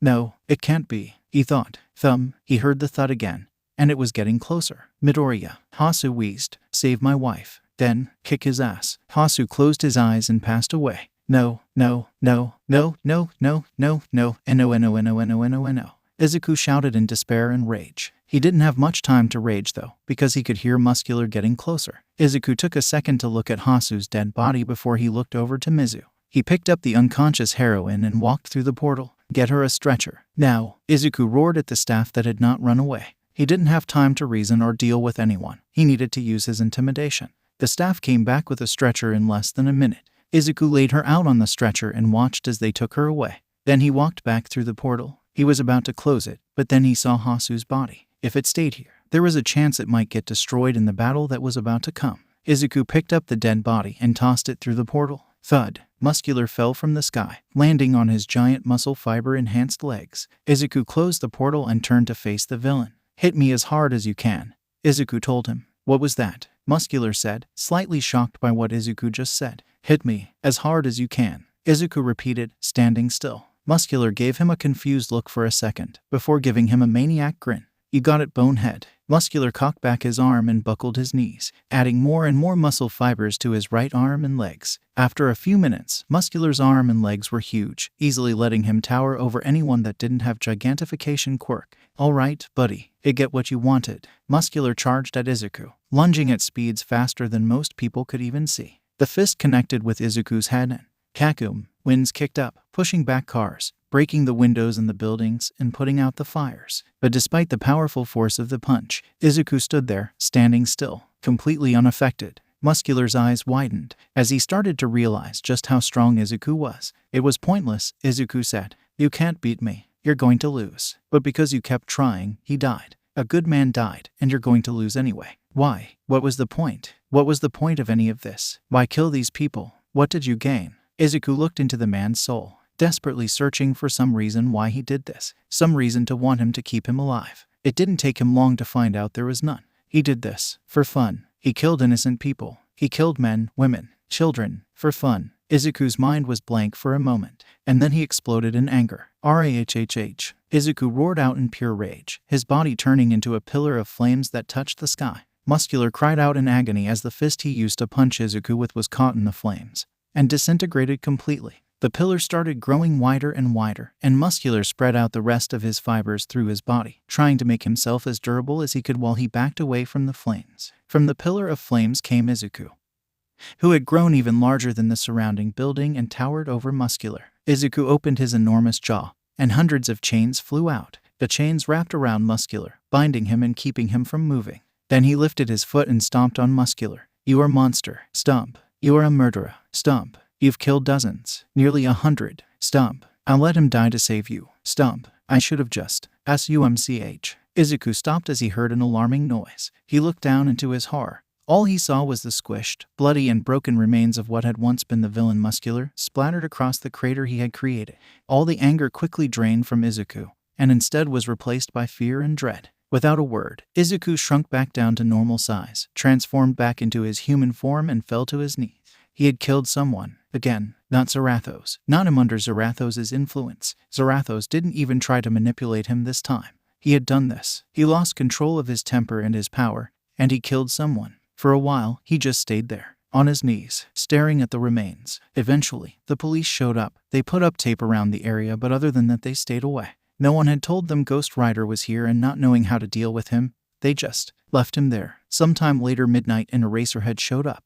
"What's going on?" the Eraserhead asked. "Villain attack," the policeman said. And Ghost Rider showed up. "He's still here. We don't know what to do about him." The two heroes walked into the crime scene and saw Izuku, still kneeling over the remains of Muscular, his eyes filled with horror and despair. The two heroes carefully approached him. "Midoriya," Aizawa called out to him. "Midoriya, are you there?" Izuku didn't respond. The two heroes just stood there, unsure of what to do. Neither of them could fight Izuku, and it was clear he was in some state of mental dismay. "Maybe we can arrest him while he's like this," Midnight suggested. "Let's just stay still for a while," Aizawa said. "See if he..." Suddenly Izuku's right arm burst into flames and was transformed, causing the two heroes and the police to jump back. Izuku formed a shotgun in his hand and held it under his chin. Boom! Izuku's entire head was blown clean off. The gun fell to the floor and his body fell back. His neck stump leaked blood onto the street. The police and heroes looked on in both shock and horror. Did he just kill himself again? Midnight tried not to throw up. The sight of a child committing suicide right in front of her was incredibly horrid.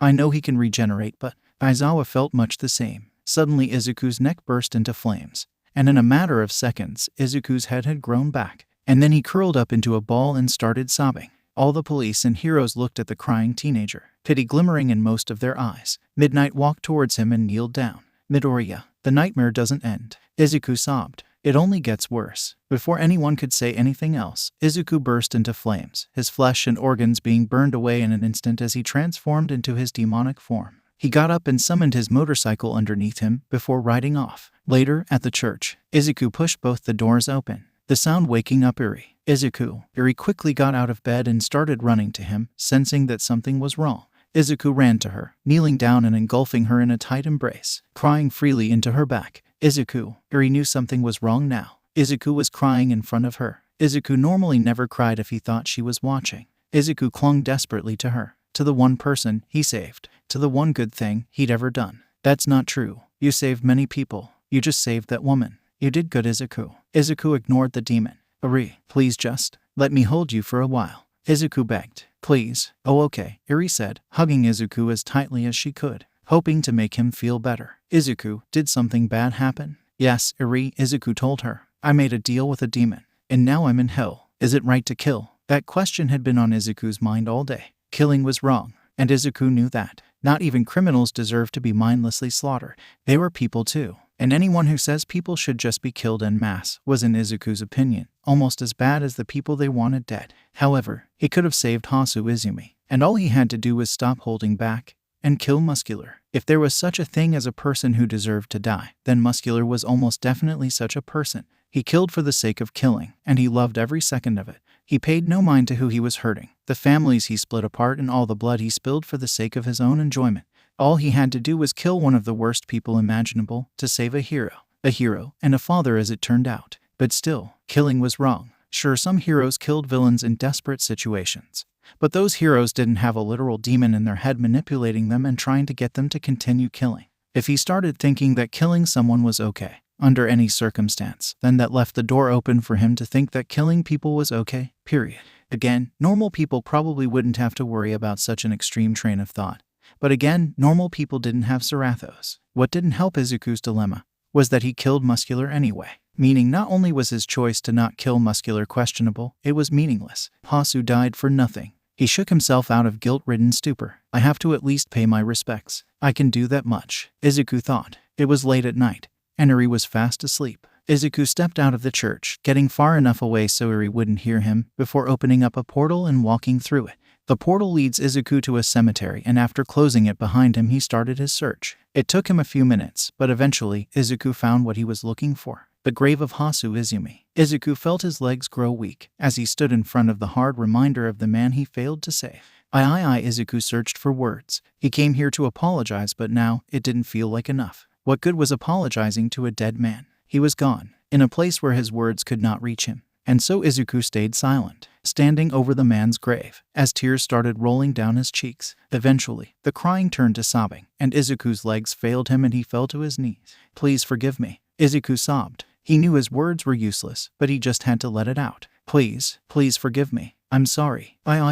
Even on the man's grave, he couldn't say he should have killed Muscular. He just couldn't. As he wept, shouting out unheard apologies, he suddenly felt a hand fall on his shoulder. Izuku jolted away from the touch of whoever was behind him and on top of the grave. Izuku only realized he was on top of the grave when his back hit the headstone.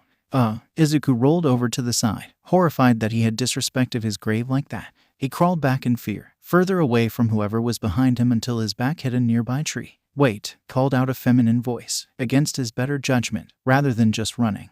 Izuku looked up at the person calling him, and the mystery person turned out to be none other than Mizu Izumi. Hello, she greeted him gently, trying not to scare him. Izuku froze. He didn't know what to do here. Part of him wanted to apologize for failing to save her husband, and another part of him wanted to run since she was still a pro-hero after all. You don't need to run, Mizu told him. It's not like I could beat you in a fight anyway. And from the file, I read taking you by surprise is a bad idea. I just want to talk.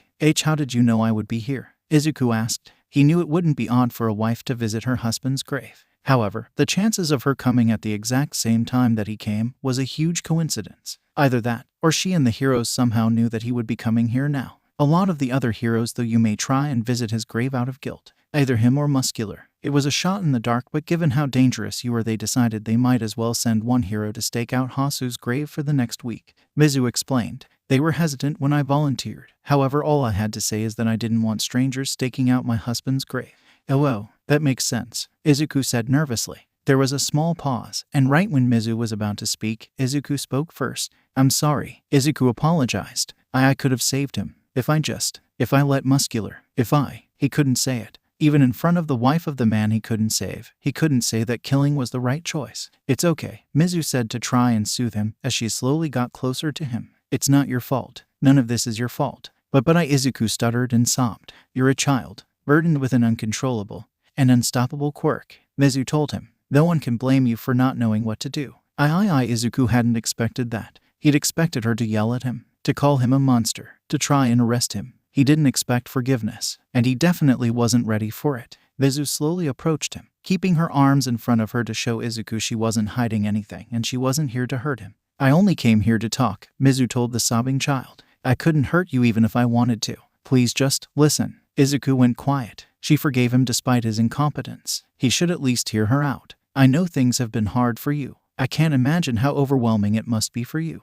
Mizu told him. You've had to deal with things no one should have to deal with at your age. And no one has been trying to help you. Well, not really trying to help you. She's going to tell me to turn myself in, Izuku thought. At least she's doing it nicely. At best they want to lock you up, throw a therapist at you and hope you recover one day. At worst they want to put you in a coma, lock you in a box, and throw away the key. But I don't think any of that will work, let alone help, Mizu said. This surprised Izuku, who was sure she was here to convince him to turn himself in. It's what every other hero did. So why would she think differently? Did she want the villains to die? What do you want? Izuku asked. I want to help you, Mizu said, standing in front of him. You can't handle this on your own, and you shouldn't have to. The only family you have is your sister, and I doubt she's handling this very well either. I know I'm not your parent, or anyone you know, but I can help you. Come with me. You can stay with me and we can get you through this. Well, what? Izuku was so confused. This wasn't how he thought this was going to go at all. But if the heroes found out? They won't, Mizu said. I'm a hero. The last person they would expect to do this, and barring that, I doubt they'll be launching an investigation on a wife who just lost her husband. Why? Izuku asked. Why would you want to help me? I'm a monster, a villain, a murderer, and you're a hero. I'm a mother first, and a hero second, Mizu stated firmly. And you're not a monster or a villain. You're a child that needs help. Izuku was silent, in all of her kindness and just how genuine she sounded. It was too good to be true. It had to be a lie. Izuku activated his soul vision, looking for any trace of dishonesty. But there was none. She was being fully honest. She just wanted to help him. It was tempting to just take her offer. He was so tired of living in abandoned buildings or on the streets, with his only company being a little girl who he knew he would have to leave eventually. He wanted to accept her offer for help, but he knew the problems that would cause her and her son, and he couldn't do that to her, not after causing her so much pain already. Although she was the perfect candidate to take care of Eri. It hurt to think that. It hurt a lot more than he thought it would. Eri was his only companion, the only one who encouraged him and tried to comfort him. The one reminder that despite all the horrible things he did, he managed to do at least one good thing. He always knew it wouldn't last. He couldn't give her a happy life with friends and good food in a warm, comfy house. She deserved so much more than he could give her. Bittersweet tears ran familiar trails down his face as he once again made a decision he knew he would hate. Okay, he lied to her. I'll come with you, but I'll do it on one condition. Mizu looked at him curiously. And that is, I haven't been alone. Izuku told her. There's someone else. A few minutes later, a short explanation and a portal later, Izuku and Mizu were now standing in the church, looking at Eri. So this is her. Mizu looked down at the small girl with eyes full of pity. She's so small. Overhaul only ever gave her enough food to keep her alive, Izuku explained. And he took so much blood from her. Bastard. I hope he's burning in hell, Mizu growled, before remembering the situation and quickly regaining her composure. I understand why you were hesitant to hand her over to the police, given that she's the key ingredient to Quirk erasing bullets. All it takes is a few greedy cops to auction her off to the villain community. And she's back where she started, so you'll take her in? Izuku asked her semi-hopefully. Of course, I'd be a terrible hero if I refused, Mizu said. Despite getting what he wanted, Izuku felt very little relief, an empty sense of accomplishment. Apparently, they had been speaking a bit too loud because Eri began to stir. Izuku. Eri slowly opened her eyes. Then she noticed Mizu. Her tiny eyes immediately shot open, and in a panicked fashion scurried behind Izuku's leg. Izuku, a hero, Eri warned him. This response saddened him. People were supposed to see heroes and feel hope, feel safe, not run and scream in fear. And it was because of him. Eri, this is Mrs. Izumi. She's okay, she's a friend. Izuku kneeled down, telling this to her face to face. A friend, Eri repeated, calming down slightly. Does that mean she's not going to fight you? No, Eri, she's not going to fight me, Izuku told her. And she won't try to take me to jail either. Eri looked past Izuku, at Mizu, who gave her a pleasant smile and a small wave. You can just call me Mizu. Izuku could tell she was still uneasy about Mizu. He knew she would be. Eri was uneasy about being around anyone other than him, something he hoped she would get over soon. Mrs. Izumi is going to let us live with her and her son. We'll get warm beds and better food, Izuku told her, trying to make it seem as enticing as possible. Will there be apples? Eri asked.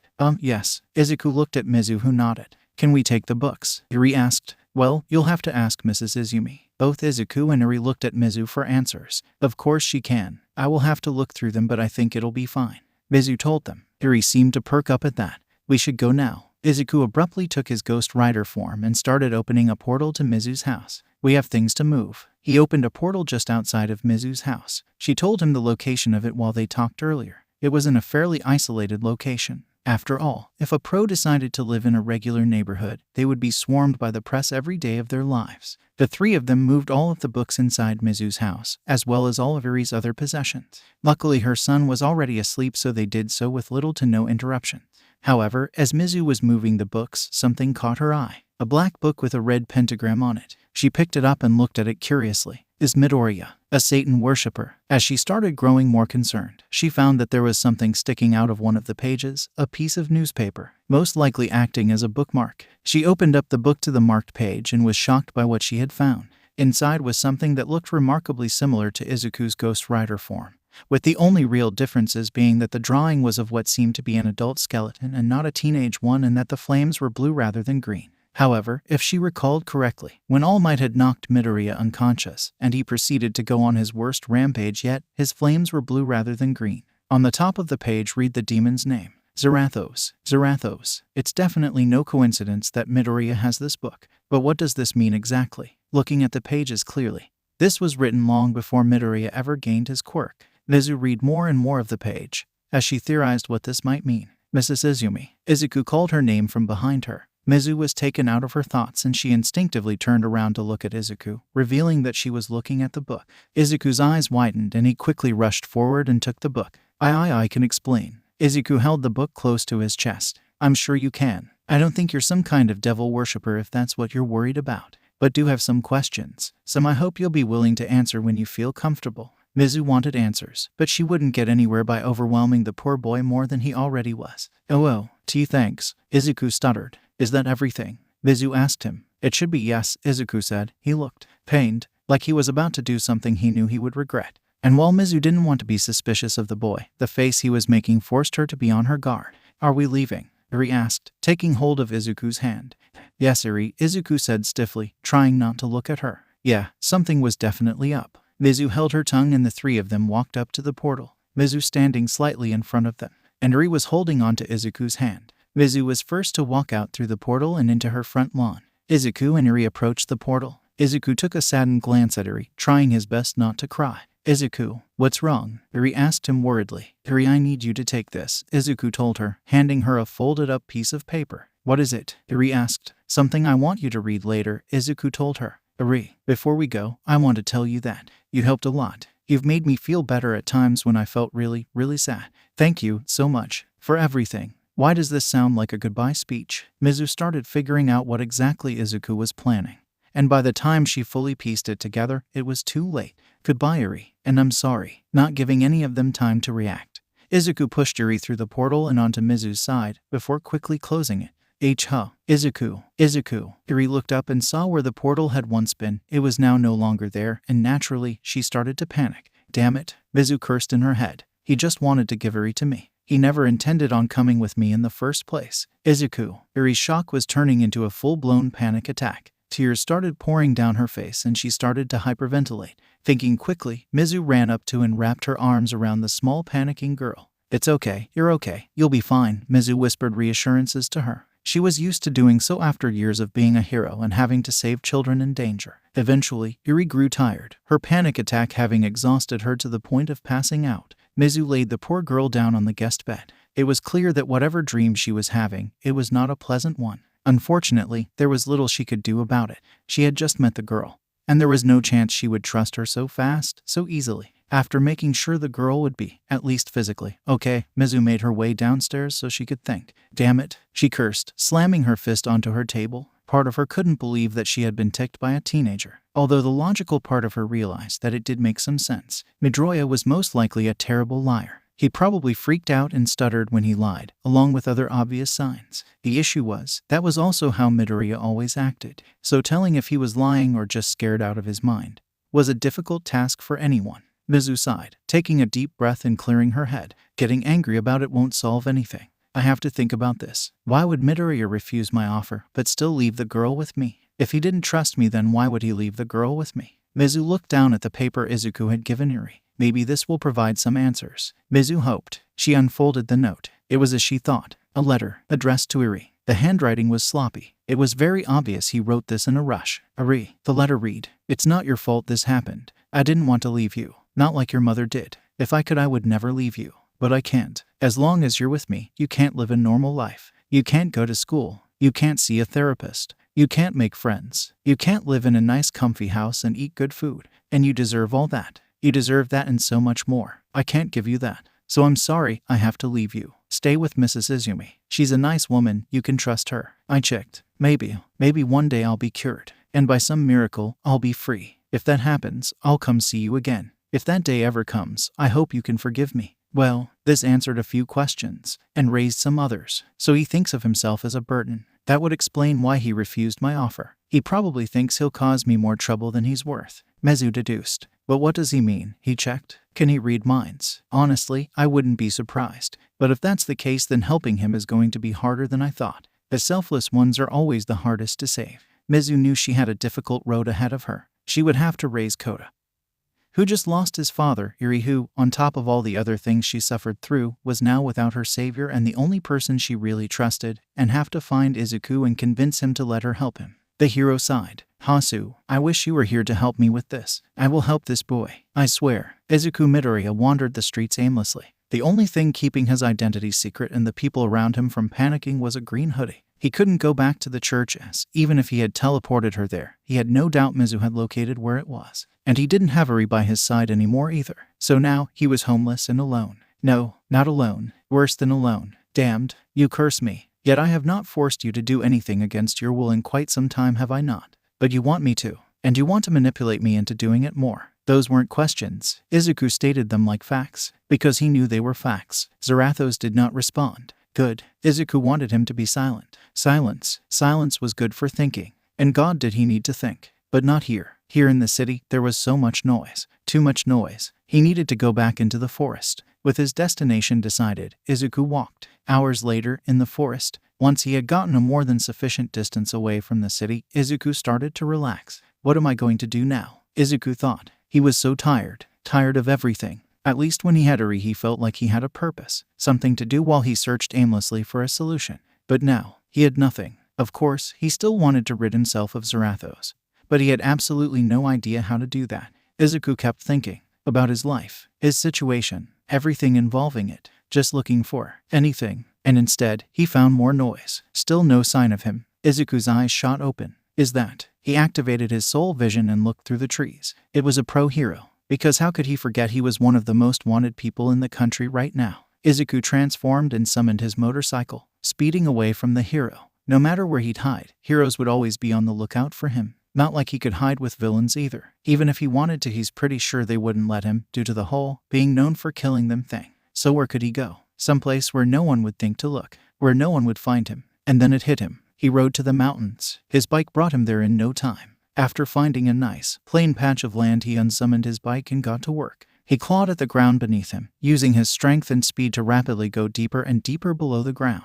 In only 2 minutes, he had dug half a mile underground. Feeling he was deep enough, he spawned chains from his back and swept all the dirt he had displaced back on top of him, burying him deep below ground, where no one would find him. Now, he could think in peace. And how long do you intend to stay here? Until I'm ready to leave. Now be quiet. A day later. Are you not bored here? I thought children were supposed to be active. Izuku ignored him, still deep in thought. 3 days later. It was so dark and lonely down there. But Izuku was convinced he deserved it, convinced that he needed it. And so he stayed. A week later. Izuku, always so controlling. But I think she just wanted to beat Kaken more. Did she care for me? Or was I just some kind of damsel in distress in a game? Like I was the villain when me and Kaken played heroes and villains. But I guess I was more of a punching bag than a villain. It's weird now that I have so much power. I'm playing heroes and villains with real villains, except I'm hurting them a bit worse. I wonder if Kaken ever thought about how easy it would be to kill me. Another week later. I wonder if other quirkless kids were hurt like I was. Izuku thought about that question. He imagined it in his head. Some other quirkless kids getting beaten and ridiculed.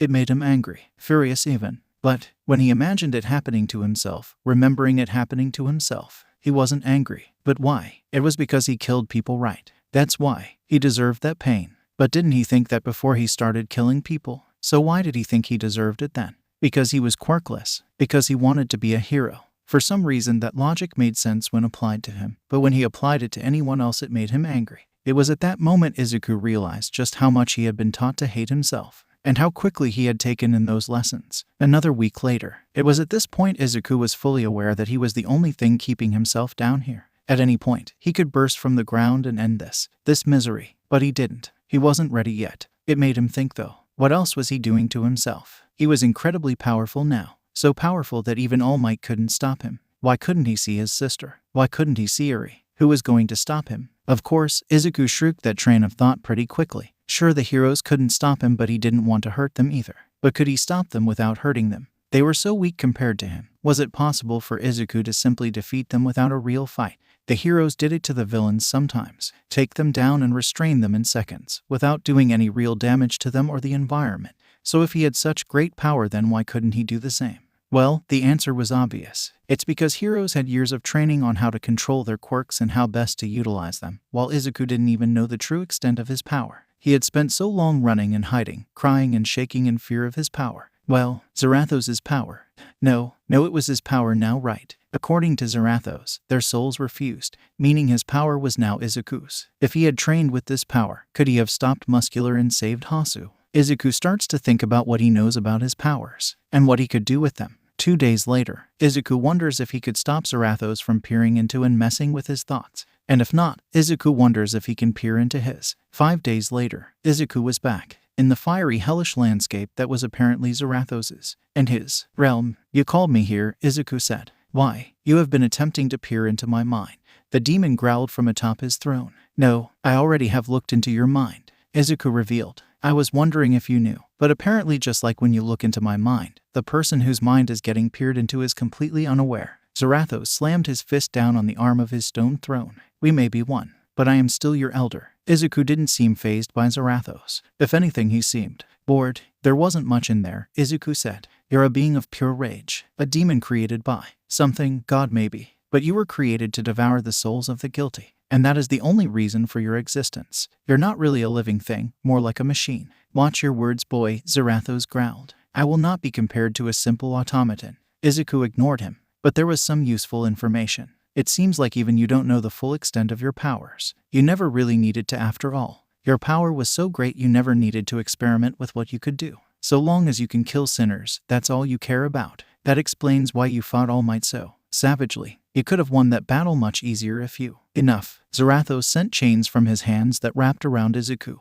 "I have been lenient. It seems too lenient. I must remind you who I am. I am Zarathos, Lord of Hell and Devourer of Souls. I am a part of myself now." Izuku transformed and broke the chains apart. "Mephisto sealed you away in the void between life and death. In order to trick the spell, you fused your soul with mine to trick the spell into letting you free. However, this means that you are me now. It doesn't matter that you were a demon lord and that I was a powerless, quirkless human. We are now something different, and you hold no power over me." Zarathos seemed shocked. Although his expression could only reflect this so much, his face was a skull after all. Izuku transformed back into his normal form. "But fighting won't do us any good. Not here." The green-haired boy looked out into the fiery hellscape. "At first I thought that this was some kind of mindscape like you see in anime and TV shows, but it's not. This is a pocket dimension that exists inside of us, our personal realm that we have full control of, that houses the souls we've eaten. We also appear here, but not physically, but as souls," Izuku explained.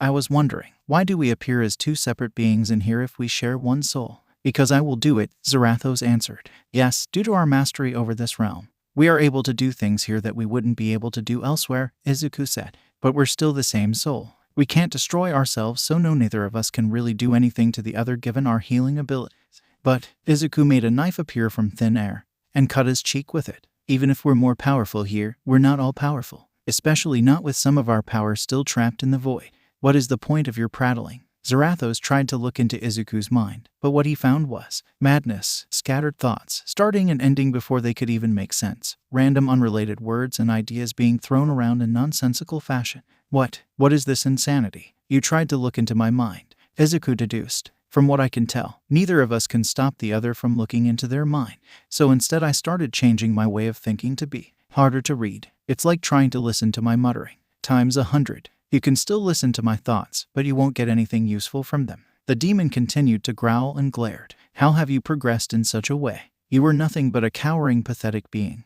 Not but weeks ago." Izuku turned towards the demon and smiled. "Because for once in my life, I thought for myself. Also because I looked through your mind and took all the useful information I needed. Now, I need to go back to thinking." "Oh, what about the people you need to save?" Zarathos could not allow Izuku to make any more progress, so he must distract him by finding people to save.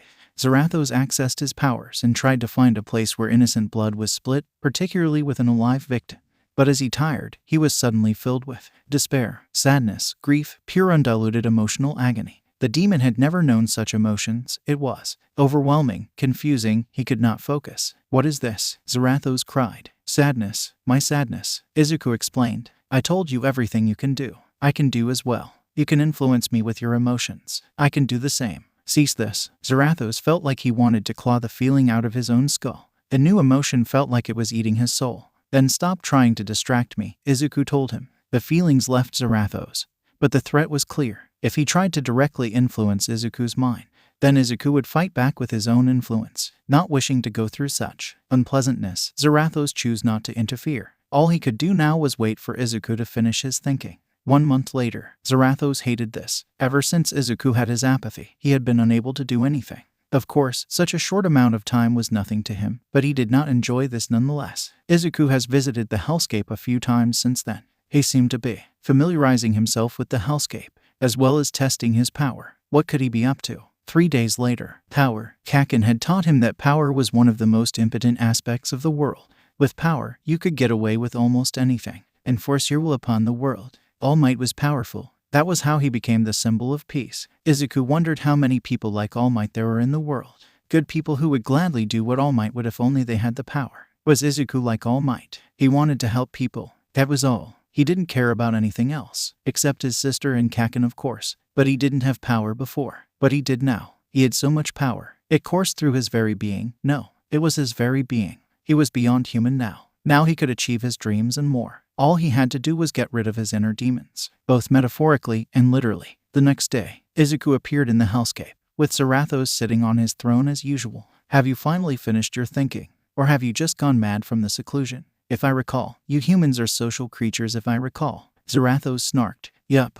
Izuku said with the biggest smile on his face. But Zarathos could see the hate in his eyes and he glared at the demon. The hate and excitement. I've been thinking a lot, as you know, and I've come to realize that my old way of thinking would never allow me to achieve my goals. Well, that sounded promising to Zarathos. Perhaps he had finally come to agree with the demon and would start devouring souls. So from now on, I'm a new me, Izuku stated proudly. One who won't be tied down by all my self-imposed limitations. I don't need to hate myself. I don't need to feel like I'm pathetic. All that self-loathing. No more. Again, this was good. Zarathos quickly got annoyed by Izuku's comments about how much he disliked himself, so getting rid of that would only be a good thing. I also need to stop being so unsure of myself, Izuku proclaimed. I've always wanted one thing, to be a hero. That's never changed and it never will. From now on I'll dedicate myself towards that goal. Izuku paused and briefly looked back at the hellscape, before looking at Zarathos with a malicious smile. And the first step of that plan is to get rid of you, Zarathos. Forever. Boom, boom, boom, F-whoosh. The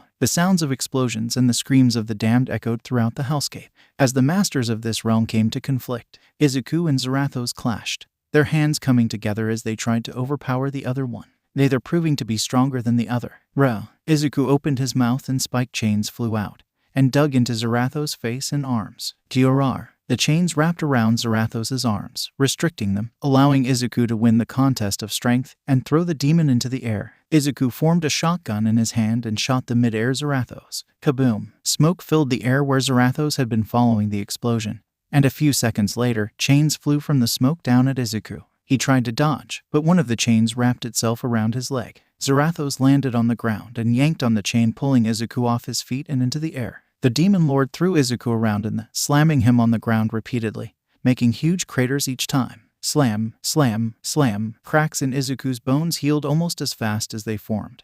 And eventually, he manifested a chainsaw in his hand and cut the chain, freeing him and causing him to drop and roll onto the ground. Zarathos opened his jaw and let out a tsunami-like wave of fire that engulfed Izuku completely. The blue flames of Zarathos' soul raged against Izuku's body, trying with all its might to smother Izuku's flames and turn his body to ash, but any damage it did was immediately nullified by his healing ability. Izuku stood up and decided it was time to test a new ability. The black skies of the hellscape slowly became unseeable, as gray clouds formed and blanketed the sky. The clouds crackled with light, electricity crackling within them, and the thunder booming, the sound echoing throughout the lands. And then, eventually, crackum, a massive bolt of lightning shot down from the sky and struck Zarathos down.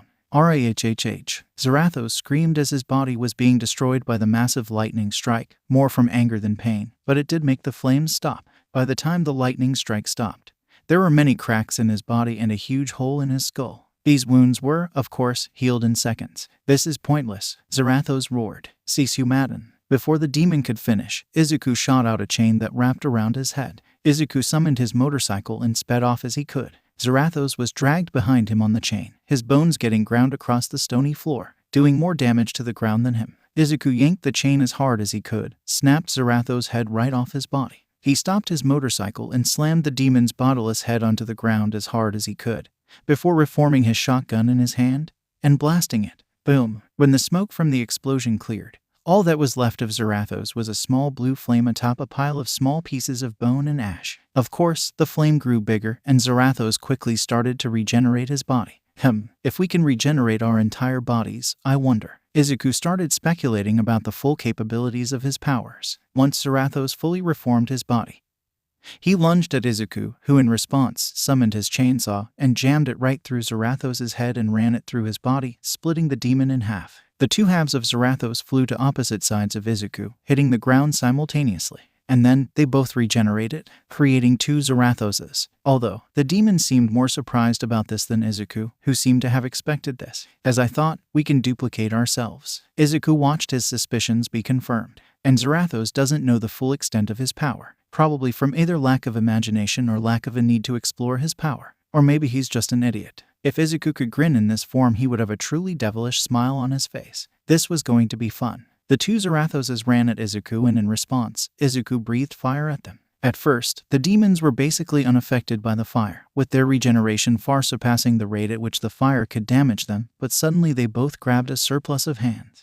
Clones formed inside Izuku's flames, grabbing Zarathos and his clone, and keeping them in place. Izuku stopped his attack for a moment and formed two Hellfire bazookas in his arms. Krakum. When Izuku fired both of those at Zarathos at full power, it looked like a nuclear bomb went off. But instead of a mushroom cloud, it was a skull cloud, because it was a hellfire explosion. Many of the suffering souls in hell were swept away by the hurricane-like winds that came from the explosion. After several minutes, the explosion died down, and in a massive crater were small piles of destroyed bones and blue and green flames. The bones flew up inside the flames, and the two fighters regenerated without any of their clones. Guess I should have used that at a farther distance, Izuku thought. Also, something was left of the original Zarathos and myself, but the clones were completely destroyed. I guess they're weaker than the originals. Zarathos seemed to be getting more and more upset as the battle went on, and started growing in size until he was the size of a skyscraper. Oh, so he does know how to do that, Izuku thought before he was stomped by Zarathos. Zarathos repeatedly stomped on Izuku's, creating small earthquakes around him as he sent Izuku deeper into the ground.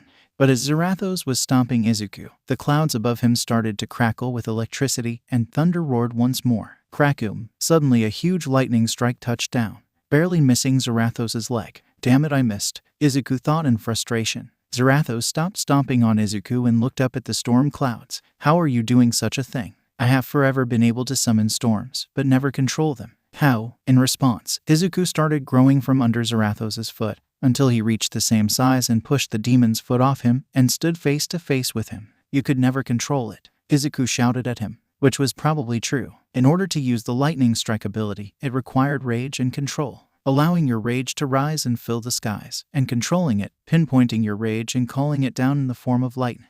Someone who rages at everyone with no target could never hope to use this ability. Speaking of abilities, Izuku opened his mouth and out flew thousands of locusts that flew all around the giant Zarathos' head. Zarathos tried to breathe fire to destroy these insects, but he forgot one detail about these bugs. Boom! They exploded. Zarathos' head had been left with many cracks in it, and before it could regenerate, Izuku punched Zarathos through his skull, which shattered into thousands of fiery pieces. Izuku pushed Zarathos' headless body to the ground and summoned a massive hammer in his hand. Smash, smash, smash. Izuku brought the hammer down on Zarathos' body, smashing it into tens of thousands of pieces. Seconds later, Zarathos was nothing but fire and bone fragments. Then, he started to regenerate. But he didn't regenerate as one big demon, but rather each one of the fragments of Zarathos regenerated as its own normal-sized Zarathos. The demons crawled onto Izuku's massive body, climbing on him while ripping parts of his body apart. Izuku tried to stomp on these clones, but there were too many of them and they kept crawling on him and tearing at his bones. Izuku's body exploded into a beacon of green fire, destroying all the clones, leaving only the real Zarathos on the ground. The light died down, and before Izuku could attack the demon again, Zarathos shot out chains at Izuku, wrapping them around his entire body. More and more chains flew out and covered Izuku until he was no longer visible beneath the metal. Zarathos urged the chains to crush Izuku, squeezing his bones tight.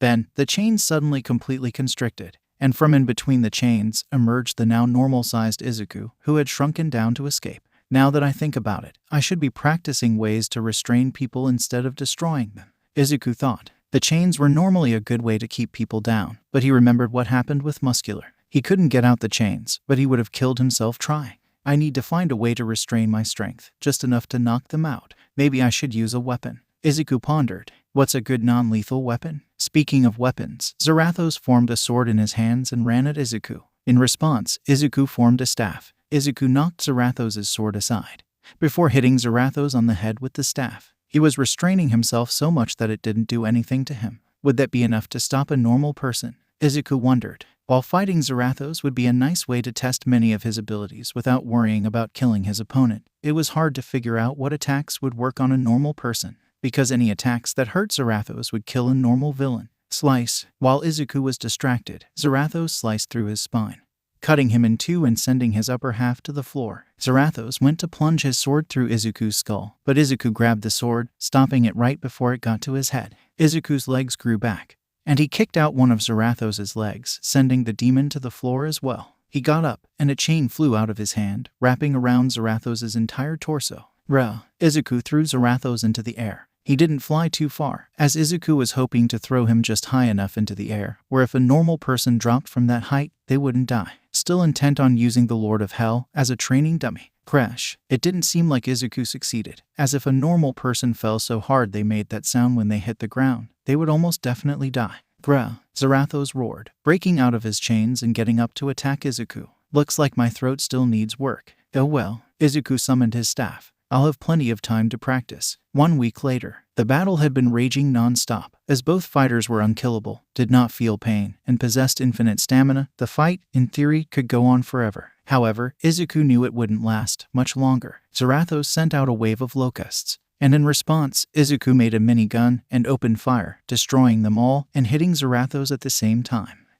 Damn you. Zarathos stopped his locust attack, and instead ran through the hail of bullets, letting his regeneration keep him going as he got closer to Izuku, intent on ripping him apart. It's time, Izuku thought. He threw away the minigun, and instead when Zarathos got close, chains came out of Izuku, which wrapped around both of them, binding them together. Zarathos roared as he struggled to get free, but Izuku kept making new chains as Zarathos kept breaking them. Enough. The fight is over, Izuku shouted. You wish to cease fighting now? Zarathos roared with rage. What was the point of all this? You have been toying with me for a week, telling me you could destroy me. Why? This battle was not pointless. All this practice will be useful in the future, Izuku explained. And I wasn't lying when I said you would be destroyed. The battle was just a way to distract you, so he could get closer. Before Zarathos could ask who he was, his body was destroyed, and everything went black. Suddenly, Zarathos was no longer in the hellscape.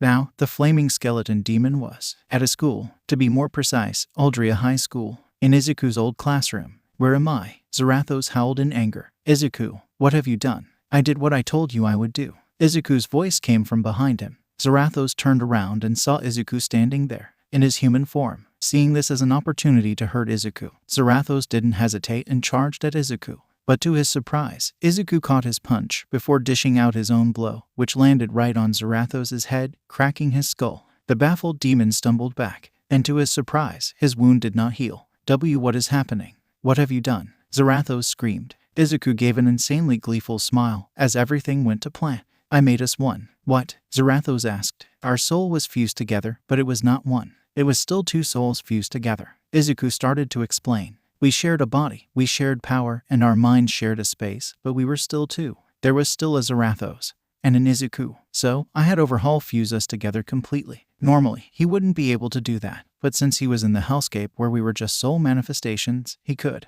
Why you? You made a deal with that sinner. Zarathos roared out with rage. The demon once again charged at Izuku to punch him, but Izuku ducked, and uppercutting the demon, cracking his skull again. I did what I had to. Trust me, I have a plan for him, Izuku explained. But you are a much bigger threat than him, and now it's time for you to vanish. Suddenly, the cracks on Zarathos started to expand, and his fire started to leave him and was seemingly being absorbed by Izuku.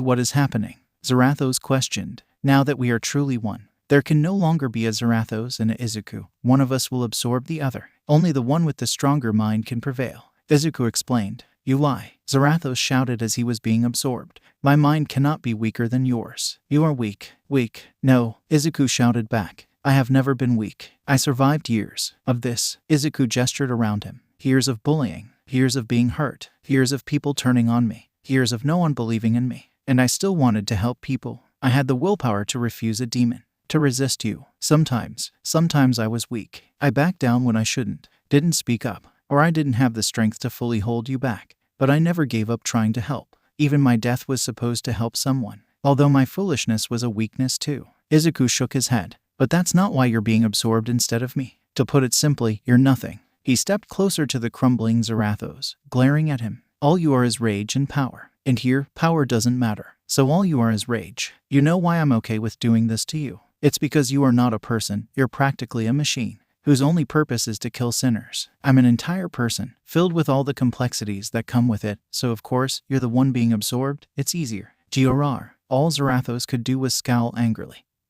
His body had been mostly destroyed, leaving him just a head. Goodbye, Zarathos, Izuku told him as he kept absorbing what remained of his soul. You fool, if I am only rage, as you say, then you shall inherit that rage, that hate for those who sin. Zarathos cried out. You will become what you have hated. May. Smash. Izuku stomped on Zarathos' skull. And as the last bits of his fire, his soul was absorbed into Izuku. And then, everything went white, back in the hellscape. When Izuku's consciousness arrived back in the hellscape, he felt the difference immediately. Rage, strong, fiery rage filled him. It was almost overwhelming, as the rage felt like it threatened to consume his very being. His flames turned blue and became a geyser of fire, piercing the sky. Row, he screamed as he took in all the anger that had once been part of Zarathos. But that anger was directionless. Zarathos needed no reason to hate. His anger towards sinners being ingrained in him since the start of his existence. But Izuku was a, mostly, logical being. And while he didn't like criminals at all, he needed a reason to hate them, especially to this extent. Anger without a target is destined to dissipate. It took hours, but eventually, Izuku's flames turned green once more. And a while after that, he felt calm enough to function. Are you done throwing your temper tantrum? Overhaul walked towards Izuku, now that he was safe to approach. It worked, Izuku told him. You will be free from here soon. Within the year, Overhaul said. As we agreed. HMPH, Izuku growled at him. Unfortunately, when a demon made a deal, both sides must be fulfilled. Now that Overhaul had done this for him, he would have to bring him back to life. In a way, I will collect you. But for now, Izuku would leave this place. He wanted to be in the light once more, back in the real world. In an abandoned meadow, far away from the city, a skeletal hand popped out of the ground. Izuku pulled himself from the dirt until he was finally above ground. He transformed back into his human state and looked up, smiling. For the first time in a long time, he felt free, confident, like a new man. For the first time in a long time, the sun shined upon him. Hell lived up to its name. Overhaul had been here for who knows how long. Probably the worst part about it was that there was some kind of magic that kept you from getting used to it. So the pain was always fresh, always new. You never adjusted, it never got better. You never got used to the air being so ridiculously hot, to the point where your skin burned and you couldn't breathe. But because you can't die in hell, you would spend eternity suffocating. You never got used to the feeling of the scorching, rocky ground that burned your feet each time you walked upon it. You never got used to the torturous illusions, hearing your friends, allies, enemies, all coming to torment you. He could see Pops there, scowling at him, reminding him of how much of a disappointment he was, how he left him in a coma, basically dead. And there were so many other things that made hell a living nightmare. Spontaneous catching on fire, lakes of lava, the sky striking you with lightning, the other denizens of hell occasionally attacking you in fits of rage. After Izuku had absorbed Zarathos, things had gotten significantly better. The air was less hot, however they still couldn't breathe. The ground was a bit less scorching, the illusions never came, and no one else spontaneously burst into flames. Perhaps Zarathos had been controlling the entire landscape of this place and made it as torturous as possible out of sheer hate. Overhaul didn't know for sure, but what he did know was that he definitely still wanted out. So when suddenly while he waited in hell and everything went black, he wasn't alarmed, he was relieved, because he knew he was out. And then he felt it. Cold. He felt, for the first time in far too long, cold winds press against his skin. It was so jarring and painful in its own way. However, after spending time in hell, he welcomed it nonetheless. He felt air fill his lungs, and instantly he breathed as deeply as he could. Never in his life had he felt so overjoyed to just be able to breathe.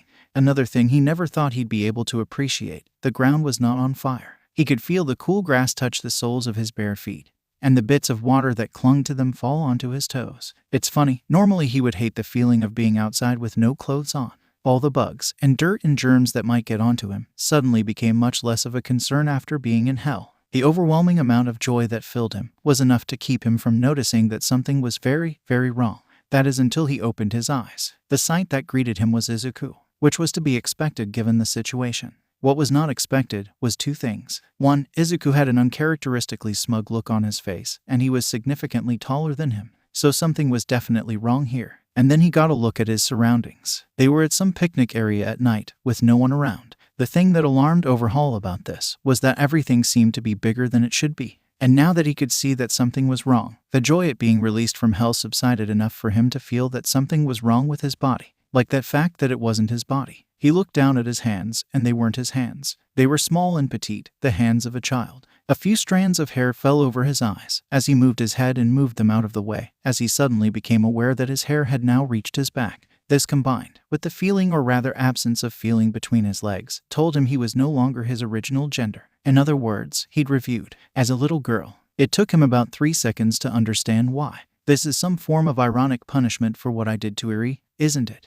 Hey, she. They turned to Izuku and asked. Overhaul was almost surprised by their new childish, high-pitched voice. You don't seem surprised, Izuku said, his grin receding a little. I made a deal with a demon. I knew that there would be unforeseen consequences. Overhaul had tried to be as careful as possible while making their deal with Izuku. Izuku was to bring them back to life in the world of the living with a perfectly functioning body. Overhaul would not have to serve him or be his slave for eternity, or have something he desired taken away from him. Izuku couldn't kill him or take his soul. The green-haired teen hadn't made many requests, other than that he help him against Zarathos, and that he never do anything to harm Eri ever again. But despite Overhaul's caution, he knew very well that Izuku would try to screw him over somehow. He didn't quite predict it would be like this, but in hindsight maybe he should have. I thought it would help you learn what it's like to be a helpless little girl. Well, not helpless. You still have your quirk, Izuku revealed. That's a part of your soul, attached to you using Mephisto's magic. I can't remove it unless you or Mephisto allow me to.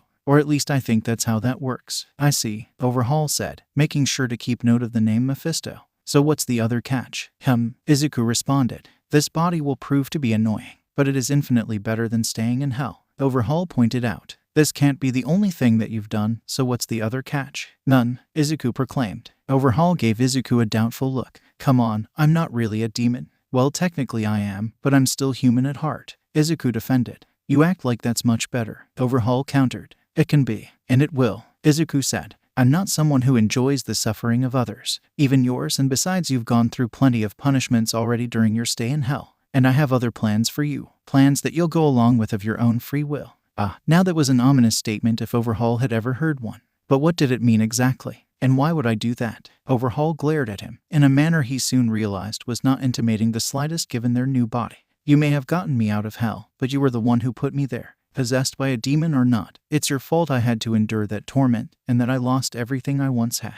I didn't send you to hell, you did, Izuku argued. Overhaul rolled their eyes and was about to respond, but Izuku spoke first. Even if I didn't kill you and eat your soul, what did you think would happen to you when you died? Izuku asked them. Overhaul paused, and slowly, a look of horror made its way on their face, because now they knew that hell was real, and that if they made any attempt to continue their previous lifestyle or anything like it, then they would, eventually, go right back down there, for eternity. So you've realized it then, Izuku said, that no matter how long it takes your soul would have gone to hell anyway, along with all the people you cared about, and you're still going to go to hell without my help. What do you mean, without your help? Overhaul cursed themselves for stuttering and showing weakness. I can repent, I'll find a way. Not when I own your soul you can't, Izuku revealed, much to Overhaul's shock and awe. But the deal said you couldn't take my soul, Overhaul shouted angrily. And Izuku didn't need a penance stare to see the fear in them. Perhaps it was because of the little girl's body, or maybe they were just that scared of going back to hell. I couldn't take it even if I wanted to, because I already had it. Izuku saw Overhaul's little eyes widen in despair, as they saw the loophole Izuku had found. I had it when I killed you. You can't take something you already own. And since I own your soul, it doesn't matter what you do to try and repent. When your mortal body is destroyed, your soul goes to me. Unless I choose to release it, or unless another demon manages to steal ownership of it, which would be much, much worse for you. Overhaul didn't respond for a minute, seemingly overwhelmed by the fact they had no idea what to do. They had gotten out of hell, but if they didn't do anything then they would be going back down there at some point. In the end, there was only one thing to do, and so they looked to Izuku. What do you want? I'd like to make another deal. Izuku started to explain. You see, there's something I learned about demons and deals. Firstly, a deal between a demon and a mortal cannot be broken by either party. The only way to break a deal is if a powerful third party intervenes. This was how Zarathos broke him out of Mephisto's deal. In the Void, when Zarathos had his full power, he was significantly more powerful than Mephisto and was able to take Izuku and merge their souls. Secondly, when a demon makes a deal, they seem to gain power they wouldn't have normally, to the point where they can even alter reality in order to make a deal work. There are still limitations to it, but since this is magic and not science, I can't really figure out what works and what doesn't. Izuku continued. This is how I was able to take you out of hell and give you a physical body. I can't normally make little girl bodies. I can make copies of myself, but they all look like my Ghost Rider form. I can't just take souls out of me willy-nilly either. And I suspect I can only do it at all to the souls I own. Like yours. Overhaul waited impatiently for him to get to the point. And the point is, in this new deal, I want to make you immortal, Izuku said. Well, not really immortal and more unkillable. Overhaul's eyes went wide as they put together what Izuku was saying. If Izuku owned their soul, then in theory, even if Overhaul died, their soul would go back to Izuku and he could make them a new body. It was an appealing idea, but it had to come at a cost. Continue, Overhaul said. The deal will go as such. I will revive you each time you die in this body, and you will. Well, I don't want to say serve me, but basically that. You'll serve me until your soul finds salvation, at which point I release your soul and allow you to go to heaven. Izuku explained. That was an offer, all right. Overhaul took a few minutes to think, before turning back to Izuku and asking, why so generous? You know how desperate I was. I would have settled for just immortality or a place in the higher ranks of hell. Why offer me salvation? What is your goal here? Your plan? What are you trying to do with me, and how does it help you? Izuku sighed and shook his head. You would think an offer to get you into an eternal paradise would be enough, but I guess I'll explain. The green-haired boy walked towards a nearby bench and took a seat. When I was a kid, I always wanted to save people. I thought that just meant saving people from danger, like the heroes. But now that I'm a demon and I know hell exists, I have a much greater goal. You see, I don't kill villains, but I realized that in the end, it didn't really matter too much, because whether I killed them or not, they would all go to hell eventually. If I killed them, I took their whole lives away, as well as taking away any chance at redemption. If I take them down and they get arrested, then they spend most or the rest of their life in jail, and then they go to hell. And I don't think that's right. No one is born a sinner. People are guided down that path by circumstance. There are some really good people, forced down the road to hell by things outside their control. And even if someone is truly horrible, I don't think they deserve an eternity of torment. They just need to be taught a lesson. Izuku stood up and looked down, but not at the ground, at something past it, like he was trying to look at hell itself. And that's what I'm going to do. I am going to redeem every sinful soul that has ever existed. I'll guide all the sinners on earth towards salvation. And the ones in hell, Overhaul asked. I'll do to them what I did to you, Izuku said. Bring them back to the mortal plane, then redeem their souls. And what about the souls you don't have control over? Overhaul questioned. For that I just have to take over all of hell, Izuku said a bit too nonchalantly. I'm sorry, what? Overhaul wasn't sure if he heard that correctly. You're going to take over hell, where the devil lives. Well, actually no one has really seen the devil since. Well, since he was cast down there, Izuku revealed. He doesn't seem to get involved in wars in hell, so shouldn't have to worry about him for now. Just the other demon lords. It feels like I'm trapped in one of those shitty reincarnated into another world stories. Overhaul lamented. Being turned into a little girl, magic, demon lords. Ugh, it will probably take me millions of years. But I'm immortal, so it's fine. Izuku continued. You'll most likely be long gone by then. So basically, your plan is to force every sinner that has ever lived, and presumably ever will live, towards redemption, and also take over hell so you have access to every sinner's soul, which would require you to defeat every single demon lord down in hell, including this Mephisto person. Overhaul summarized. Did I leave anything out? Yeah, I'm also going to need to undo the sealing spell Mephisto put on me and regain my sealed power from purgatory, Izuku said, without any further clarification on the nonsense he just spouted. Overhaul weighed their options. Option A, say no and try to redeem their own soul without any immortality and in the body of little girl with no friends or family to support them. They would essentially be living on the street as a homeless girl trying to cleanse their sins with absolutely no idea how to do that. Or option B, become essentially a slave, but with immortality, it would keep them from going to hell and give them a greater chance of actually finding redemption. They would have to go along with an absolutely absurd plan concocted by a mad demon, but the deal didn't say that Izuku's plan had to work for them to be free. The downside of option B was becoming a slave. The downside of option A was a greater chance of going back to hell. And maybe, just maybe, if Izuku would allow it, she could repay her debt. Fine, you have a deal. Overhaul extended their hand out forward. Their fear of hell and their loyalty to their boss surpassing their pride. Is this what it feels like to believe in God? To be constantly afraid of your actions and fear of eternal torment?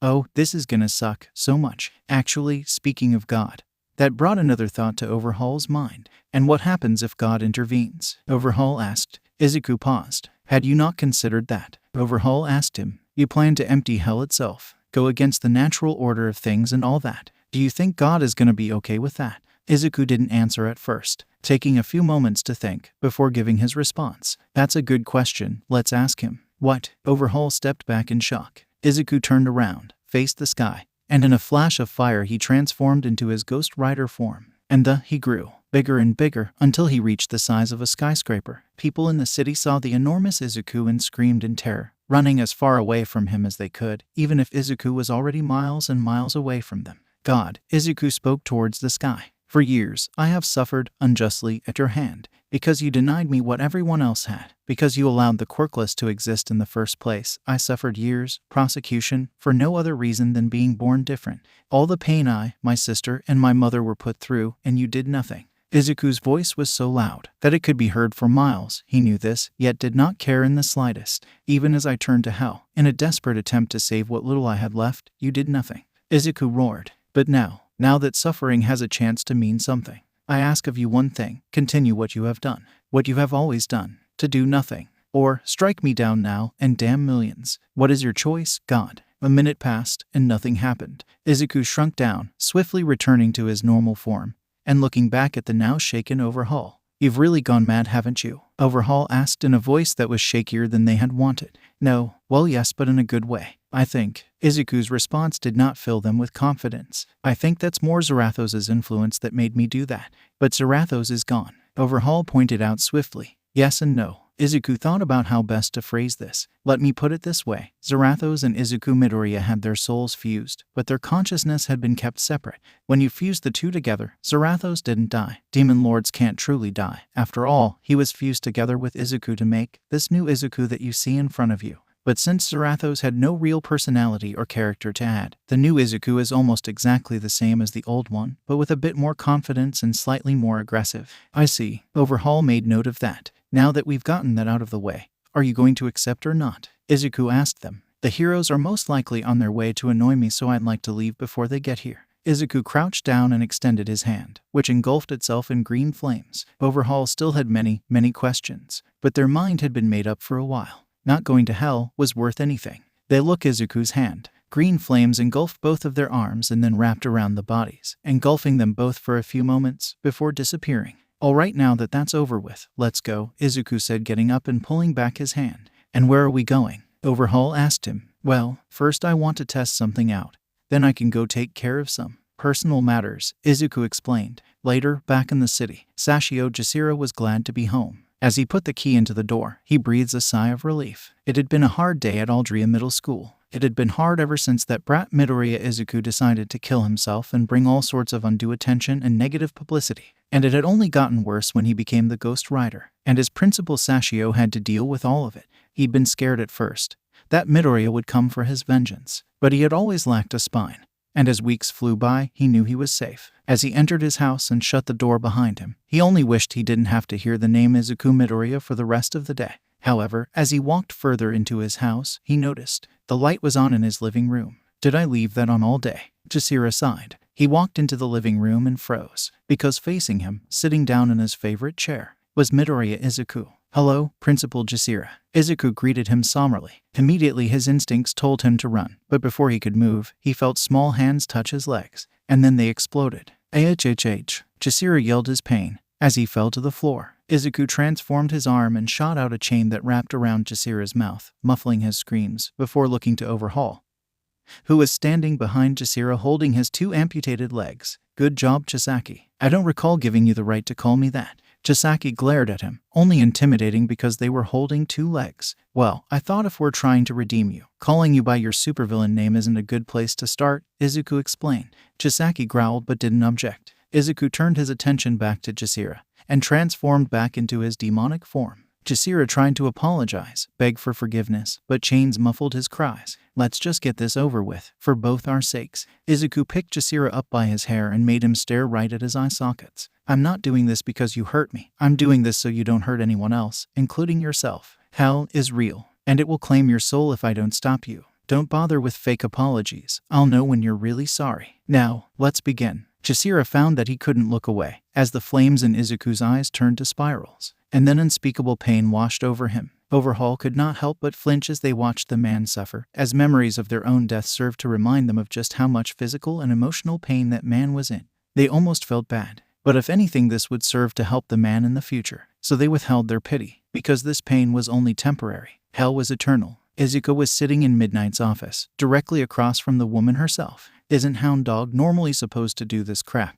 Izuku asked, not having any patience for this. Yes, but he's busy. So you're stuck with me, Midnight said. So UA's options for a therapist are a dog and a stripper. I can see this country really values mental health, Izuku said sarcastically. Yes, you're so clever, we've never heard that one before. Midnight rolled her eyes. Now if we're done exchanging sarcasm, let's actually get to the session. Well, you see, it all started when Daddy left. Izuku started getting bullied, Mommy got cancer, Izuku killed himself, Mom died of heart attack, and then Izuku came back to life as a crazy powerful skeleton murderer who doesn't even have control over himself and won't let anyone help him. Izuku summed up. You already know all this shit. Yes, it is. Quite a lot. Midnight sighed as she tried to figure out where the fuck to start with this tangled mess. Let's start with your brother. What was your reaction when your brother was diagnosed as quirkless? What the fuck? Was Izuku's simple response. Obviously, it wasn't those exact words, but it was basically that reaction. Me and Izuku talked a lot about being heroes and what kind of quirks we'd get.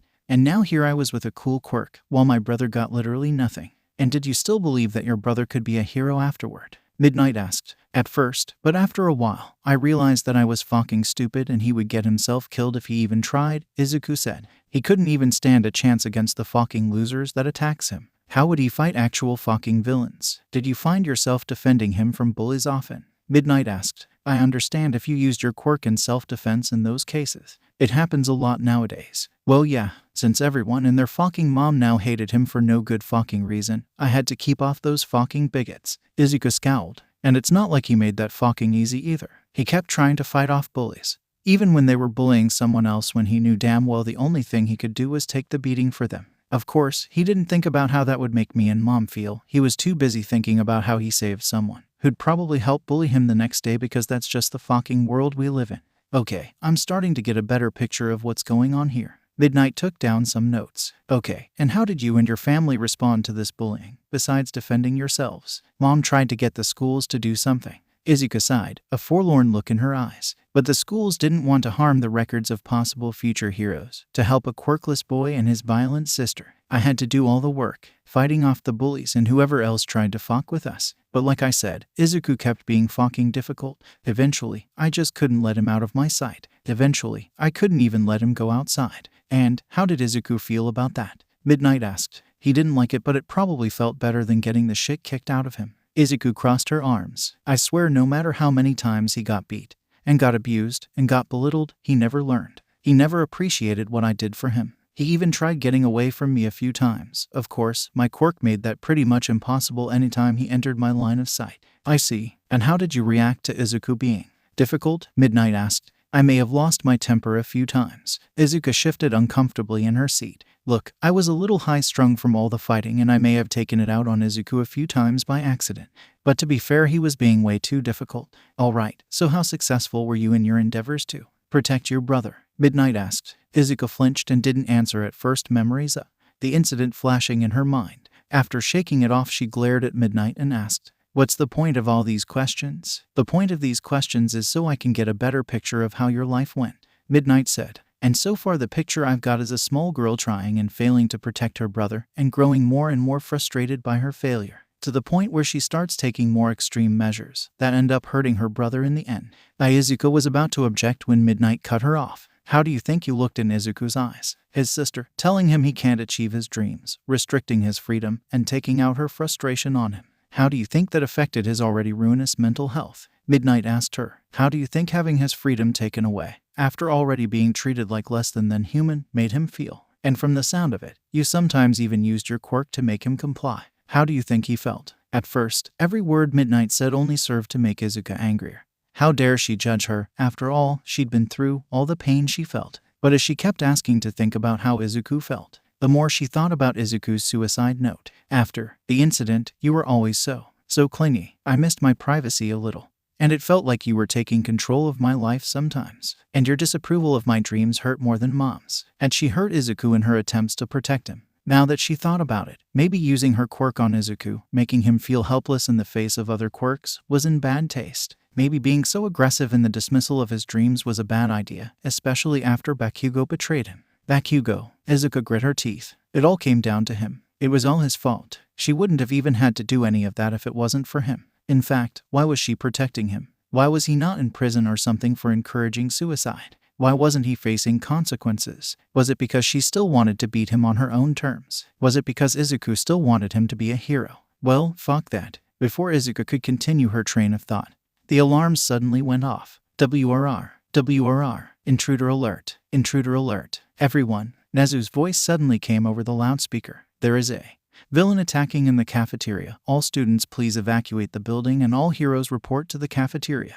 Midnight shot up, eyes wide with shock, before regaining her composure in seconds and turning to Izuku. Stay here. Without another word, the older woman ran out of the room, towards the cafeteria. Izuku got up. She wanted to leave, to help, and then she heard the sound of fire behind her. Whoosh. She saw a ring of fire form in the air behind her, and she realized she had more important matters at hand. Meanwhile, elsewhere, All Might and Mirio ran towards the cafeteria with One for All boosting their speed, but not too much, otherwise they might hit one of the fleeing students. For Mirio this wouldn't be a problem, but he had to match All Might's pace. How did a villain get into the school? Mirio asked as they neared the cafeteria. I don't know, but we can't let them harm any of the students, All Might said. When they reached the cafeteria, it wasn't what they expected. What they thought they would see would be the heroes of the school subduing the villain. What they actually saw was the UA staff, just standing there. They couldn't see past the crowd. It consisted of all the teachers as well as most of Class 1A and Class 1B, but they knew something was wrong. What's going on? All Might asked, charging into the cafeteria and looking over the crowd. What the? Don't move, Nezu told him calmly. The situation in front of them was bizarre. One of the students, Ajiro, was stuck on the floor, as if the ground itself has opened up and swallowed him up to his waist, restricting his arms, legs, and tail, leaving him completely helpless. And the one holding him hostage was a small, black-haired little girl with golden eyes, looking about 7 or 8, wearing plain shorts and a plain white shirt that said, Sinner in bright red. Overhaul. She was holding her hand over Ajiro, just barely not touching the top of his head. She just showed up in the cafeteria and started attacking the hero course students, Nezu explained. She seems to have the ability to take things she touches apart and put them back together in any way she chooses. If she touches Ajiro, then he dies, All Might concluded. Wait, that quirk. Mirio's eyes went wide with realization, as he recalled the last time he heard that description. That's Overhaul's quirk. You, Overhaul squinted at Mirio. You know my quirk. You must have worked for Night Eye, correct? And still do, Mirio said proudly. Mind telling me how you know that, little miss, and why you're attacking our school while you're at it? Hey, you think we weren't aware of your agency watching us, closing in, trying to expose us? Overhaul spoke with sheer disgust, as if everyone in the room with her were cockroaches that had been crawling over her food. We've known. We've always known. You've been pestering us for quite some time. It made things really annoying for me, although I don't suppose any of that matters now. By us, I'm assuming you mean the Yakuza, Nezu asked. I'm assuming you're Overhaul's daughter then. Both your quirk and your appearance are very similar to his after all, but I'm not sure why it is you're attacking UA. Aside from Mirio to a small extent, no one here had done anything to your father. Daughter, Overhaul sneered. No, you fool, as if I would allow some woman's plague-ridden body to touch me like that. No, I am Overhaul. There was a small moment of silence before Present Mike spoke up and said, Wow, we're just getting all the crazies, huh? I see, said the girl with thorns for hair, Ibara Shizaki, as she glared intensely at the small girl. So you have returned from hell itself. This is no doubt the work of Midoriya Izuku. Shizaki, now is not the time for this, Kendo told her classmate. FWOOSH. Behind Overhaul, one of Izuku's fiery portals opened. Looks like he found her, Overhaul said, not looking or moving away from Ajiro. Then, from the portal, a chain flew out and wrapped around Overhaul's chest and pulled her into it. No, Mirio charged forward to tried to jump through the portal, but he was a bit too late, and it vanished before he could go through. Damn it, Mirio cursed. Was that one of Ghost Rider's portals? Mike asked. No one's seen Ghost Rider in months, Midnight pointed out. Why pop up now? And why here? You think he came here because of the girl? Cementos pondered. You don't think he's going to hurt her, do you? Nezu shook his head. No, she looked like she was expecting him. The better question is, where is Izuku Midoriya? Midnight's eyes widened. Oh no. Meanwhile, in the woods, Izuka, and Overhaul were all standing in a clearing located in the woods. Izuka stayed silent, a nervous yet stern look on her face while Izuku transformed into his human state after just retrieving Overhaul. Kai, go outside of the hearing range. I want this talk to be private, Izuku ordered. To CH. Kai glared at the two of them, but followed the instruction anyway, walking away from them with haste. Once Kai was out of sight, Izuku spoke. Who was that? Izuku asked him sternly, worried her brother's insanity might be harming children now. Kai Chisaki, Aka Overhaul, former leader of the Yakuza, Izuku explained nonchalantly, his tone being a bit too peppy. Izuku, you killed Overhaul. Izuku pointed out with a pained sigh. And I don't remember but they look like, but I doubt they were a little girl. Well, I revived them and put them in that body as a punishment, Izuku explained like it was the simplest thing in the world. Izuku, come on. You can't revive the dead. Please just think about what you're saying. Izuku pleaded with him. Izuku sighed and shook his head. Then, he burst into flames, transforming much quicker than they'd ever seen him do it before, and startling his sister. He then made a chain and spun it around in a circle to make a portal. What are you doing? Izuku asked. Izuku didn't answer and finished making the portal. Izuku looked in, and her eyes went wide with shock and horror. What the? From the portals poured the anguished screams of the damned. Their cries so loud and so pained that they knocked Izuku off her feet. Inside she could see a twisted hellscape, where the sky was just as black as the scorched ground, the only light coming not from the sun, but instead from horrid fires and lakes of lava. She could see people there, but they looked more like screaming human candles, seeming to be in constant agony. It looked like Izuku had opened a portal into her nightmares. Izuku transformed into his normal state and walked next to his fallen sister. This is hell, or at least a version of hell. A layer of hell. I don't really know. It's inside of me. And whenever I kill someone, I devour their souls and they get sent there. Izuku didn't respond, too mesmerized by the horror in front of her. She reached out her hand to put it through the portal. However, when her fingers were about to go through it, an invisible force blocked her. It was as if there was some kind of barrier blocking her from going through. You can't go through it. It's not a physical place, Izuku explained. It's a metaphysical plane of existence, where only souls can go. Your body can't go there, only your soul can. And vice versa, none of the souls can exit through one of these portals, because they don't have physical bodies. Even I can't just walk through a portal to go there. Suddenly Izuku stopped talking, his body relaxed and his eyes glazed over. Then, in the hellscape, another Izuku walked into view, right in front of the portal. I have to use my soul to appear here, Izuku said. In order for a mortal to come here, I'd have to kill them, although I can't eat non-sinners so they can't come here at all. Then, the portal closed, and after a moment Izuku's body jetted into alertness. So, do you believe me now? Izuku asked her. I don't. Izuku honestly didn't know what to believe. Izuku sighed and brought his palm to his face. Well, it doesn't matter anyway. What does matter is this. We need to spend more time together. Izuku blinked at her brother in disbelief, not quite sure if she heard him right. My time on this earth is never ending. And even if it did end, I wouldn't be heading to heaven most likely. Izuku wore a saddened expression. But yours isn't. Once you die, I will never see you again. So I want to spend a lot of time with you. Aye. Izuku thought about what she could possibly say to respond to that. It was just so insane. We have some things to work through, but I know we can get through it together. Just like old times, Izuku said, his chipperness returning. So get ready, because next time we meet, we're gonna, well, I don't know, but it'll be something fun. Izuku then opened up another portal, this time one that led right outside of UA. But for now, I have things to do. Before Izuku could even respond to this, Izuku transformed and wrapped a chain around her torso and threw her into the portal. After landing on her ass, she pulled herself up and saw Izuku waving goodbye to her. Bye, sis. And with that, the portal closed, leaving Izuku alone with her thoughts. Okay, pull it together, Izuku. What the hell do I do now? Izuku wondered. Well, there was one of two explanations for what she saw. A, Izuku now had some kind of illusion powers. Or B, Izuku was right about the whole hell and demon thing. She wanted it to be a so bad. Because putting aside the terrifying notion that what she was in fact hell, she would also have to deal with the fact that her brother was now a demon, and she had no idea how to even start figuring that out. But the feeling she felt when she gazed into that portal, deep down, she didn't feel like that was an illusion. She felt like she was staring at eternal damnation. So she couldn't take option B off the table, putting that aside. Easier said than done. There was the fact that Izuku said they would be spending more time together, meaning that he would most likely pop in whenever he wanted to,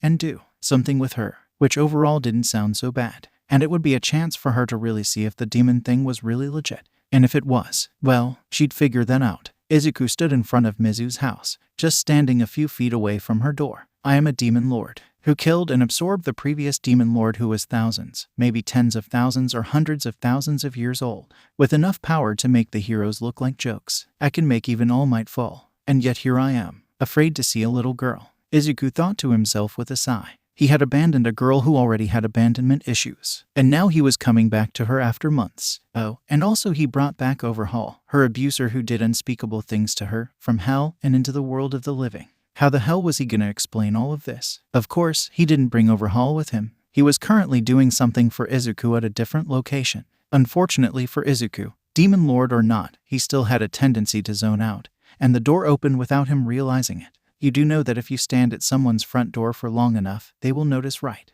Mizu deadpanned. Izuku jumped back. Ms. Izumi, you scared me. Am I the one you're really afraid of? Mizu asked him, getting right down to business. Izuku paused, before giving Mizu a hesitant look. No, how has she been? Terrible. Mizu looked down at the floor with a saddened expression. She's gotten better since you first left her here. Koda's been treating her well. I'm hesitant to call them friends, but there's something like that. But she misses you. She's been waiting for you to come back. Mizu moved to the side, allowing him to enter inside. She's upstairs, 2 rooms down. Go, we can talk later. He hesitated, but after a few moments, he nodded and entered the house. Izuku moved slowly through the house and towards the stairs, wondering what exactly he was going to say to her. He couldn't come up with anything. Normally when his brain was being unproductive, it was just a bunch of jumbled thoughts, stopping and starting before they could lead anywhere helpful. But this time, it was just nothing. He couldn't even start to think of a single sentence to say to Uri when he saw her. And then suddenly, he was in front of the door. It felt like it happened too quickly, even though in reality he had been walking really slowly, but to Izuku it felt like he opened a portal there. He took a deep breath. With no productive thoughts, he realized that at this point, the best thing to do was just to go in and hope for the best. So he opened the door and entered the room.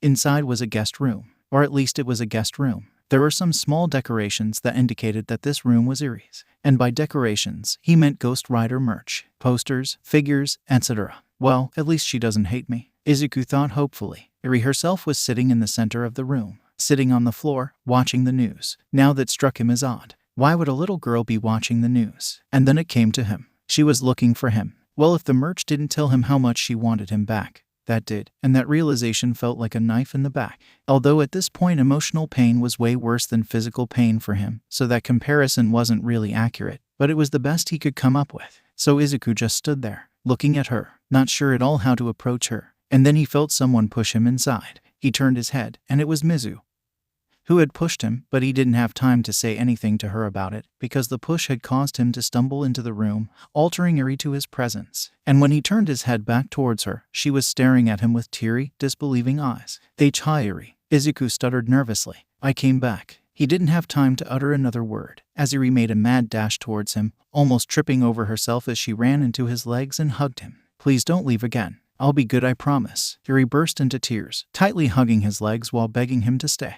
Izuku could feel his heart breaking, and he quickly kneeled down and brought her into a hug. Oh, Uri, it's not your fault. It's not your fault. Mizu watched from the doorway as the two reconciled and hugged it out for quite some time. 3 hours later, after Uri and Izuku had cried their eyes out, Mizu and Izuku decided to sit down over a table and talk. Although Uri was still latched onto Izuku, sitting on his lap and holding his shirt with a death grip, Koda was at school currently, and so it was just the 3 of them. So, where exactly have you been? Was Mizu's first question. The first of many. No one has heard from you for months, and not only is it not easy for people with high profiles like yours to just go unnoticed for so long, you also don't strike me as the kind of person who can lay low very well. Well, after I left, I needed some time to think, without anyone interfering, so I went underground. Literally, Izuku explained. Mizu raised an eyebrow. What do you mean, like in a bunker or something? No, I literally dug a big, deep hole in the ground, got in it, pushed the dirt back on top of me, and stayed there for a few months. Izuku explained more clearly. Mizu gave him an "Are you serious?" look as she tried to figure out if he was joking or not.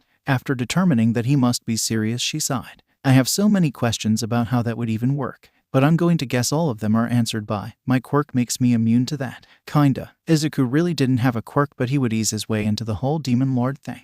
But what I am guessing is that your quirk didn't protect your sanity. Seriously, why would you do that to yourself? Mizu scolded him. That sounds lonely, Uri commented, hugging Izuku a bit tighter. Well, it was a bit lonely. Izuku started petting her hair to calm her. But I needed to do that, because now I'm free. Free. Mizu was confused, but judging by the happy tone Izuku had, either this was a very good thing, or Izuku had completely lost it down there. Yup, no more senseless murder sprees. I've finally gained full control over my powers, Izuku revealed cheerfully. Really? Uri asked him with wide eyes. Izuku nodded, smiling at her. Really? Oh, Mizu felt like this should have good news. However, as a pro hero, she knew that things in life were rarely this easy. Not to mention, Izuku was acting odd. Still, she would hold out hope for now. so you don't have to leave anymore?" Yuri asked him with big hopeful eyes. "Nope, I get to stay with you." Izuku brought her into a tight, one-armed hug. "Although, I will still have to go out to see my sister and—" "Well, oh," Mizu didn't like that. She didn't like that at all. "What else would you be doing?"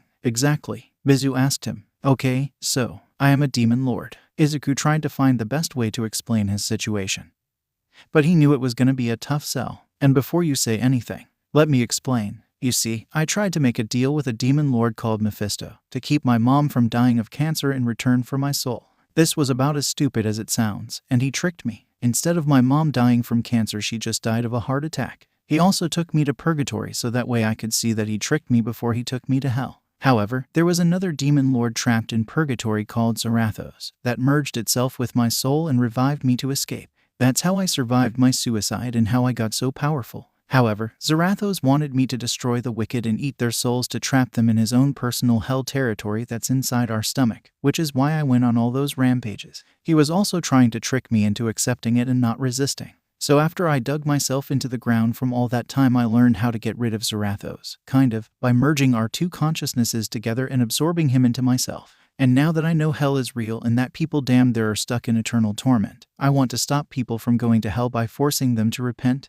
and save every soul in hell by conquering it. Now, after an explanation like that, one would be forgiven for thinking Izuku was crazy. So Izuku forgave her for thinking that he was crazy. She didn't say anything, but Izuku could tell by the look she was giving him that she thought he was a raving lunatic. Yuri seemed to be in deep thought, but she didn't seem to think he was crazy, so that's good. "Okay, I know I asked you to accept a lot, but think about it. Does anything about my quirk make sense?" Izuku asked her, imploring her not to throw the idea away. "Just try and think about it. What makes more sense? That my powers are demon-based or quirk-based?" The answer was neither. Neither one made any sense. But if Mizu had to think about it more, perhaps the whole demons and hell thing wasn't so crazy. Because if you looked at it, there really was no proof that hell wasn't real. In fact, billions of people throughout history, and tens of thousands of people today, thought it was. The only real proof against Izuku's claims is that they sounded absurd. But if someone from today went back in time to before quirks, and told them that there would be a time when almost everyone has superpowers, it would likely sound just as silly. Heck, taking it back even further, if you went back to ancient times and told people about airplanes and cell phones, they would either think you were a drunk or a witch.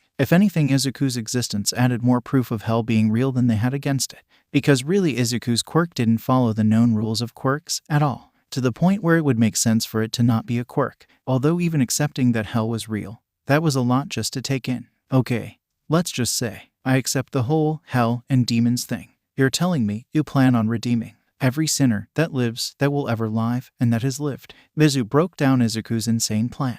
Is that what I'm hearing? Yeah, I know it sounds insane, but I am immortal, and I can bring back the dead. So, I'll get it done eventually. It's just going to take a long, long time. Izuku reasoned. Mizu looked like her eyes were going to explode out of her head with how wide they became. I'm sorry, did you just say you could bring back the dead? Izuku's eyes also widened as he realized what he just said and what it could imply. Wait, before you get any ideas. Yes, I can bring back the dead, but I can only bring back people who are under my domain, which right now is just the people that I killed. But once I've conquered hell, then I will be able to resurrect any sinner that has ever died. But only sinners. I can't touch people who go to heaven. This is a lot. Mizu could barely comprehend what Izuku was telling her at this point. Not because it was confusing, just because it was so much. I understand. Maybe just think of it like this. I am going to find bad people and hurt them very badly until they stop being bad people. Izuku explained as simply as he could. Mizu didn't appreciate being talked to like a child, but also she kinda needed it to be simplified. Yuri nodded, still not saying anything. Okay, so I'm just gonna kind of accept all that for now, Mizu said. But I need you to tell me what makes a sinner exactly. Because according to Christianity, there are a lot of things that can be considered sins that I should definitely not be considered as such. Oh, that. Yeah, the thing about religion is, well, have you heard the phrase, believe in God but question the teachings of man? Well, it's that. People have mucked up religion to a ridiculous degree, corrupting it to gain power or to enforce their own opinions and views upon everyone else. Izuku explained with a look of disgust. I could go on about what could get you into hell and what wouldn't, but overall it's pretty simple. Don't harm innocent people. That's it really. Wait, what? Mizu wasn't sure if that should be shocking or not. That's it. That's all you have to do. Yeah, don't hurt anyone unless it's in self-defense of yourself or another. Don't steal from anyone. Don't be cruel to others. Just don't be a jerk. Izuku shrugged. Funny thing, God does not care about social norms. Humans made those for the most part. And why would God adhere to the made-up laws of men? There are a lot of things that you can do that are very illegal, and in my opinion, wrong, that aren't considered sins. As far as God is concerned, just live a good life and be a good person. You can make a few mistakes along the way. And if you make too many mistakes, then you'll need to repent, which involves genuinely being sorry for what you've done. It's pretty easy overall, which makes sense because the consequence for failing these requirements is eternal pain and suffering. Unfortunately, a lot of people have been led astray by corrupt religious leaders and biased religious texts. Wait, so all the people that got misled into believing all that BS go to hell too? Mizu had only seen those kinds of overzealous religious mobs in movies. From what she remembered, they were depicted as stupid, heartless sheeple that were pretty terrifying to be around. Still, most of them were probably just terrified of eternal damnation or were desperate to get into heaven because their lives were awful. Well, not necessarily. If you, for example, believed that you had to go to church every Sunday or you would go to hell, that's fine. If you burned a woman because you thought she was a witch, that's not fine. Izuku explained. God doesn't really care what you believe, just be cool. I mean, that makes sense. It's just, everyone's been killing each other over this crap for thousands of years when really that's the opposite of what they should be doing, Mizu said. How are you so sure about all of this? I absorbed Zarathos and became a demon lord of hell who can literally see people's sins and is in charge of eating the souls of sinners, Izuku explained. So I'm pretty sure I know who is and who isn't a sinner. That's fair. Mizu was hesitant to say that, as she was still hesitant to believe the whole demon lord thing. But all this still leaves me with one question. Do you really think you can force every single sinner to repent for their actions? Will torture be enough to do that? Izuku suddenly looked nervous. Well, I'm testing that right now. I picked up a few sinners from here and there, and... Okay, so, remember when I said I needed to combine my consciousness with Zarathos? Mizu nodded but looked confused. What did this have to do with her question? Well, inside of me is my realm of hell, my domain. Think of it as a pocket dimension inside my stomach. And it's where all the souls of the sinners I killed go after I killed them. Izuku explained. And in there, my consciousness and Zarathos' consciousness could exist separately as separate beings. We couldn't kill each other because we shared a soul, but we could interact in pretty much any other way. However, I didn't have the power to merge our consciousnesses. For that, I needed someone that I killed, with the ability to take things apart on a molecular level and put it back together differently. It was then Uri's eyes widened with terror. I've overhaul. Izuku cringed as Uri started shaking, but quickly embraced her. Hey, don't worry, he can't hurt you. He can't hurt you. After a few minutes of hugging, Uri eventually calmed down, and Izuku started to explain himself. I had to use Overhaul's abilities to get rid of Zarathos, and I may have had to make a deal with him to let him get out of hell early. Izuku saw the pure panic and fear on Uri's face and quickly went to reassure her. But he still can't hurt you. It's part of the deal. He is physically incapable of hurting you. Uri still looked afraid, but she seemed to trust Izuku's words. Are you sure? Yes, I'm sure. Izuku nodded, trying to look as confident as possible. And I don't even think he'd want to. You see, after burning in the pits of hell for a while, Overhaul has had a change of heart due to his lack of wanting to go back there. Mizu was of two minds about that, and her expression showed this. On one hand, Overhaul was a bastard who, in her opinion, deserved pain and suffering. On the other hand, she really shouldn't be surprised by this, as Izuku basically just said that he would be releasing the damned from hell to try and redeem them, and she agreed that eternal damnation was a bit excessive. But maybe he could have spent a bit longer in the oven. Also, Izuku could make demonic deals, but Mizu would just keep quiet about that for now. But I did manage to screw him over a bit with the deal, Izuku smirked. Oh, didn't think you were the type. Mizu pointed out. What did you do? I gave him the body of a little girl, Izuku explained, with a bit of pride. I thought that was a fitting punishment. Uri froze, this time not out of fear, but out of confusion and disbelief, as if that was the most insane thing Izuku had said. She tried to imagine Overhaul as a little girl like her and she just couldn't. No, she couldn't picture it. For once her life, Uri almost wanted to see Overhaul, just to see what Lollihall would look like. But then she remembered what Overhaul was like and that she would rather stay away from him, her for the rest of her life. Mizu, on the other hand, was again of two minds about this. On one hand, that sounded hilarious. And on the other hand, where did you get a little girl's body to put him in? I made it. Izuku shrugged. Turns out when demons make deals, they get this kind of power to do things they normally wouldn't be able to. Like that. Okay. Wait, what does any of this have to do with what I asked earlier? Mizu asked. Oh, well, I'm having Overhaul experiments on some sinners I captured. Izuku explained. I'm seeing what exactly causes people to repent the fastest, and what methods are most effective and efficient. I'm gonna need to do this a lot, so I need to do this quickly. Izuku looked at Mizu, giving her a sad but understanding look. I understand what I'm doing. It's a bit hard to stomach, Izuku admitted, and I understand if you don't want to have me around anymore. No, it's fine, Mizu told him quickly, so quickly it surprised Izuku. Wait, just like that. Izuku was taken aback by how well she was accepting this. You understand I'm torturing people, right? It sounds like you're doing them a favor. I see it in one of two ways. One, hell is real, and you're doing them a huge favor by keeping them from literally eternal damnation. Or, you're crazy, hell isn't real, and you're torturing villains into being better people. Either way, don't really care all too much, Mizu told him, and I owe you for making sure my son wasn't an orphan. So yes, you can stay. Please stay, Eri begged him, her eyes getting teary again. Izuku looked at Mizu, before looking down at Eri and smiling. Of course, I'll stay. Sacho Chisaki was much like the Yakuza he once ran. Once so powerful, and now so weak. He was the head of the Yakuza, the boss. Of course, by the time he got control of the organization, it was far from the juggernaut it once was. After quirks came into existence, so did self-proclaimed superheroes, or rather, vigilantes. These people weren't the police. This wasn't just a job to them. These people were motivated by one of two things: justice or vengeance. They couldn't be bribed, very few could be intimidated, and even less could be stopped. Because what could the Yakuza do to stop them? The Yakuza consisted of mostly older men, and quirks back then were exclusive to the younger generations. That's not to say they didn't have members in the younger generation. Of course, they did. They were the freaking Yakuza. But back then quirks were so much rarer, and the Yakuza were strictly against quirks at the time. And police couldn't protect them. Most of them didn't have quirks either, and even if they did, they wouldn't be allowed to use them. And so unchecked vigilantism spread across Japan. And the Yakuza were of course the main target. Some of them choose to expose their crimes, so much so that no amount of payoff to the police could stop them from getting arrested. And others simply choose to hunt them down like dogs, slaughtering them like livestock. However the method, they drastically reduced the Yakuza's power, and of course, the less power the Yakuza had, the less they could protect themselves. And as the issue snowballed, getting bigger and bigger, the Yakuza could do nothing but watch. This continued until the Yakuza was reduced to a rather modest crime organization, a fraction of what it once was. That was the state of the Yakuza when Sacho gained control of it. Still, he tried to run a respectable crime organization, focusing on maintaining the spirit of the Yakuza, while making sure their power wasn't reduced any further. He got a fair share of criticism about his unwillingness to expand the Yakuza and try and recapture what they once were. And no one was more vocal about this than Kai Chisaki, the boy he took off the streets, raised as his own, like a son, ever since Kai learned about the Yakuza's former glory.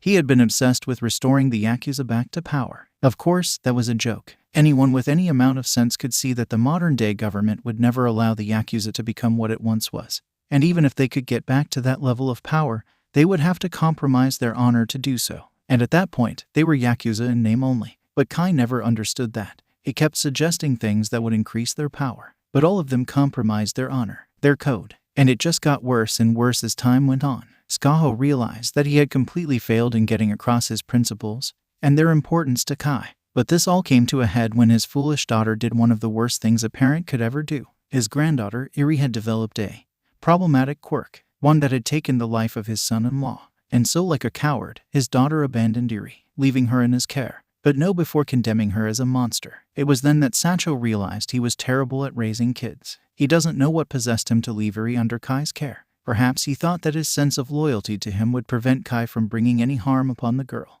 Oh, how wrong he was. Kai came to him with a simple, insane plan. It was beyond sacrificing their principles. It was sacrificing their humanity. Naturally, he pointed this out to Kai. But Kai was too far gone. The last thing Sacho saw was Kai's hand coming towards his face. And now, he was awake. 90. Sacho opened his eyes and immediately was blinded by light. Ugh. The former Yakuza boss moved his hands to his face to try and block the light, but it took a while for his eyes to adjust. When they did, he could finally see again. He immediately recognized the ceiling of a hospital, and he quickly put together what had happened. Kai had done something to him, and he was hospitalized, possibly in a coma. That seemed like the most logical assumption. Good, everything worked, said a young girl's voice coming from his left. The man quickly sat up and looked to his left, and saw a young, dark-haired girl sitting in a chair next to his bed. Who are you? The boss asked, wondering why there was a random little girl next to him in his hospital room. But more than that, despite being certain he had never met this girl,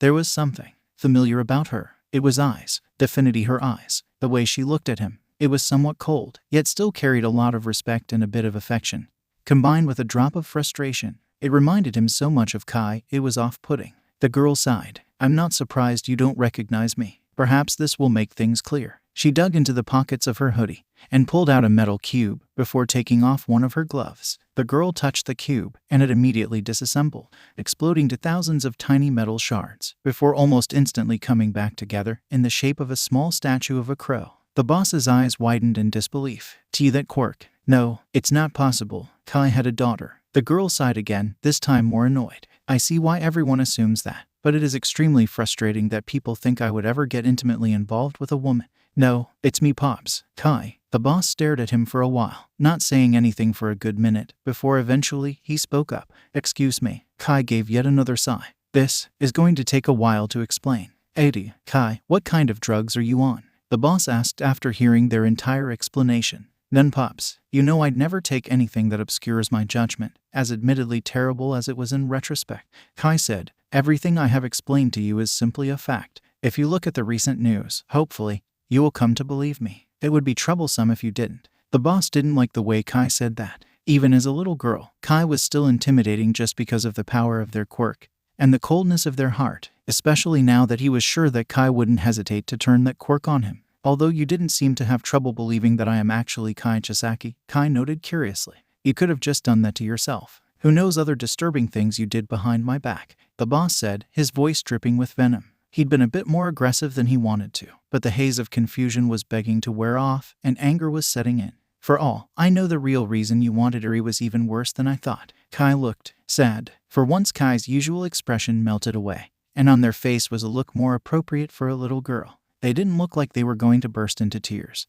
but their face was very similar to a child getting scolded. It was an expression he hadn't seen from Kai in a long, long time. So, this is where our relationship stands, with you accusing me of being sexually attracted to little girls. Chisaki sighed sadly. Look, I am aware that what I did was wrong. Logically speaking, I still think it was the right thing, which is part of the problem, but I'm trying to fix that. But back to what I was saying. I was wrong. Objectively wrong. I betrayed you after all you did for me, in an attempt to restore the Yakuza back to its previous glory. And in doing so, not only did terrible things you never would have approved of, even if they had worked out, and they didn't. I ultimately caused the death of the Yakuza, even if that is ultimately necessary. The boss had to take a few moments to take that all in. Firstly, he had already figured that Kai had got to Eri. He figured that was going to happen when he saw Kai's hand approach his face. It was still horrible to hear because, well, it was horrible to hear that what Kai had planned happened to anyone, let alone his young granddaughter. Secondly, who knows what else Kai had done with the Yakuza while he was in control. Most likely, since no one was going to stop him, he proceeded to throw all of their principles out the window, turning them into just another criminal organization. Thirdly, the Yakuza had been destroyed, and Kai said that it was necessary. Never in his life did he think Kai would say that the destruction of the Yakuza was necessary. Even if he wasn't sure that Kai was loyal to him, he was sure Kai was loyal to the Yakuza. Or at least, the Yakuza name. Kai never was really loyal to the Yakuza spirit. Kai looked at him and saw the boss was in a completely stunned silence. All right, well, it seems you need some time. You're shocked. You're angry. You're probably feeling all sorts of things right now. So, I'll give you some time to cool down and think about some things. Lollihall then proceeded to get off the chair and look out the window. It won't be long now, Kai said, looking outside, seeing police cars, police choppers, policemen, and of course, pro heroes all gathered outside. The heroes will be coming in the building soon. It was about time I take my leave anyway. Although doing it here could be messy for you, and I've caused you enough pain.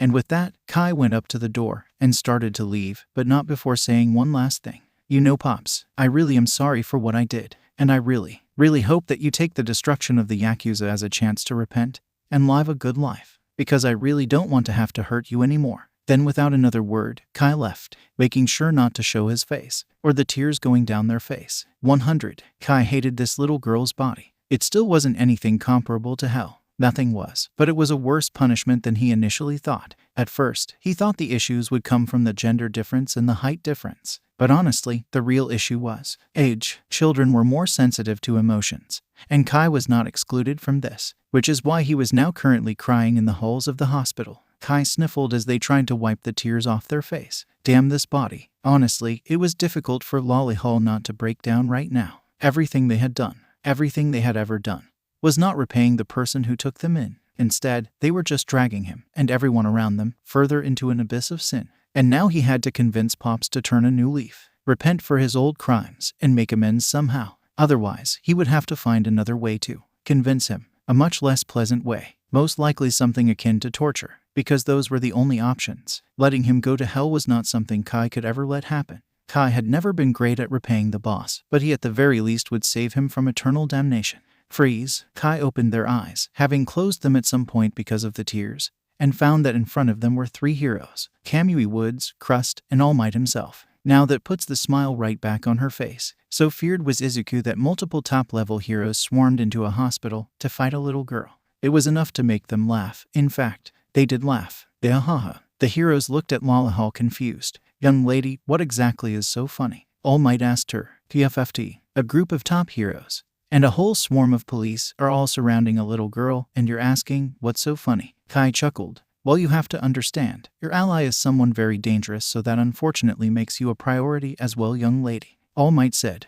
Now, please come easily. We don't want to hurt you. Once again Kai burst out laughing. The notion of hearing All Might speaking to him like a child. It was ridiculous. Yes, you do. Or at least you actually believed me when I told you who I was. Kai chuckled. But either way, you can't hurt me. Kid, do you know who you're talking to? Kamui Woods had heard that this kid was out of her mind, but this girl seemed to really be insane. Kai rolled their eyes. I am fully aware of who he is, and yes, he is very capable of harming me. But trust me when I say, no earthly force can really hurt me. Not after what I've been through. Besides, all I really need is a single touch, and this fight is over. Well, you might have a bit of an issue getting hold of me. All Might told them. Kai shook their head and gave a confident smile, very aware of the horror they were about to inflict on these heroes, even if it was temporary. I never said I had to touch you, moron. What terrible heroes. Can't even see when a child is about to kill themselves. The heroes' eyes widened, but not even All Might could make a move before Kai touched himself, causing them to explode across the halls, and the heroes, red with her remains. Kai's only regret there is that he couldn't see the looks on the heroes' faces when they realized she wasn't gonna put himself back together.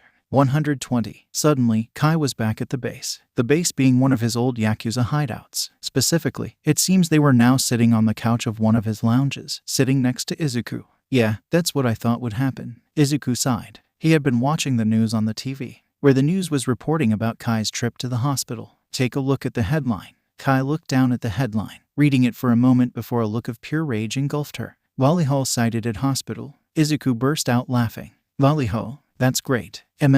Kai seethed. Oh, this makes it hard to be a good person. To become a good person. Izuku corrected after collecting himself. You're still far from a good person, Lollihall. Oh, I found a new worst part of this body. Kai seethed, before taking a moment to calm down.